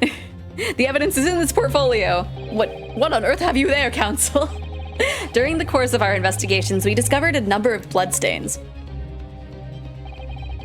Not trusting the police to do the job they've trained to do? How arrogantly Nipponese of you. Well, anyway, we analyzed all of the blood samples we found and recorded the results in this portfolio. And you claim to have the evidence the court is demanding therein? Yes, my lord. No more dallying then, counsel. Present the pertinent evidence at once. What do you have in your portfolio that proves these witnesses unloaded a firearm at the scene? This? I mean, yeah. Obviously. What is that? Explain. It's a photographic print taken at Windibank's pawnbrokery the day of the incident. From the scene of the crime, is it? Is that a bullet hole? And if my eyes do not deceive me, it appears the bullet is still lodged there. Ooh, maybe, I was gonna say maybe we could, like, cross-examine the bullet with the ones that are still in the gun, but I don't think, yeah, that's a really big bullet. I'm back, I'm done picking on my sister, now it's your turn. Wait! Yes, as your lordship noticed, the bullet pierced Mr. Windibank's calendar. and the date shown being the 16th of April, the very day of the pawnbroker's death. The incident occurred at 1 hour after midnight, but this indicates that a separate shot had been fired sometime after the calendar had been set to the 16th. That's right. And while it isn't irrefutable, the defense believes. I do not think this game has enough detail to compare calibers. Yeah, probably not. This is credible evidence that the witnesses did fire a round from their gun in the pawnbroker that night. Nah!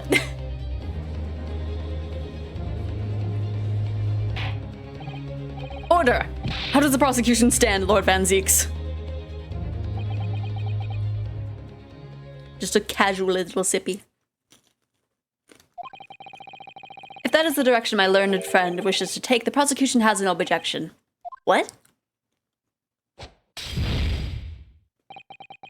But you'll forgive me for flinging my hallowed chalice aside in disgust as the repungery is exposed. That was not the word, was it?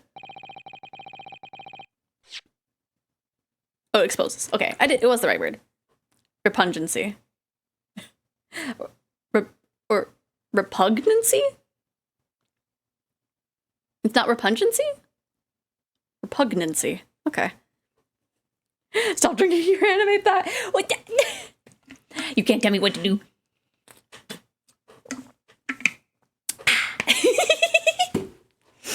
Repug, yes. Interesting. Yes, on the night in question, those brothers entered the pawnbrokery illegally.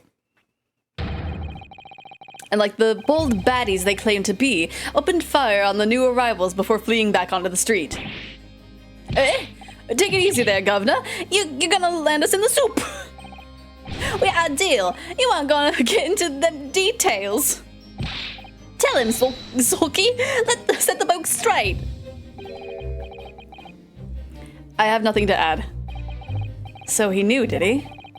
Van Zieks knew their testimony would almost certainly expose the extent of their crimes. What? It would seem now that I owe my learned Nipponese friend a word of gratitude. What do you mean? 5 out of 6 shots? And one of those shots were used on Holmes. Yeah. Because, like, let me look at it again. Yeah, it's just a single round. So it's basically like one of them was in Sholmes. It went, I guess, through him to the calendar, and then, yeah. Doesn't that prove them innocent? Yeah, which is troublesome. Yeah, because it's like they're gonna be innocent of this crime, but they're, guilty for another crime. What do you mean? What I mean is that you have helpfully confirmed an important fact. And what fact do you refer, Lord Van Zieks? As has been established at the point of their arrest, a single shot has been fired from the brother's gun. However, if that shot found its target in Mr. Sholmes, then clearly these witnesses cannot be accused of the fatal shooting of the proprietor and victim. In other words, these two men have no material connection to the murder of Mr. Windbeck at all. So that's it.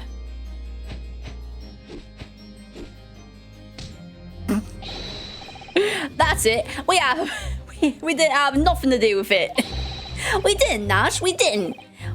That's what I reckon. Your crimes include unlawful entry, intent to steal, perjury, and, let us not forget, attempted murder. Quite a catalogue, eh, fellas? What a handshake amidst everything, right? Perjury, yeah. We're in for it now, bruv. Now then, let us take a moment to consider the aforementioned great detective, Mr. Hairlock Sholmes. It would seem the man patronized the pawnbrokers in question somewhat regularly. Where is he going with this? Mr. Sholmes appears to take pleasure in tinkering with eccentric machinery. Why is there no head parody? There is. You just have to say it. It's free. Head pets for free. Eccentric? Says who? Not me. Don't give me that look. He installed a pair of machines like this, or this one, in the victim's shop. Oh, that's one of Hurley's red-handed recorders. Oh yeah, I was wondering when that was going to come into play. What is it, Counsel? It has the appearance of a photographic contraption.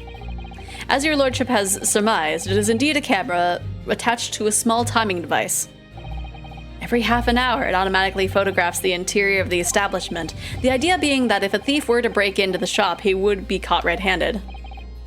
The prosecution has obtained the photographs taken by the device on the night in question.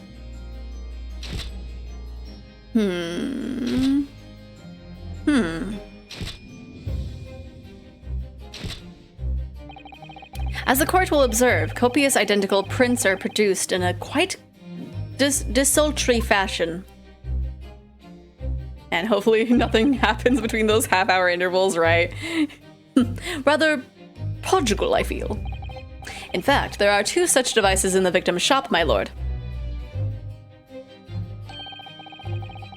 If I may refer the court to the plan of the premises, their respective positions are here and here. You say these cameras produce a print every half hour. I'm afraid I fail to see how that would help if the anticipated thief conducted his activities in one of the many 30-minute intervals. One can only pray that the would-be criminal lingers, my lord. On the night in question, the witnesses currently in the stand were not caught on camera. That's a bit of fair talk, ain't it, bruv?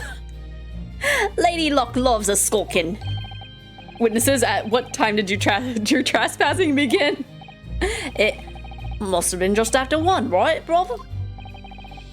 Must have been, Nash. Must have been, yeah. Just gone 1. In which case, minutes before these brothers entered the establishment. Desolator is Latin for the one who leaps. Apparently, the term was used to refer to someone skilled at jumping from one horse to another, so desultory manner would probably refer to skillfully changing the subject? I guess that makes sense, yeah. What scene might we expect to see within the shop? Let us examine the evidence. Oh! Yeah, that's really incriminating! They claim I has no saith by actions, but Xephoria mind plucking art though on Twitch. So what?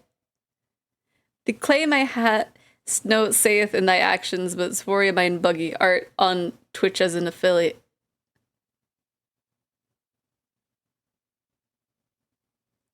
I'm confused. What are you talking about, Rocket?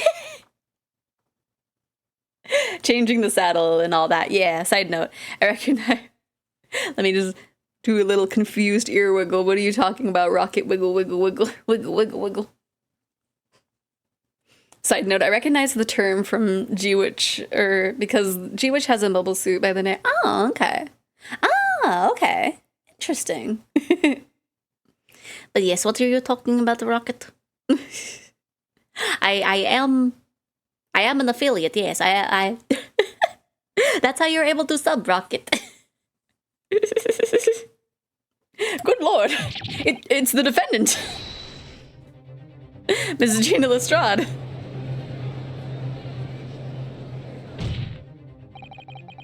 As the court can clearly see, the accused is pictured, gun in hand, facing the victim over the shop counter. You claim I have no say in your actions, but... When did I claim that you have no say in my... Oh, yeah, the because... Yeah. What does me being an affiliate on Twitch have to do with whether or not I take a sip of my gamer subs? I did wait the 2 hours that you recommended to me, Rocket. No doubt coercing the proprietor to open the door to his storeroom. Quite, one can only too easily imagine the events that unfolded. The court will take this photographic print as evidence, if you please, counsel. Okay. So we'll take a look at that real quick.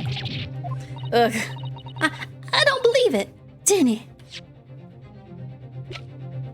I also don't believe it. Let me look at it. Oh, I can't flip it around. No! Ear wiggle, ear wiggle, ear wiggle. Yeah, no more than 4. Usually, usually I just have like 2 scoops in my gamer subs. The flavor was a little like a little subtle, so I wasn't sure if that was what it meant to do or if it needed me to actually have the 3 scoops. So I have 3 scoops today, and I'm not gonna have any more than what I have right now. But yeah, I've been good. I've been good. It's just, yeah, I drink it too fast, and so it was making me like really yawny in the first half of the stream. And so Rocket was saying to wait like 2 hours, and so now I'm feeling not as sleepy. See, I do have some saying. True. Also, one streamer I watch on YouTube was Apple Pie Gamers. Oh, how is that? Because I wanted to actually get some of that one. But I also saw that the anime girl thighs one was in stock, and I was actually like really wanting to try that one. Well, is it good? Is what I'm saying, or what I'm asking? Because yeah, because I got the guacamole one and then the anime thighs, but I know on my next order I want to get brand risk and snake oil because those both sounded really good. Okay. Yeah, when it's like this, there's not really anything to discover. I've been told it's pretty good if you like apple pie. Okay. So yeah, I've heard people like it. Okay. So yes, I will definitely get that in the next order, which possibly, I don't know, I want to get it next month, but I really should save up what I can for my August pre-order. I don't believe it, Jenny. Also, JFJ apparently puts it in milk sometimes, and interesting. See, I'm very... I don't know how I would feel about putting it in milk, personally. But I can kind of see if you like milk. I don't know. Though someone in his chat said he got stomach ache from it. Oh no! From having it in milk or just having the flavor? In short, the accused is the only person who could possibly have killed Mr. Windibank in the milk. Okay. Because yeah, the FDA max daily intake of caffeine is 400 milligrams. Anything past that can cause heart attack. Yeah, especially if you're not used to it. So yeah, I like 3 scoops of it would be my hard limit for a day. So I'm not gonna have something with like 1 scoop later today, just to be safe. The accused is the only person who could possibly have killed Mr. Windibank. Ah!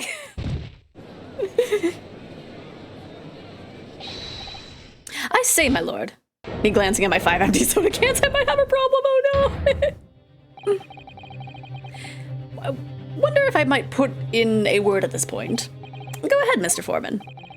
Took a bally bullet to the knee in the Battle of Maiwand, 1888, don't you know? Decorated for it and all that, but forced to retire from service, sadly.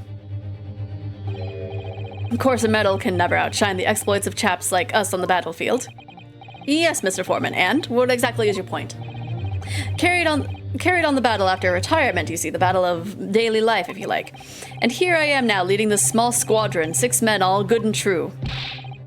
We'll all go down together, you mark my words, 1 for 1 and all for 1. Sir, I fail to see what you're talking about. Ladies and gentlemen of the jury have reached agreement, have they? Ah, okay, that's what you're saying. Is that what we are to understand? Well, Mr. Foreman, is that correct? It's like, no, I just wanted to talk. In a matter of speaking, yes. That is the Grarideb Squadron position, sir. What? No, it's all too soon to make a judgment here. Status report for the court, men. On the double. His lordship insists on promptitude at all times, and all goes for making decisions, too. I've had 250 total of caffeine. I'm not going to have alcohol until tomorrow. Like, what?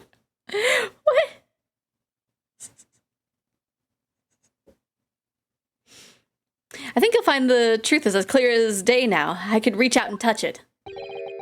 I wouldn't have left it in there. I just wouldn't. But In all honesty, I can't actually remember. Situation clear. Stop. No room for doubt. Stop. Truth now undeniable. Stop. I am very sorry for brothers. They are unlucky. Very well. I now call upon each member of the jury to state his or her leaning in the matter. Announce your considered verdicts to the court. Guilty. Guilty. Guilty. Guilty. Guilty. Just munches on popcorn while they say they're guilty. It does indeed appear that the jury is unanimous in its leaning already. That photograph. It must be the definitive evidence that Gregson mentioned. The doctor slammed his head into the desk. Oh no.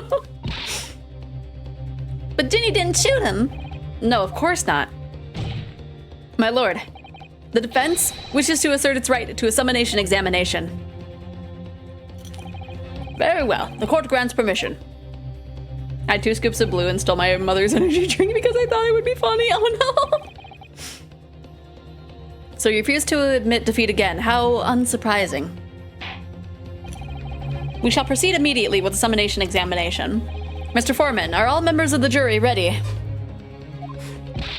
Absolutely, sir. Always ready for action, my chaps. Very good.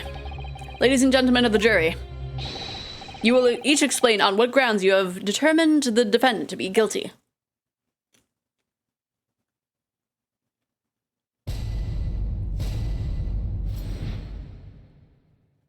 The jurors' contentions. Okay. All evidence clearly points the finger of guilt at this young pickpocketine. As a housemaid, I should like to see all filthy eyesores promptly and rigorously eliminated. I think you'll find that if you look at that photograph in the in stereo, the truth will just pop out. You got a point. If I have left it in there, I should think that there'll be repercussions by now. Mind made up. Stop. Global radio transmission on verdict to follow. Stop. In Motherland, we say never judge by clothes, judge by head. I am convinced brothers are innocent.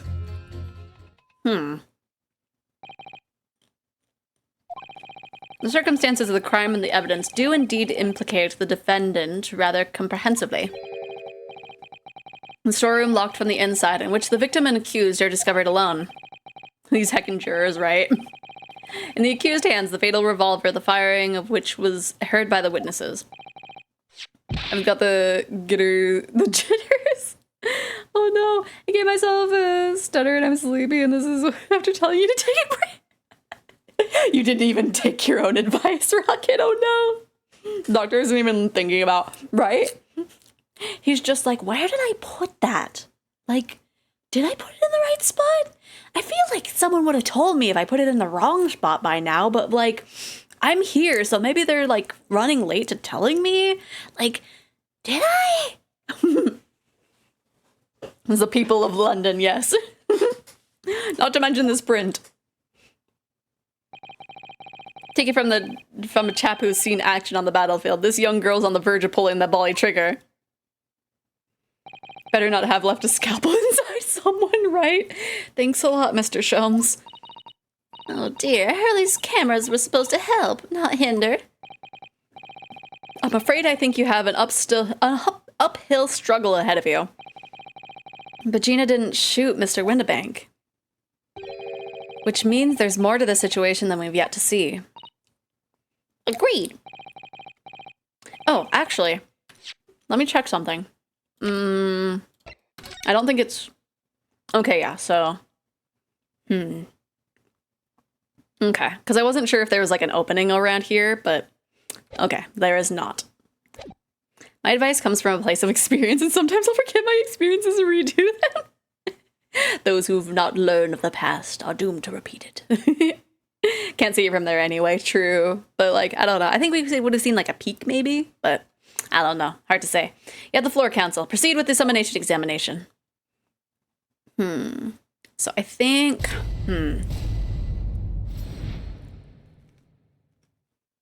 I have one idea of who to pit against, but I'm just gonna go ahead and like press on everybody. Watch, there's a second photo showing that she was nowhere close to the dude, right? Well, like, I mean, where would she have been though if she wasn't like, yeah, from that angle. Yeah, their feet are in like the same like angle pretty much. Oh,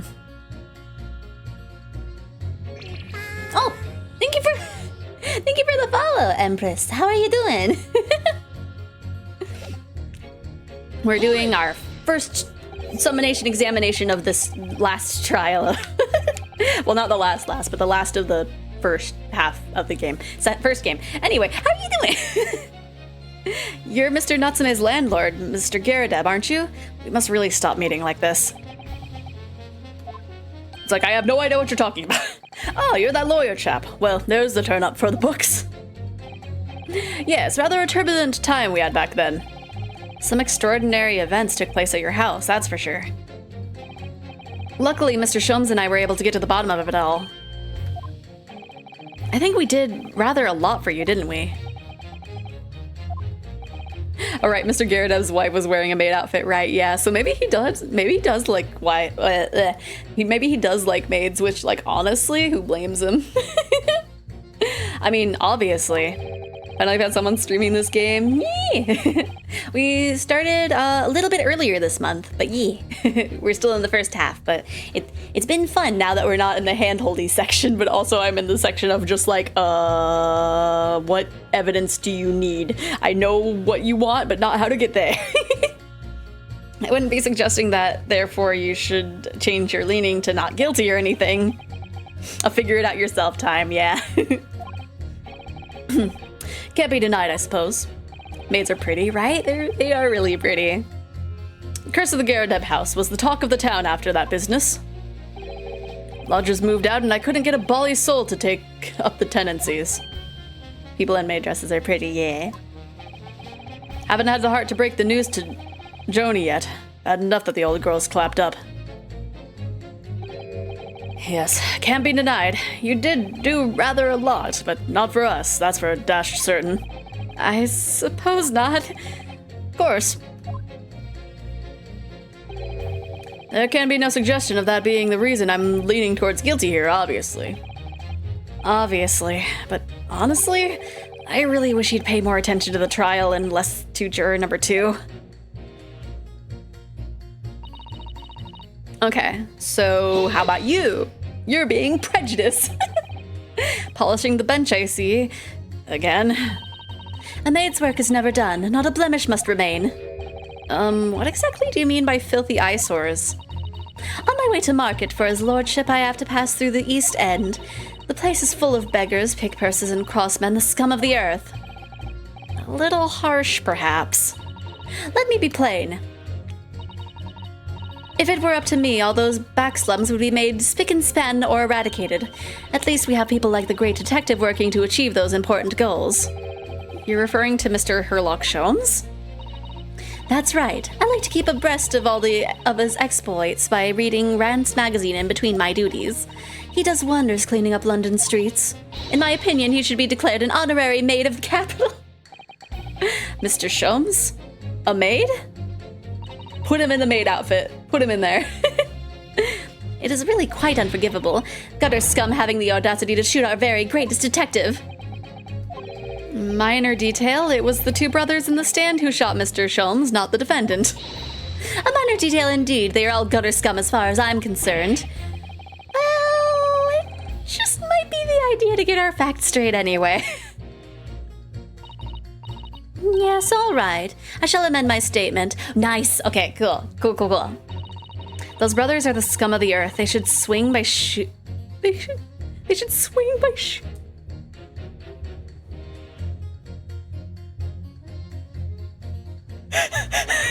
Her statement got even worse. She's like, okay, you don't want me to call them gutter scum? Okay, I'll say that they should hang for what they did. My goodness. Whatever happened to Markiplier, but he looks like stuff and people are roasting him for having. Yeah, because he made a post, saying it's like, guess what I got for my birthday, and posted him in the hospital, and so a lot of people are just like, Markiplier stay out of the hospital challenge impossible.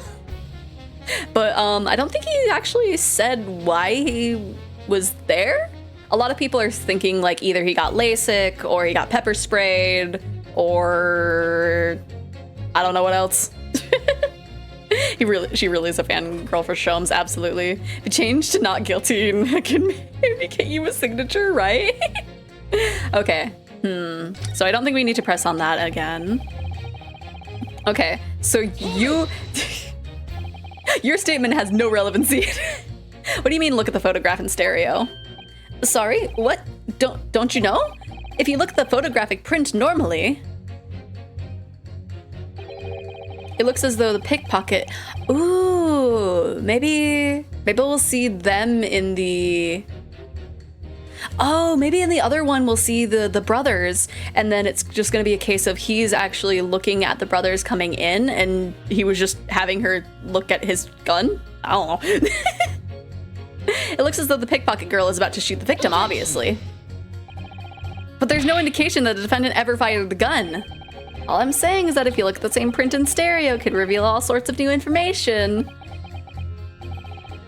By any chance, are you a fan of stereoscopes? Ooh, how did you know? Let's call it a lucky guess. It never gets old seeing two prints merge into one before your eyes. It's extraordinary, it's captivating, it's the height of modernity. Of course. Right, he would love 3D glasses. Oh yes, I think you'll find that the stereoscope is here to stay, giving us new perspectives we could only dream of before. It's the greatest invention the world has ever seen. If only it could give me a new perspective on this case, I might agree with you. Oh man, I thought maybe that was gonna bring up another picture.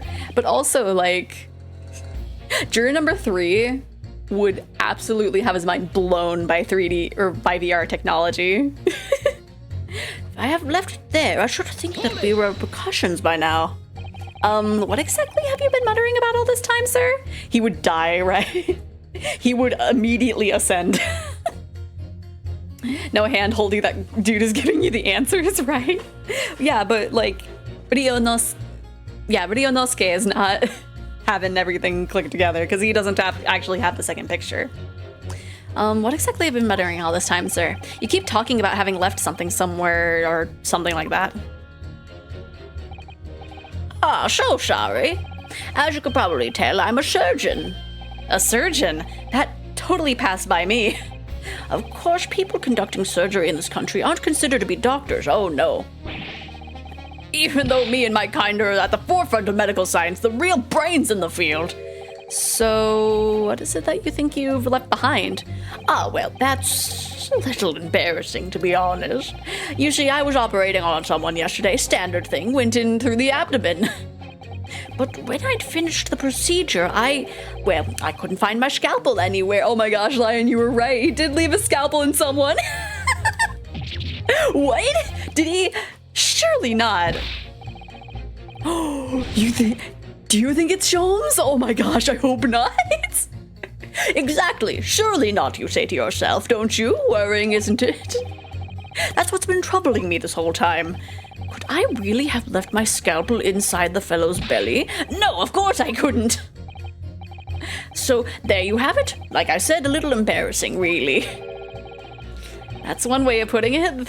The other is manslaughter. That's exactly my concern, and seeing as this case appears to be all but sewn up, I need to focus on trying to remember exactly what I've sewn up elsewhere. Now, I'm sure I've made sure everything was back as it should be. Well, as sure as you can be without being sure. I'm sure you need to be more sure. I'm gonna give 1800 Lender a heart attack, absolutely. Uses his head to knock because his hands are sterile. Oh, true. Okay, how about your thing? Sorry, radio transmission? What do you mean? Are you from the Far East? Stop. Yes, from the Empire of Japan. All communication with Far Eastern nations used to take place by mail. Royal Mail steamers take more than a month to complete the journey. Arrested number 4 for medical negligence and medical malpractice and criminal class. Are you from the Far East? Stop. Stop being from there. But now we have the electric telegram, so we can send messages using electric signals. Thousands of miles of cables have been laid along the ocean beds. What? Connecting the entire world. One day I'll read. Thousands of miles of cable on the ocean bed? Makes my head hurt just thinking about it. Oh, Yonosuke, you don't even know the half of it. You're well informed, young lady. But cables will soon become a thing of the past. Stop. And just when I was starting to catch up.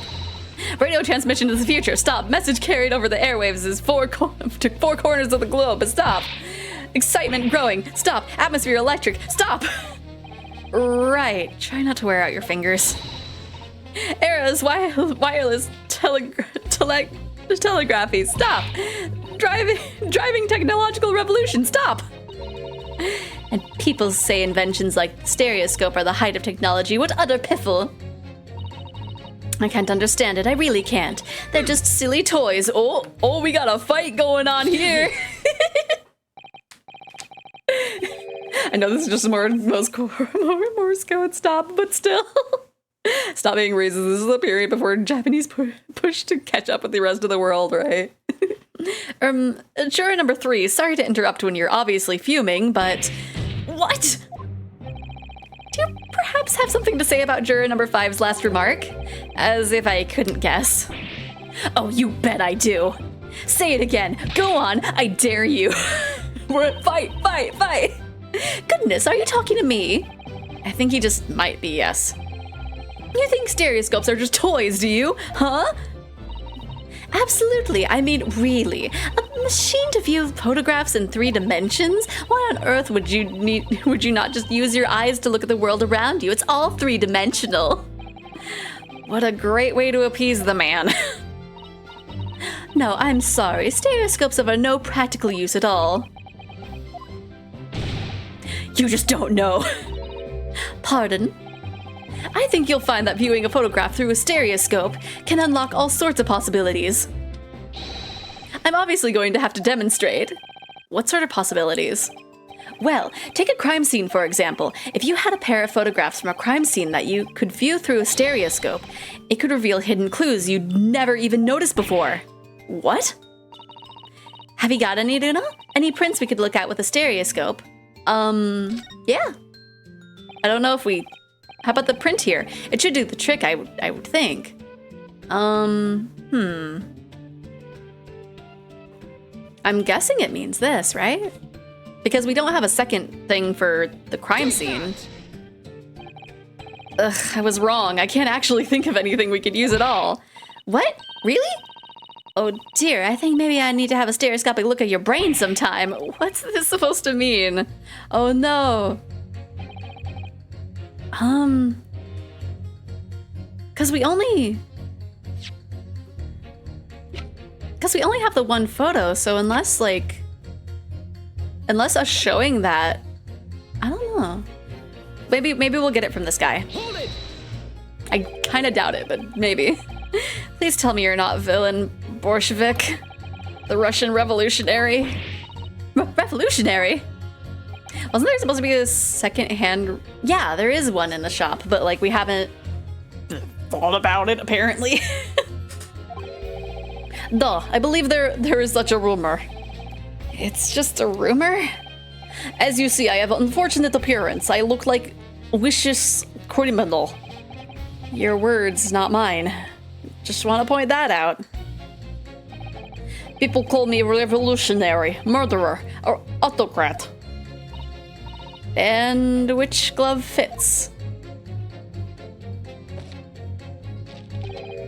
Good day, I am visiting London for sightseeing. I would like to take bus to Crystal Tower, please. Right, that didn't sound staged at all. You'll forgive me for having my doubts. To be treated like vicious criminal all the time. It is very painful. People do not realize. So I have much sympathies for these brothers. People say they are criminals only because how they look. The Skulkin brothers? Duh, maybe they went inside the pawnbroker shop, but they have done nothing wrong. That is all I want to say. The Skulkin brothers did nothing wrong that night? Alright, well, first of all, that's the one not so little misunderstanding I'll need to clear up straight away. Tell me something, Iris. What is it, Luna? The jurors are chosen at random from the inhabitants of London town, aren't they?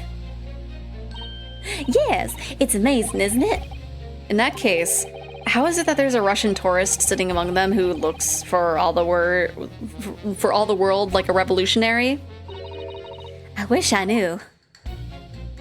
For the context, this takes place before Demon Slayer, which takes place during Japan's modernization period.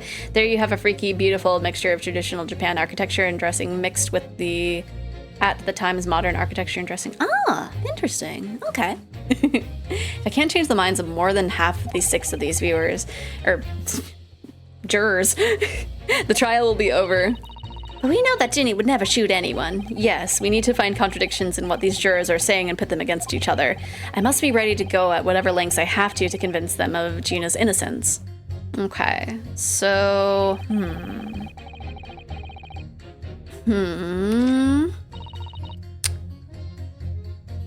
Brothers are scum of the earth. I think I would pit hers possibly against this one? Yeah. Yeah. Well, can at least try that one image you got. Yeah. I'll do this first and then I'll go back cuz I don't know if that'll be the thing. I don't know. Change my mind if that helps. These 2 statements clearly contradict each other. Good lord. Counsel, explain yourself. Oh my statement? Contradictory? Contradiction. Juror number 6, you've got the wrong end of the stick. I do not have stick. I have mouse. As juror number 2 said earlier, when the Skulkin brothers fled the scene of the night in question, they fired a shot from their revolver. Yes, they shot poor Mr. Sholmes in the abdomen, I understand. Surely you're not going to tell the court now that you didn't hear. Abdomen.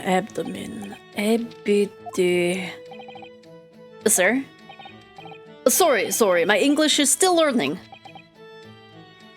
You are telling the court you didn't hear? Forgive me, I did not hear. Ugh.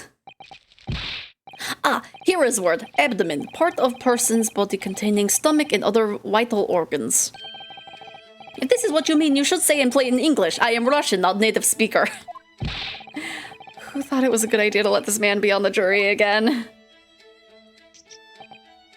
So, you are telling me these brothers who look like criminals are lying. They said before we have never done nothing. But truth is, they shot detective. This is double negative. Yes, that's exactly right.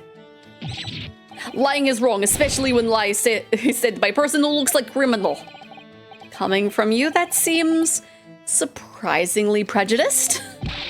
This means, when they said we never took nothing, maybe it was also big fat lie. Is this true? Well, according to the police report, no stolen goods were found, so... Enough, I trust no one now. It's not the mouse's fault though, sir. I must see with own eyes. I must investigate crime scene myself. I'm afraid that won't be possible. Yes, it is, Runo, easily. Sorry? With the prints from Hurley's red-handed recorder. Ah.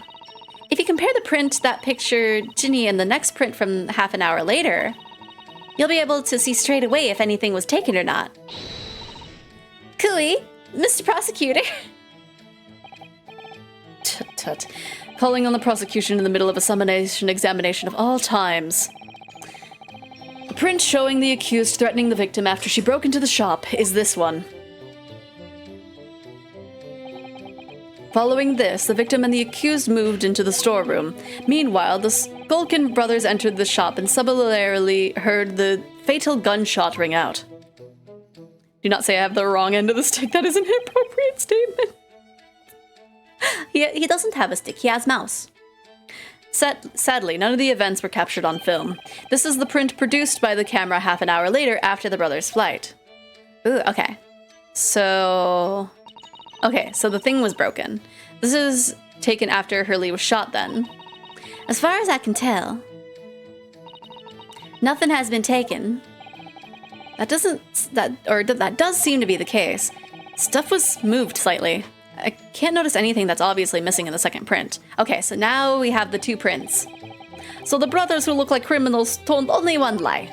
They shot men, but they stole nothing. It would seem so, yes. Good. No, not good. You are right. I did not understand the situation. Now I know brothers have lied. I think it is very important to continue with trial.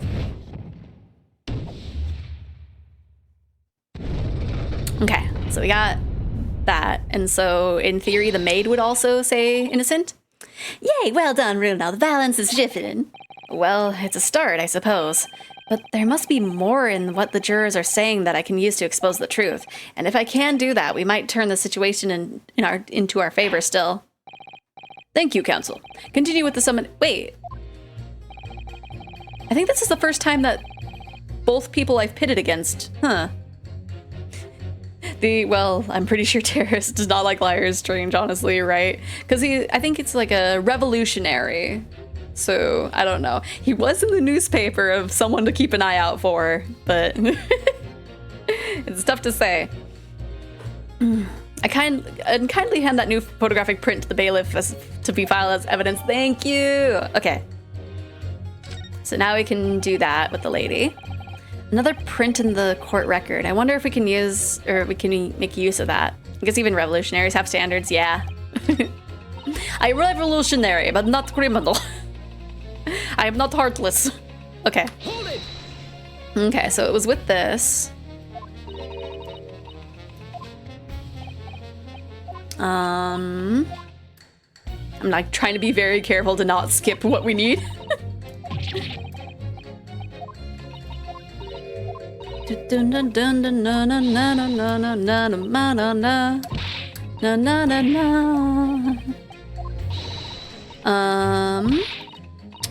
Then that. Okay. Okay, I think it's at this point. Can understand it. I really can't. They're just silly toys. Okay, now pursue that. I'm not revolutionary. Please show me Crystal Tower. Okay, so now we go through this, and then now since we have the two pictures, we can look at both of them at once and then see what has changed. I'm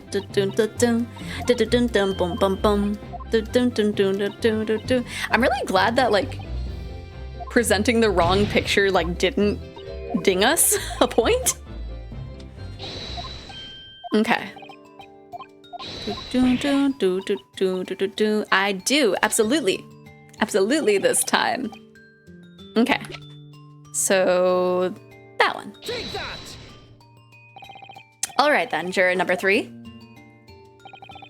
Are you saying you can do this with any two suitable photographic prints? Of course I can. Very well then, I'd like you to demonstrate. I'd be delighted to. Just give me one more print and I'll amaze you all. Okay, you can have this one then. Take that! All right, these two prints were both taken with the same camera in Windibanks on the night in question. Yes, I see. Tell me, Mr. Lawyer, do you know how stereoscopic images work? Do you understand the principle? Well, I think so. I did have a lesson only yesterday. Left and right eye images need to be the same, only with a slight shift in the position of some objects. Then when your brain merges the two images together inside your head, it notices the shift as if there was depth. Yes, exactly. It's that small shift between certain objects in the two pictures that's really important. So what happens if you use two photographs that are exactly the same then? No, obviously that wouldn't work at all. Not for seeing the scene three-dimensionally anyway. Oh, of course, now I see. Ah, I think the young girl has discovered the secret. I have.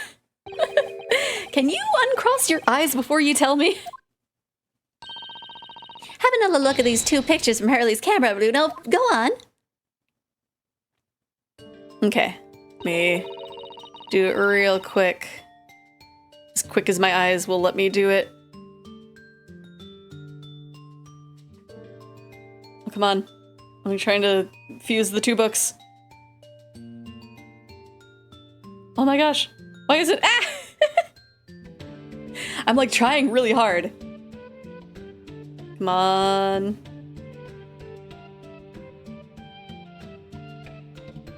Why is it taking me so long? Let me...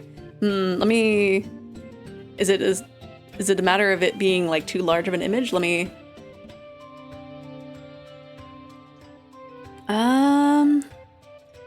Yeah, I think it's too large on my end. Let me... I am totally... I'm absolutely looking at the stream instead of the actual game to... Yeah, the thing is broken. I think? Like, I'm... Everything behind the book is, like, slightly scooted. I'm trying to see if there's, like, any other differences. Other than, like, what the two characters are blocking. Okay. I need to stop doing that before I get stuck. Thank you for the hydrate.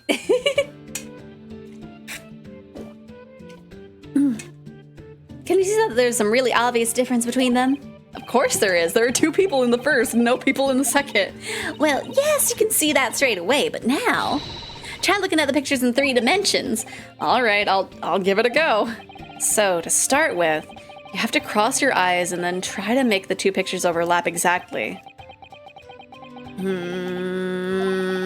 Let's see if by crossing my eyes I can make the quill pens from each picture overlap in the middle. Wait. Well, did you manage to see it properly, Duno? Yeah, I saw it. Ugh, what's going on with these two pictures? I like how it just heckin' tells you. It just sort of jump out at you. Yes! That's it, you see? That's the other amazing power of stereoscopes.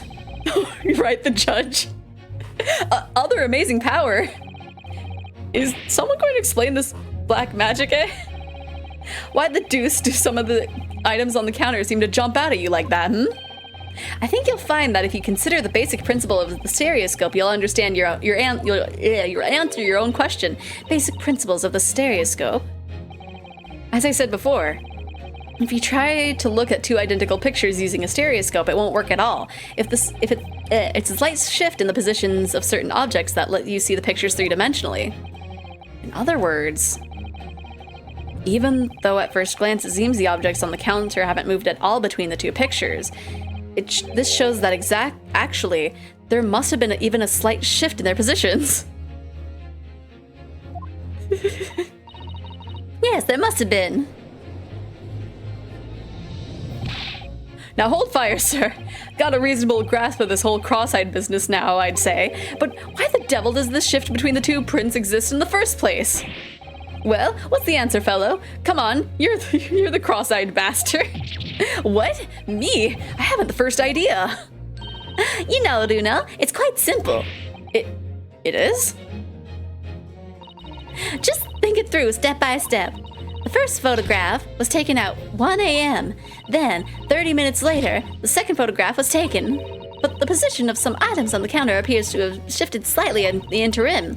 So that means that sometime in the half-hour interval, that someone must have tampered with the things on the counter. Zookers! Someone tampered? New information, stop. Not mentioned in the testimony so far, stop! Yes. We've had to go around in circles a little here, it seems, but I'm starting to see what I should be aiming at in this summonation examination now. Ladies and gentlemen, the question now is clear. We know the items on the countertop were moved, but by whom? Are you suggesting you might know? Of course.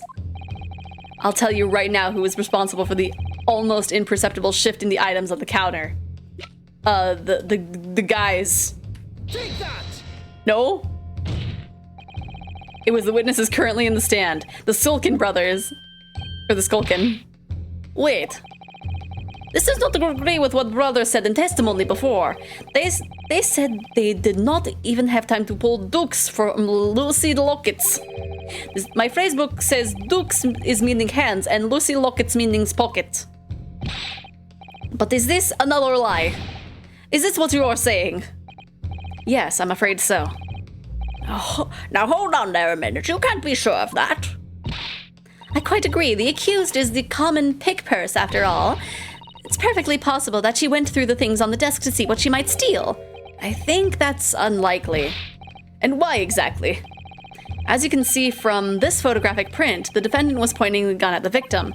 It would seem, as my learned friend indicated, that she was coercing Mr. Windibank to open the storeroom door. In other words, Miss Lestrad's interest lay within the storeroom, not on the main shop, giving her no reason to touch anything on the counter. All of which points to one thing. The Skulkin brothers have omitted key facts in their testimony. The accused is a pick purse, common gutter trash. Why look any further for the wrongdoer here? Because the Skulkin brothers are thieves, madam. No better, in fact worse, than a pick purse. I believe that these brothers were looking for something on the victim's counter that night. Ladies and gentlemen of the jury, if you would condemn the defendant on the grounds that she's a pickpocket, would it not at least be right and proper to thoroughly scrutinize testimony given against her by two thieves? Well said. I, for one, would like to hear more from that shady pair. Juror number 6 is about to jump over the counter and whoop some lie, right? Just, how dare you lie? You are sentenced to death. Can you all see now? I think you'll find stereoscopes aren't playing things. You've seen their extraordinary potential firsthand.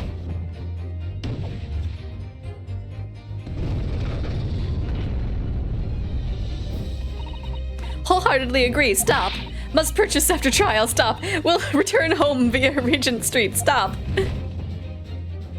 Oh my gosh, did we turn everybody? Or is it just gonna be 1 and 2? Okay, 1 and 2 are still like, Well, it would seem this trial has yet to run its course. The ladies and gentlemen of the jury have declared their inclinations via the mighty scales of justice. I hereby call this examination to conclusion with the balance altered in the defendant's favor. 2 lean to guilty, 4 lean to not guilty. Accordingly, the jury is without consensus. And I order this trial to continue. Yay, well done. Oh, by the way. What? You should hold on to this, Bruno. You never know when it might come in useful. Twice in one trial would be unusual, surely, but all right. Okay. Lord Van Zeeks. You will instruct the witnesses to the court demands additional testimony from them. Why is he asking Shirley? I don't know. I'm sure it won't spoil the bouquet, or the bouquet to do so, my lord.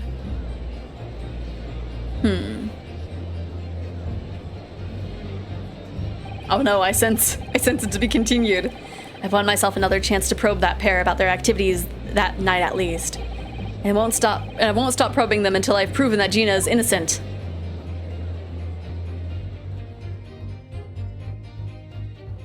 Yep. Too bad it's too early to end stream. maybe there'll be another to be continued in the time frame.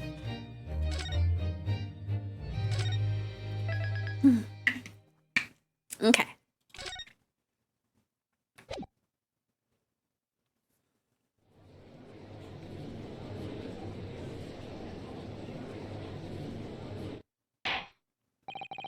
Order, please. Let us resume proceedings. Witnesses, you will now retake the stand. All 3 of them. He's just like, I honestly don't know why I'm here. Oh, well, no, he is keeping an eye on them, so. As it turns out, the Skulkin brothers do be Skulkin, right? I presume you heard the defense's counsel summonation examination. Oh, yeah, Governor. I did, Gov, I did. Mr. Skulkin. God blimey. This is going to be hard work. Earlier in this trial, you gave the following testimony about your actions after you entered Windibanks. Well, it was bedlam soon as, weren't it? It was, Nash, it was. Wouldn't even have time to pull me dukes out of me Lucy lockets. The Shortman's jowls are very floppy, absolutely. However, that was a lie. You brothers. God blimey. On the night in question, you rifled through the items in the victim's counter. We never done nothing of the sort. How'd you figure that out?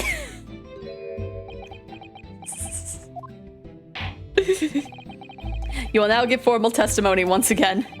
You will tell the court precisely what happened on the night in question, and this time you will tell the truth. Each lie that passes your lips serves to increase the severity of your punishment. And that, gentlemen, may deal a crushing blow to your chances of ever seeing the light of day again. Criminals of the century, absolutely. A thought worth pondering, perhaps. Say no more, Gov, we hear ya. We'll plan, we'll speak, we'll preach. We'll preach. Okay. What do we got here? Alright, we did knock a few things over, but we weren't rifling through nothing. It was when we heard the gunshot scene made us both jump and all that stuff went flying. Bottom bulk. Do you think he just has a wooden crepe and he... Absolutely. It's like, I don't know. Did, oh gosh, what was the guy in the, like, original series? Gabbett? Something like that? That has, like, a similar thing with coffees. It's if they ever explained that, then that's probably what Van Zeeks is doing. Lummy, it didn't have to give me a fright. We was thinking the chute had come out the door and get us next. We stuck everything back when we found it and scampered straight into him in the black. We couldn't have shot the pawnbroker, see? We never had a chance, did we? So you admit to the defense's accusation. I got its mugs, yeah. You did indeed ransack Mr. Windibank's countertop on the night in question. Not ransack, Governor, no. That's right, Nash, that's right. It's more like we tidied up, yeah. Van Zeeks is just like, you guys really need to stop announcing these. Your trial is going to be after this one. Oh, sorry. By their own admission, these brothers entered the pawnbrokery under dubious circumstances. However, they panicked and fled on hearing the gunshot, having first made good their mess. Okay, but they said that they stuck around. I guess that would have been what they stuck around for, quote unquote. The way you say it, we hardly sound like roughs at all. We don't, Nash, we don't. Can't you make us sound a bit more cutthroat? It can't just be coincidence that these men showed up at Windibanks that night. There's more to their testimony than meets the eye. I'm sure of it. Okay, time to press everything. The non-stop fountain of pre-jury pouring out from their mouth reminds me of the pouring of grape juice from my hollowed bottle into my hollowed chalice. Absolutely. Just in his mind, it's just like, I want to hate these guys so much, but they're not Nipponese and they're not rich, so I don't have a good reason other than their... Okay, time to press everything. If that's the case, then why didn't you testify to that effect in the first place? Well, you know, we ain't exactly squeaky clean, are we? We ain't, Nash, we ain't. If we admitted to something like that, people would think we was up to no good. Where said Wingo, my old China? We'd only land ourselves in even more trouble. And in fact now, as a result of lying in your previous testimony, That's exactly what you've done. Landed yourself in even more trouble. I hate them only slightly less than the Nipponis over there. Well, that's rotten luck. Says the rotten apple eater. Witnesses, explain your actions to the court. Why did you ransack the victim's counter? We never ransacked nothing. Right, Nash, right. More like we tied up the place.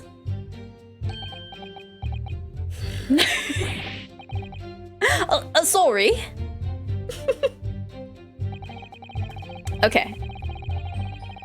Hold it! Why did the stuff go flying? Because you jumped. So what you're saying is the sound of the gunshot shocked you so much you knocked all the things off the counter? It's like, I'm gonna throw my chalice at your head in a minute. Well, it shocked us. It shocked one of us that much, yeah. This bag of nerves needs to learn to keep his shirt on. Look, it was loud, all right. Blimey, me and dead granny would have woken up at that bang. Big bruv here screamed like a bloomin' baby and fell on the counter. He knocked over a load of books, a candlestick, and some skull whatnot. They got tangled in some marionette, what knocked over a picture frame, what knocked over them scales on the floor. You've really mastered working quietly then. What a racket, me granny would have been scared into a grave at a clatter like that. So in short, the gunshot took you by surprise. And then some, when it was quiet as a mouse in the bam! Excuse me. Inspector Gregson, do you have something to add? Like I keep saying, I don't appreciate being lumped in with these scoundrels. Gregson furiously munching his stress eaten. No, something to add about their testimony. You seemed to react just now at what Mr. Skulkin said. Did it make you think of something? It's probably nothing, of course. I wouldn't even bother to mention it, only... Well, the fact is, cases don't get solved if you ignore the little details. How about you just tell us what's on your mind? His poor cholesterol, right? As you know, we brought these fellows into the yard for questioning last night, and the statement they gave then told a slightly different story to what they are saying now. Did it? You claimed you heard the victim shout something out before the gunshot. Might have, Gov, might have. Does ring a bell now you mention it. Granted, it's only a minor detail, but still. I can't help feeling like perhaps you've been a bit sloppy with your testimony here, eh, fellas? If I discover the witness's testimony was any more sloppy than it has hitherto proven to be, I shall be forced to bring the very harshest punishment to bear against them. Easy, easy. We'll get it right this time. That's it. Yep, it's all coming back to me now. Then speak! Supplement your testimony with whatever details have miraculously returned to your questionable minds, sirs. Right you are, Gov. Just before the gunshot, we heard a voice yelling out, "Give me that gun!" Hold it! So in fact, you heard the voice and the gunshot almost simultaneously? We did, Gov, we did. Altogether, I suppose, if you're being honest, we heard a kind of wavering voice before the yelling all. If you don't want to get shot, give me that gun. Bam! Kind of thing. It's very interesting. A career in acting tragically missed. And where were the voices coming from? Could you tell? Of course we could. From the other side of the door behind the counter, what was? From the storeroom, where the victim was found dead? And the voice you heard, it was that of the victim, Mr. Windibank? On me granny's life, of course it was. On his granny's life, of course it was. So that would mean that you both knew Mr. Windibank and the sound of his voice?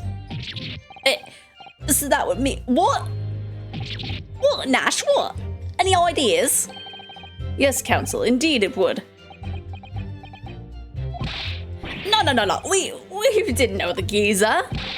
How are we supposed to deny it when that bloke is in the fancy globbers got giving us the evil eye? If you value your lives, you will ensure your testimony is accurate and true. On me granny's life it is. On his granny's life it must be. It's a good job his granny's dead. To summarize then, immediately after hearing the voice of the victim, you then heard the gunshot, causing you to stumble and upset the items on the counter, scattering them all over the shop floor. You make it sound like we're clumsy. Don't forget we tied it up after, like, good little boys. Anyway, the way I see it, like, what owned the place was holding the gun, so we were... Okay. Hold it! That's also been supplemented. You're saying that Mr. Windibank had a gun in his hands? Oh yeah, bet that was a sort, eh?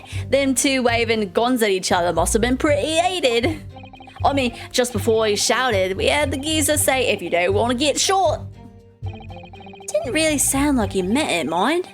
More of an empty threat, you could say. Mr. Windibank was known to keep a revolver on his shop counter at all times. People say that to protect the articles in his keeping, he'd readily put a bullet in someone's head if required. That's someone being himself, of course. Good grief, extraordinary devotion indeed, if alarmingly misguided.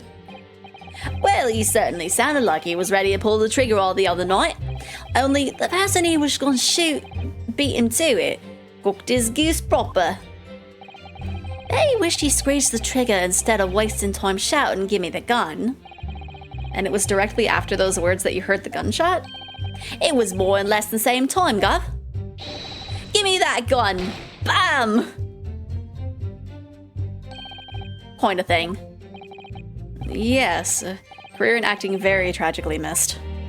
Then we had the sound of someone hitting the deck. Before everything went dead quiet. After that, he done a slap-up job tidying the place up. Or we did, not he did. Hold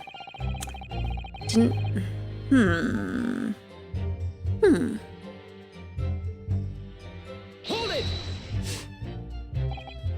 So you didn't try to open the storeroom door then? Not on your life. It went deadly quiet after that, it did. Put the wind right out of me. Well, anyway, the door was locked, wasn't it? No way that was opening. Yes, of course. It was locked from the inside, or so we've been led to believe. It was, Gov, it was. From the inside. Right. We had no way of knowing... We had no way of knowing what was going on in there, did we? Unless there was some other way to get a view of the inside of the storeroom. Like through the keyhole or spy hole, perhaps? Don't ring no bells, don't light no lights. We had to cut and run before we noticed anything like that. We'd still cutting our teeth in this game, see? But one day... we'll really cut the mustard. Please, cut it out. But as we know, behind that door was the victim's lifeless body, with the accused not 2 feet away. Yes, unfortunately. Gina was there unconscious with a gun in her hand. To confirm, would it be correct to say that neither of you set foot inside the storeroom? That's right, Gov, that's right. Couldn't have, even if we wanted to. How do they see them right? Like... Unless they said that it was like... Let me look back.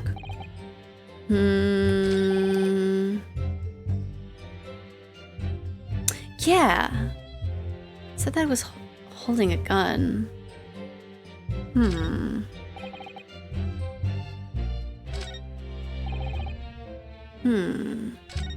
I'm gonna keep pressing, but we will come back to that one. I think if we show them the 1 a.m. picture, that might be something worth following. But I'm just gonna see if there's any other evidence from pressing. So whereupon you fired a shot from your own gun at Mr. Herlock Sholmes. Oh, we was a bit hasty there. We was, Nash, we was. Truth be told, I was already shaking like a leaf when you lot turned up. If you're shaking like a leaf, don't put a loaded gun in your hand. Good advice, miss, good advice. Truth be told, me mind went totally blank. Both your minds goes... Before your mind goes totally blank, make sure you don't have a loaded gun in your hand. Mental note made, miss. After that, we legged it down the street, and apparently we looked dodgy to the corpers of summit, so they clapped the derbies on us like winking. And after you've been handcuffed, the police found this revolver in your possession, correct? Well, yeah. But listen, that proves it, didn't it, eh?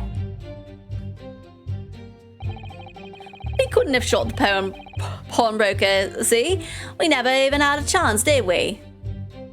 Hold it! And why should we believe that? What? 'Cause it's true, isn't it? The place was totally empty when we went in. And at that time, the victim was already in the storeroom, having been forced to open the door by the accused who had the gun to his head. Personally, did not like their little acting bit. In other words, on the night in question, those two witnesses never even laid eyes on the proprietor of the pawnbrokery, Mr. Windibank. Correct? You've got it, mister. Down to a T. So the Skulkin brothers never actually encountered Mr. Windibank? Is that really true, I wonder? Absolutely not. Since didn't the Windibank get shot in the back? Yeah. Yeah, so if it was immediately after, yeah. That's it? That's the full extent of their testimony? What is it, Bruno? You look perfect. You look very fierce. I could pour you some herbal tea if you're tired. Oh, thank you, but I'm fine. Being such a logical thinker, you'll probably laugh, but I feel as though those brothers are still hiding something important. It is nothing more than a feeling, though. I have no proof to support it. Well, feelings can be very logical at times. Sorry? People's expressions, the movement of their eyes, the words they choose. You can take it all in and your brain will quietly analyze it to come up with a feeling like you describe. You've concluded that there is something suspicious about this testimony without knowing why, that's all. I think you should trust your instincts. Iris, thank you. Sometimes I think if she's 10 years old, I must be 5. Okay, so let me see, where was it? I think it's this one? Yeah, so we would present the picture with them. Objection! Yeah. You're saying that on the night in question, the victim, Mr. Windibank, was wielding a gun. Is that correct? That's it, Gov. You got the picture. He has, Nash, he has. No question. And yet the photographic evidence from the time of the incident clearly shows that Mr. Windibank was not in possession of a firearm of any description. Objection. You surprise me. Does the defense really intend to highlight evidence that compromises the position of the accused even more? Furthermore, the defense has failed to establish that the photographic print presented was taken a suitably short time prior to the victim's death. Your chronology is severely lacking, counsel. Yeah, that's right. Too right, Nash, too right. The old geezer could have been about to turn the tables on the girl, eh? Hardly likely. No, I'm afraid this won't stand as conclusive evidence. Ugh. But the music stopped. Continue with the cross-examination, counsel, and heed my earlier warning, witness. Skulkin's never skulkin'.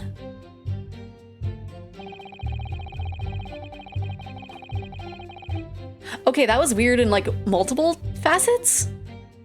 Because it had the music stop as if we were right. But they told us we were wrong, but we didn't get penalized?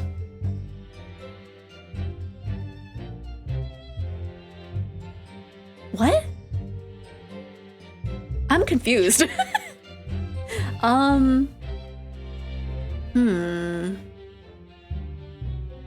So he should have just fired instead of yelling at the girl.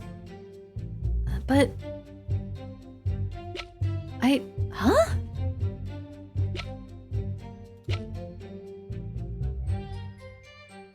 What do we do with this information?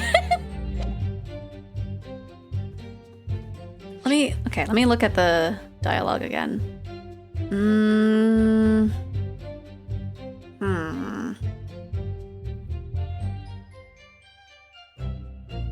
Yeah.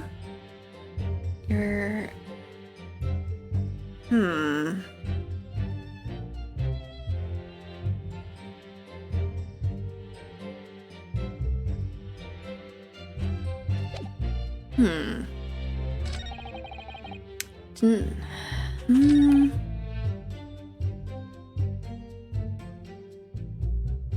Like, there's obviously something with this statement.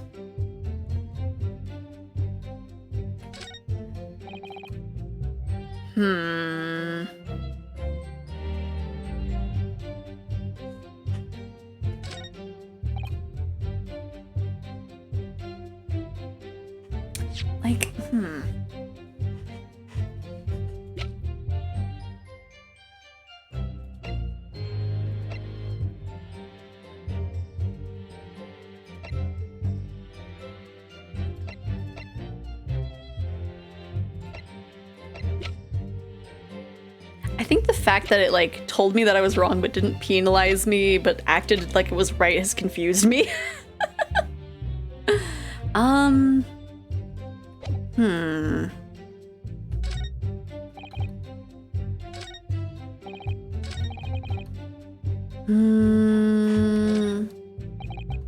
Stuck everything back where it went.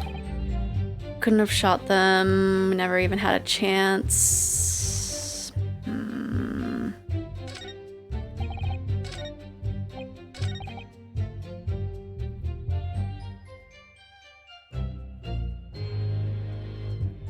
It's just so weird because this is the one that's out of place. But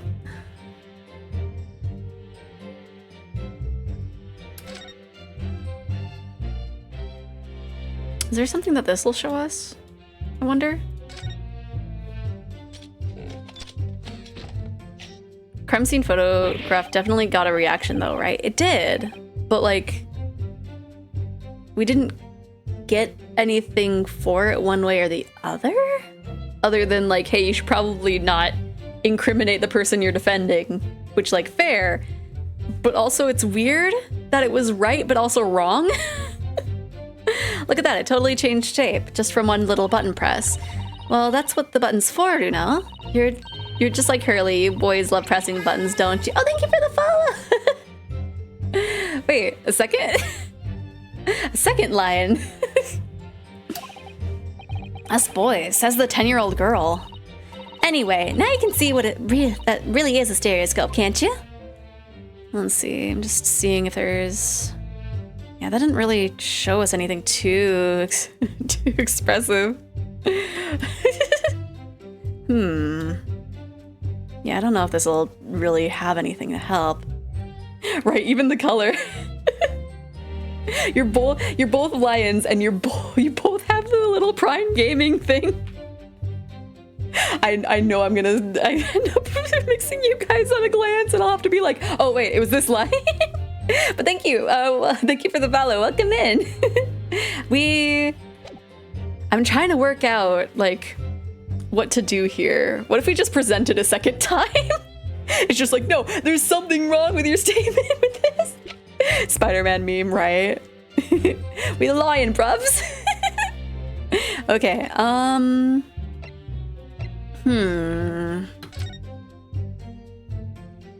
yeah, nothing would have really shown from this one.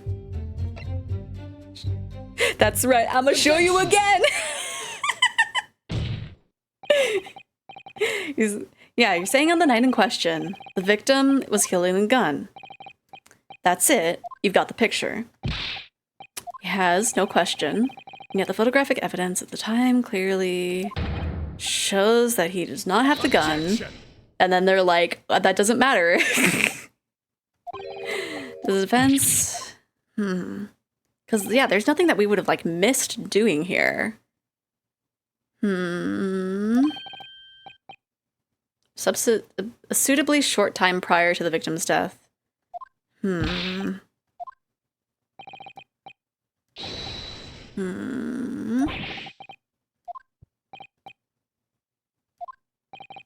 So it's not... So because it's not conclusive evidence... But there's obviously something that we need to present in that statement. This is the same thing. Wait, maybe in a... I don't know if the other picture would show anything. What about the one with the bullet hole? Maybe? I don't know. I will save here.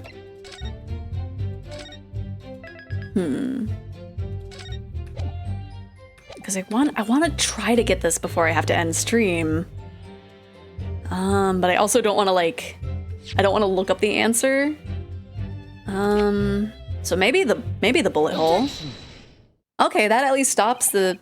But then they might be like, oh, that also incriminates. So you're saying that on the night in question, the victim, Mr. Windibank, was wielding a gun.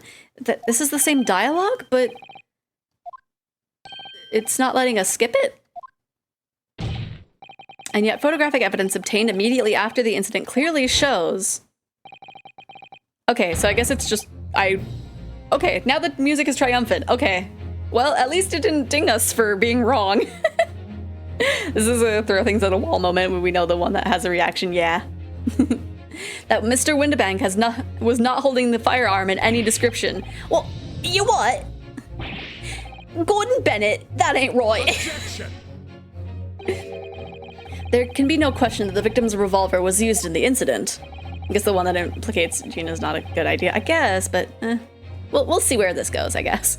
I would remind the court that Mr. Windibank's gun was found at the scene. Not only was it identified as the murder weapon, but it was found in the accused's hands. Okay, well, this has a better reaction than the other one. Yeah, that mortal used the victim's own gun to finish him off. Give me that gun! Bam! Kind of thing. Stay exactly where you are, right there.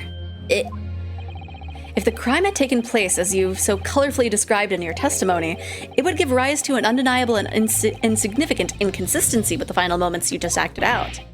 Goodness, are you sure, counsel? You intrigue me, my learned friend, but let's see some evidence to support your claim. Where's the proof that demonstrates the inconsistency with the witness's portrayal of the victim's final moments? The fact that it went through his back? Why do they imply it was a front shot, right? Whoops.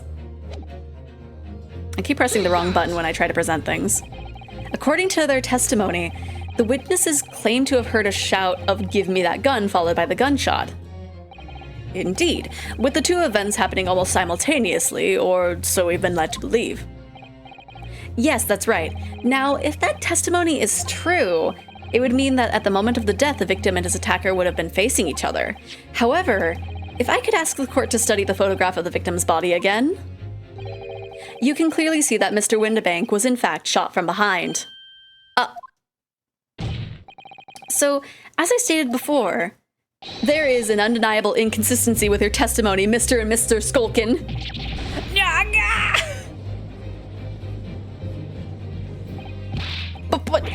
But it's the God's honest truth. It is, Nash, it is. When he was shot that night, shopkeeper had a gun in his hand. We saw it with our own bleeding eyes. Did I hear you right just now? You actually saw Mr. Windibank holding a gun? Something like that must have slipped out. Now where's the third Skulkin? Can call him Mr. Right. Well, it's a mystery. They're thinking that it's Gregson? Is that his name? I keep forgetting his name. But they're thinking it's the one guy, and he's just like, stop it. There's a blatant image of him, I think. Ladies and gentlemen, you have all just heard the admission of these two witnesses. that on the night in question they actually saw, with their own eyes, the victim wielding a gun. That can only mean that despite their testimony to the contrary, the Skulkin brothers must have encountered the victim in person. Nash, Joke about it, but there is a third brother, right? Somewhere, we don't know where. Order, order, order! They're goobers, absolutely. I think they're just playfully putting him in. Maybe. Witnesses, explain yourself at once. well, the thing is, it weren't supposed to, It would seem that my previous warning fell on deaf ears. I made it quite clear that false witness would be the death of you. Am I to understand that you replaced the untruths of your own original testimony with renewed lies? Ever so sorry, Governor. Truth is, see, we, Cut it out, Nash, cut it out. If we blab now, you know what it'll do to us. He? Who are they talking about? Let me make your position here perfectly clear. You will talk. There is no other option available to you. Oh no. Bruv, come on, the game's up. But it'll have our guts for guys.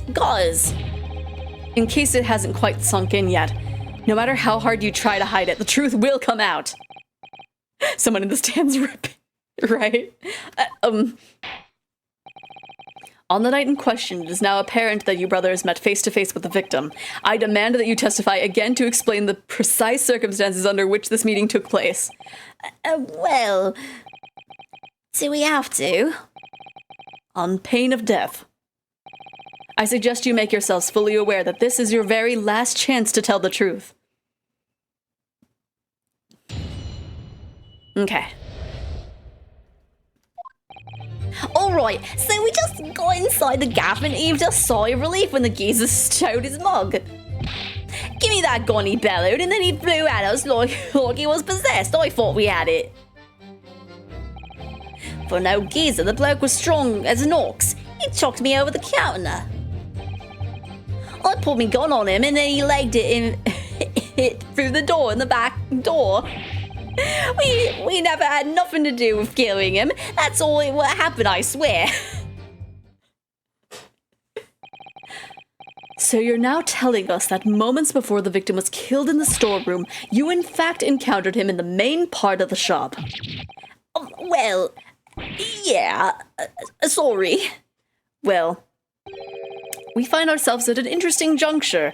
This changes matters considerably. But honest, Governor, this time, Nash, we ain't got nothing more to hide. Very well. Counsel for the defense, you may proceed with your cross-examination. Yes, my lord. This is it. The moment I've been waiting for.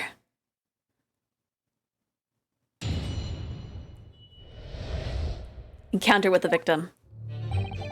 Alright, so we just go inside the Governor. Okay, so let's just press on everything. When you say geezer, I presume you mean the victim and the proprietor of the shop, Mr. Windibank? Well, sorry, I mean, that's right. We was keeping a close eye on the entrance of the gaff, obviously. But we never thought no one was gonna come out of the back room like that. The back room being the pawnbrokery storeroom?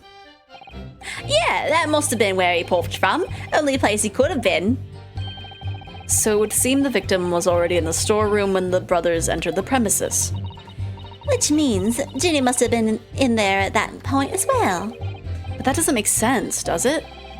If Gina had threatened Mr. Windibank into the storeroom with her at gunpoint, then why would he have emerged from the same room all alone when the brothers arrived?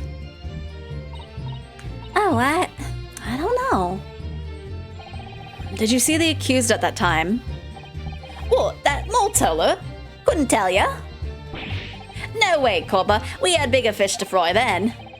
I mean, the old geezer just lost it. Okay, I'm gonna tell my elf that it'll be like a little bit long. Oh, gosh. Little over... Little past 6. There we go. Yeah, my elf. Okay, give me the gun. You mentioned that Windabank shouted these words in your previous testimony too. However, you claimed that you heard him yelling them to the other side of the storeroom door. Oh, did we? But the truth is, he was shouting those words at you, wasn't he? Well, yeah. Was the victim, Mr. Windabank, wielding a gun at the time? Was he ever? Blimey, lummy, a great ugly barrel he had pointed straight at me front his face. So what you're saying is, you definitely saw Mr. Windabank with the gun at the time, is that right? It is, Gov, it is. Spot on. Then all of a sudden he came at us, he did. It was bedlam. Didn't know who was going for who. You were clearly all going for each other. Like Nash said, we thought we'd had it. I mean, for an old geezer, the bloke was strong as an ox. Hold it! Yes, I noted that you mentioned the counter in your previous testimony too. Honestly, if Windabank rushed these two jokers, it'd still be pretty impressive, right? Like, I can imagine, since we know that, like, he'd rather shoot himself than, like, shoot anybody else, I can only imagine that it's one of the things where he was holding it at himself and be like, hand me the gun!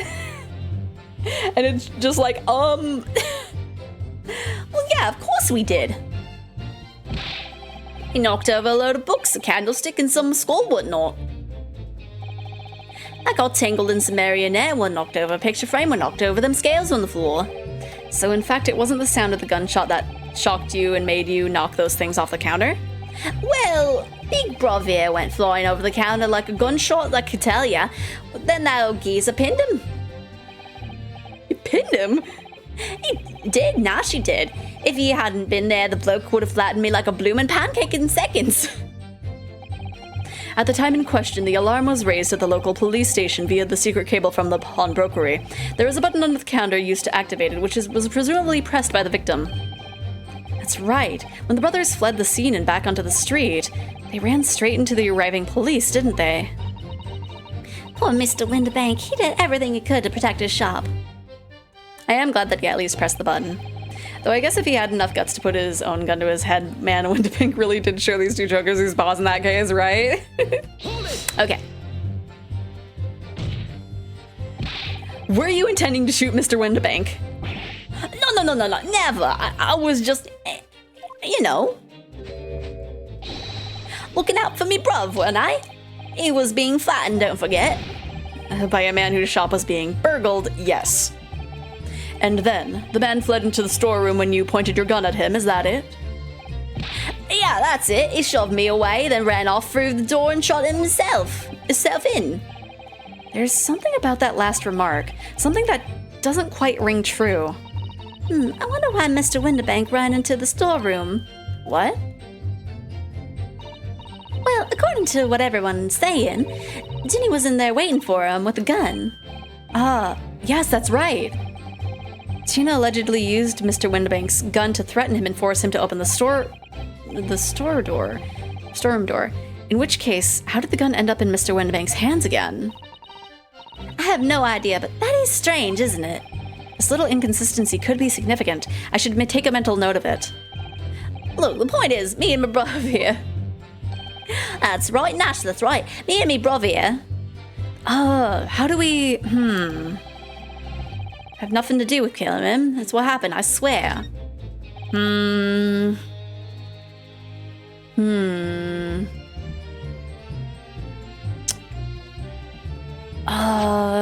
Maybe... I'm just saving real quick. I think maybe this is where we would show the image of her having the gun.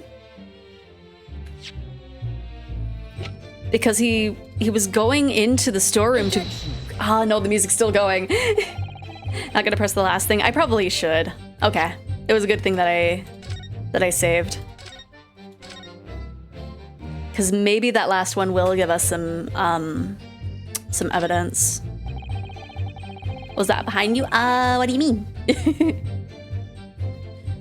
Let's see, we'll press on that.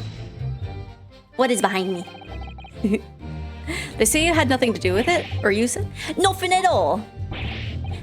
Nothing, Gov, nothing. The old geezer went and shot himself in the back room, didn't he? I mean, yeah, my wings. Are you talking about my tail? Is that what you're talking about? Is that what you're wanting to see? You wanted to see my tail, Sean? Looked, it was from the inside. We know it was because we tried to open it. But it's a decent door, that one's good and strong, wouldn't budge an inch. Yeah, large tail. So in the end, the situation remains unchanged. Okay. Inside the storeroom with the pawnbroker, there was only one other person. I'm not gonna lie, I didn't know you had a tail. You didn't know I had a tail? Well, now you know. A sole person who had possibly shot the victim, the accused, Miss Gina Lestrade. It would indeed appear so. What say you to that, counsel? I don't know. Was there anyone else apart from Gina who could have possibly shot Mr. Windibank? I mean, the person... It's obvious. Mr. and Mr. Skulkin, that's my answer. What? What's that look for? From the moment you admitted that you had encountered the victim face to face that night. The course of this trial changed completely. It did? What is your point, my learned friend? The question we must Oh no, the accent is spreading. The question we must answer is who could have shot Mr. Windibank. And in the belief of the defense, the defendant is not the only possible answer at all. If he ran back into the room and the bullet went to his back, right? Right? You have my attention. In that case, let us return to this plan of the premises. The victim was killed in the storeroom, which was locked from the inside. Those are the facts. So pray, what other possible answer to the question of who shot the man could there be? Counsel, you must now provide answers to the court in respect of two conundrums. Two, my lord? Twice as many chances to be right, maybe? Indeed. Namely, from what location did the culprit shoot the victim? And furthermore, where was the victim at the time? Understood, my lord. Are you alright, Bruno? I'm not entirely sure, but there's one thing I'm sure about. If I can prove that there's a credible new alternative to what happened, it would change Gina's prospects hugely. I mean, this means the door was open at the time, right? So now, time for some clarity. Show the court on this plan the answers to the question posed by his lordship. If you believe someone else could have killed the victim, indicate from where the person could have fired the gun. I mean, how specific do I need to get? Because it would be like from, like around here, right? Unless Windibank phases through doors, right? Behind the counter at the least, right? Yeah, so somewhere out there. Did the murder by accident, right? I was hungry, I'm sorry. Take that!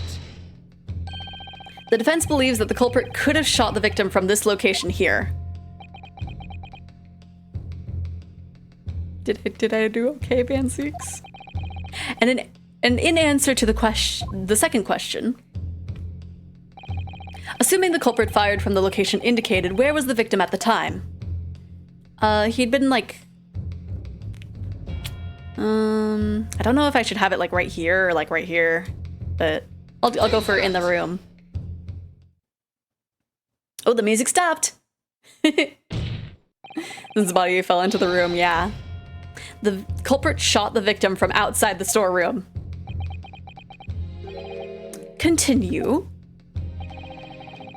Mr. Windibank died instantly from a bullet wound in his back. Looking at the stain of blood in the storeroom floor, it doesn't appear that the body was moved after death, which tells us that he was almost certainly shot while he was in the storeroom. However, the crucial point is, where was the shooter when the fatal bullet was fired?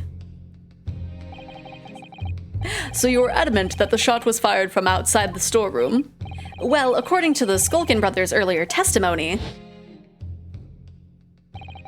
Oh, pulled me gun on him and then he legged it through the door into the back room. If Mr. Windibank ran away through the door, we have to assume that the door was open at the time. Oh. It was at precisely that moment when the victim was fleeing for his life that these brothers had the perfect opportunity to shoot the man in the back once he was inside the storeroom. Come to think of it, do you remember what the prosecutor said at the time of the start of the trial? Moving on to the findings of Scotland Yard's coroner, his report states that the bullet entered the body on a rising diagonal trajectory. It means the victim was likely shot by someone significantly shorter in height than himself. Poor man, shot while he was running as fast as he could to safety. Of course. He would have been leaning forward as he was running away, so even if the bullet was fired horizontally, it would still have entered his body in the upward trajectory. So the culprit isn't necessarily someone shorter than Mr. Windibank. I'm sure my learned friend can't have forgotten that the storeroom door was found closed and locked from the inside. You claim the victim was shot as he fled into the room. Do you also claim his corpse was dexterous enough to turn the key in the lock? But what if someone else locked the door? Yes, there is someone else who could have locked the storeroom door. Is that so? Very well, counsel. Present your hypothesis to the court. In the scenario just described, the defense's assertion that the victim was shot from the outside of the storeroom. In which case, who shut and locked the storeroom door from the inside? Obviously, who else was in there? Obviously, the person who locked the door was the only other person inside the storeroom at the time.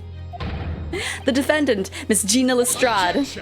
Or Lestrade. I've probably been mispronouncing your name the whole time. That's absurd! You're suggesting that the accused deliberately engineered the sealed room? For what possible reason? Such actions would only serve to tighten the noose around her neck. I'm inclined to agree, I must say. Well, counsel, I haven't thought that far yet. Yes, that's a tricky one, that, isn't it? Half-baked notions have no place in my courtroom, counsel. Remember that, please. Lestrade. Okay. So I don't think I've been mispronounced. I don't know. But of course Ginny would have locked the door. It almost goes without saying, doesn't it? It does? Well, if I was Ginny in that situation, I know I would have locked the door as quickly as I could. I mean, those two burglars had just fired a gun in her direction, hadn't they? Oh, yes, obviously. Before the two brothers arrived, Miss Lestrade and Mr.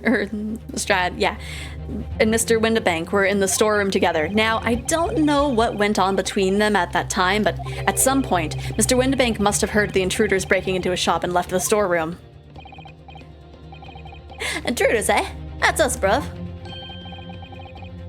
If your theory is correct, it would leave the accused alone in the storeroom.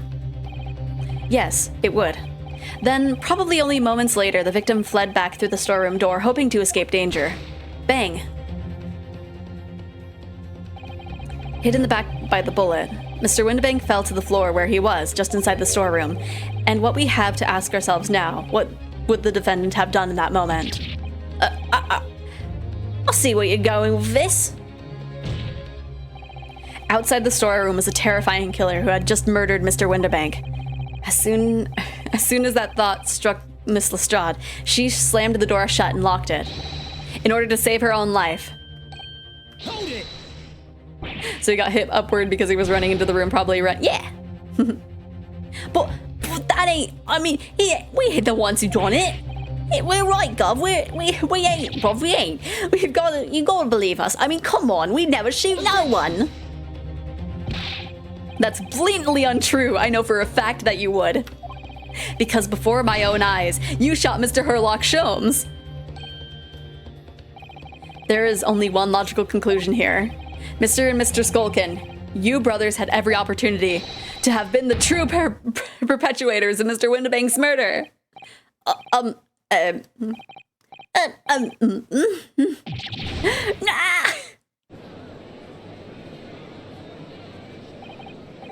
Where does this leave us? You mean to say it wasn't the pickpocket who shot the pawnbroker after all? I should have known that it was those three brothers. They look as shady as the dense forest. That's amazing, Runo. All the members of the jury seem to firmly be on your side now.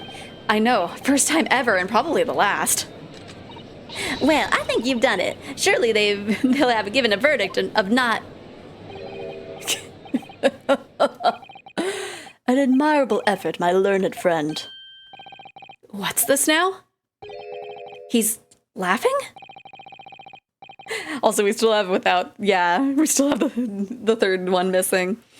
You find the situation amusing, Lord Van Zeeks. I myself find the defense's argument most persuasive. I dare say, such chicanery is the bread and butter of the street performances in your provincial eastern nation. But such blatantly malicious conjuring tricks amount to nothing more than an inexcusable pettifoggery here. What? The hypothesis you put forward so ostensibly credibly cannot and will not stand. Because you see, it contains a fatal flaw. A fatal flaw? Do you mean to tell me that you're unaware of your logic's failings? I say, Lord Van Zeeks, might be an idea to explain this bully conjuring trick or whatever it is to the troops on the ground, The fatal flaw in my learned friend's argument is really very simple to understand. Assuming you're not too dim-witted to count bullets. By George, count bullets! Oh dear. You noticed then. Huh? What's everyone talking about? Counsel. Yes, sir? Tell the court, how many bullets were found at the scene of the crime? Two bullets. Let me check something real quick. This is probably gonna be something that'll have to wait until... would that work? It's kind of a rough angle, but like... possibly? I don't know. Two bullets. One bullet from Windibank's gun, one bullet from the Skulkin brothers, yeah. Correct. The first, that which hit the victim in the back, ending his life. And the second, that which struck the detective, Mr. Herlock Sholmes, on his arrival at the scene. Indeed. The defense presented a picture showing the damage caused by the second bullet earlier at the proceedings. So that means there must be a third bullet, right? Hopefully. The bullet which injured Mr. Sholmes appears to have passed through his body to strike the calendar. And since Sholmes was missing the whole time, we don't know if his blood turns green with the solution or not. Your lordship's understanding is correct. Furthermore, we know that there are two firearms involved in the incident. The revolver belonging to the victim, Mr. Windibank, and the Skulkin brothers' revolver. Sholmes in his xenomorph green blood. Yeah. The evidence shows that a single bullet was fired from each gun. Yes, indeed it was. A single bullet from each. Now then, my learned friend. You yourself told the court only moments ago that these two brothers shot Mr. Herlock Sholmes right before your eyes. Yes, I did. Oh my goodness, I think you'll find that if the single bullet that was fired from the brother's gun hit Mr. Sholmes, it means Windibank not shot by the same gun. Stop. Only one bullet. Stop. Exactly. Yes, this Nipponi street performer presented an ostensibly credible argument. However, it was never anything more than a diversionary trick with no hope of standing up to scrutiny.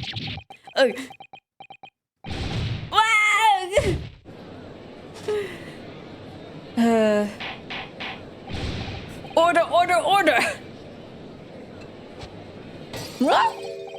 Pray forgive the discourtesy of flinging the dregs of this hollowed nectar into the public gallery.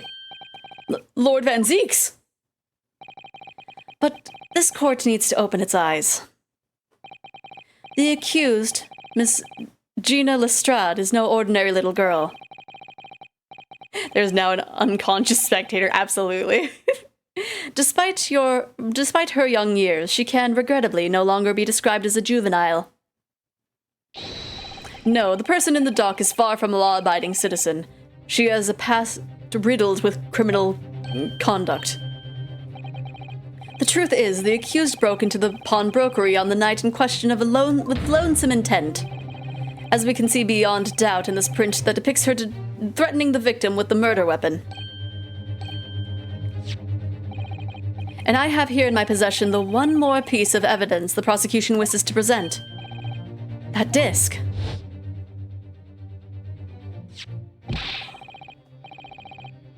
What if we spray that and the blood is green on it? We're taking it, whatever it is, of Mr. Gilded's back to the yard, thank you very much. The only angle that survives is the third brother. What if he's the third brother? No, don't give it to him. It's mine. It's mine. If they get, that's true, but it's probably going to be in the record, because we don't have we don't have the replica as the court record. We just had that before. I'm sorry, miss, but anything belonging to McGilded has to be taken in as evidence now. Yes, that music box disc. McGilded's music box disc. The very day before the hateful murder of Mr. Windibank, the accused attempted to make off with this article, which clearly doesn't belong to her. And with none of the subtlety of a pickpocket, I might add, but by brute force and brazen impudence. Good gracious. Make no mistake, any sympathy for the accused on the account of her years is misguided and dangerous. Well, also, like, that... I feel like you bringing that up is kind of misguided, honestly. Because it was confiscated by Scotland Yard. It wouldn't have been there. So why would she have gone back for that? Like, you bringing that up makes no sense. It's just for me to see if the blood is green. There are no depths to which this girl would not stoop if pushed, no crime she would not commit. The court forgets that fact at its peril. I see. I think it would be prudent to take this music box disc to evidence, counsel, as a grim testament to the defendant's character. Oh, Lord Venseeks, Inspector Gregson? What? Just I'm smearing her, right? Yes, Inspector. We had a meeting yesterday at the yard with the prosecution service, yeah. And, I think that was agreed that disc wouldn't be used as evidence. What's this all about? Why is the inspector acting strangely? That's the first time he said anything that to Van Zeeks at all. I am unaware of any such meeting. But those were the instructions right from the top. The government bigwigs were insistent. Inspector, I am the prosecutor, and I alone determine how to present my case. Your warning is noted. Thank you. The prosecution wishes to proceed with submitting this disc as evidence, my lord. Indeed, bailiff. The prosecution has established the accused's motive, opportunity, and baseness of character. I am going to establish what blood color this is. Oh, Bruno, look! This is blood! Yes, you're right. Just a small smear, but definitely blood. Actually, I feel as though I might have noticed that before. Then it's my time to shine again. I thought I'd be waiting forever. All right, hold still with that disc, Bruno. Can we get this done quickly, Iris? In a flash. Excuse, you have to smear this child as murderer. Shut up, right? Green, green, green, green, green. Yeah! Oh, lovely bright shade again. Wait, that color. What is it? It's just that green. It's not the first time we've seen that color, is it? Yeah, yeah! Because we know whose blood this is. Okay.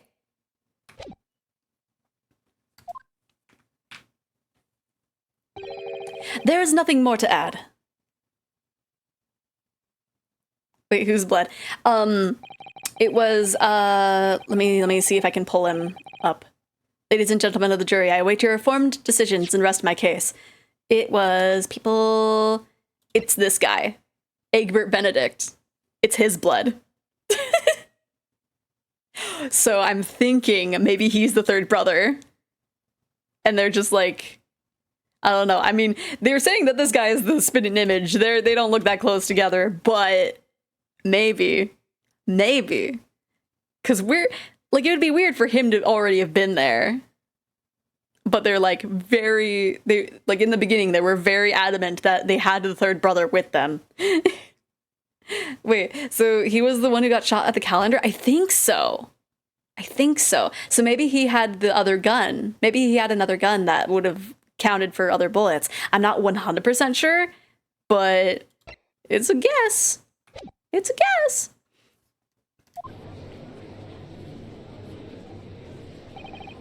I don't believe it. I had the jury on my side for once, all 5 minutes. Oh dear. It wasn't even 5 minutes, Bruno. My lord. I wonder if I might say something at this point. Proceed, Mr. Foreman. I'm like hoping that it gets us to be continued here soon. Been stumbling up in a bit of a fog up to now, if truth be told, but all of a sudden, the answer is bally obvious to me and my men. There's only one thing for it. Oh no. Very well, the court will hear from the jury. Considering we're probably going to go into another summonation examination, I think we're getting close to be continued, so... Assumed the shot at the calendar was put into Shelms, right? Well, I don't know. I'm very curious as to what's going on. Ladies and gentlemen, you will present your learnings as to the defendant's culpability. Guilty. Guilty. Guilty. Guilty. Okay.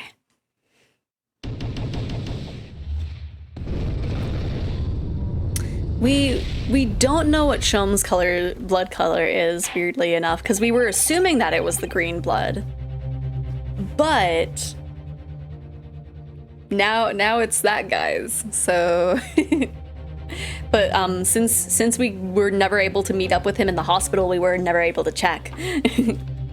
We have a consensus among the jury, it seems. When you have eliminated the impossible, whatever remains must be the truth. That's my line. I wrote that for Hurley. How dare he use it against us? Don't worry, Iris. I don't think we're finished yet.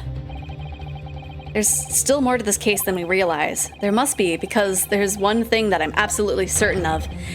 Gina didn't shoot Mr. Windbank. That's beyond any doubt. Very well. We will proceed with the second summonation examination of the day. Mr. Foreman, are you and the other jurors ready? Garadev's squadron is primed and ready for action, sir.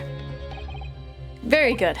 So, ladies and gentlemen of the jury, you will each explain on what grounds you have now determined the defendant to be guilty.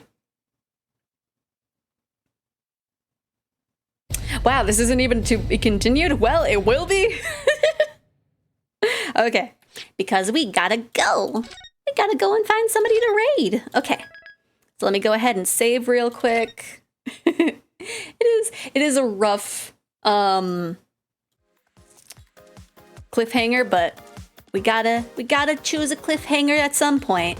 So let's see who is streaming today. Nita! Ooh. Oh, but Noonish, we were just talking about Noonish. Let's see. Okay. Really quick. Would people prefer Stardew Valley or Phasmophobia?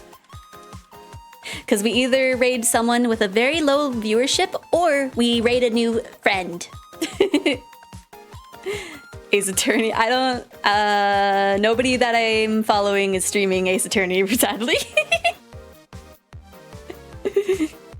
But yeah, do we wanna see Stardew Valley or do we wanna see Phasmo? True, but I don't know. I think Xephoria's ending soon, so I don't want to really raid them while they're ending. Yes, thank you for stopping by, Lionheart. Let me see. I don't know. I think it's been a while since we raided Lita, so we'll raid Lita again. It has been some time. Okay. So both reached for the raid. I don't know. You know what? Yeah, just actually go through with my reference. Okay, so there's the raid message. If you are not subbed, feel free to use whichever emotes you have available to you. But yeah, I'm excited to finish the trial. So next week I actually have 3 days that I can stream.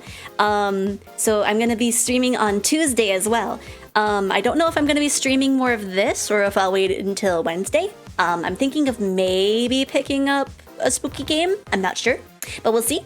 Otherwise, on Thursday next week, I'm gonna be doing an art stream. I'm gonna be doing some art fight stuff. So I wanna try to do a thing where I do like one art stream a week, so that way I can hopefully get back into the swing of things. But that'll be fun, I think anyway.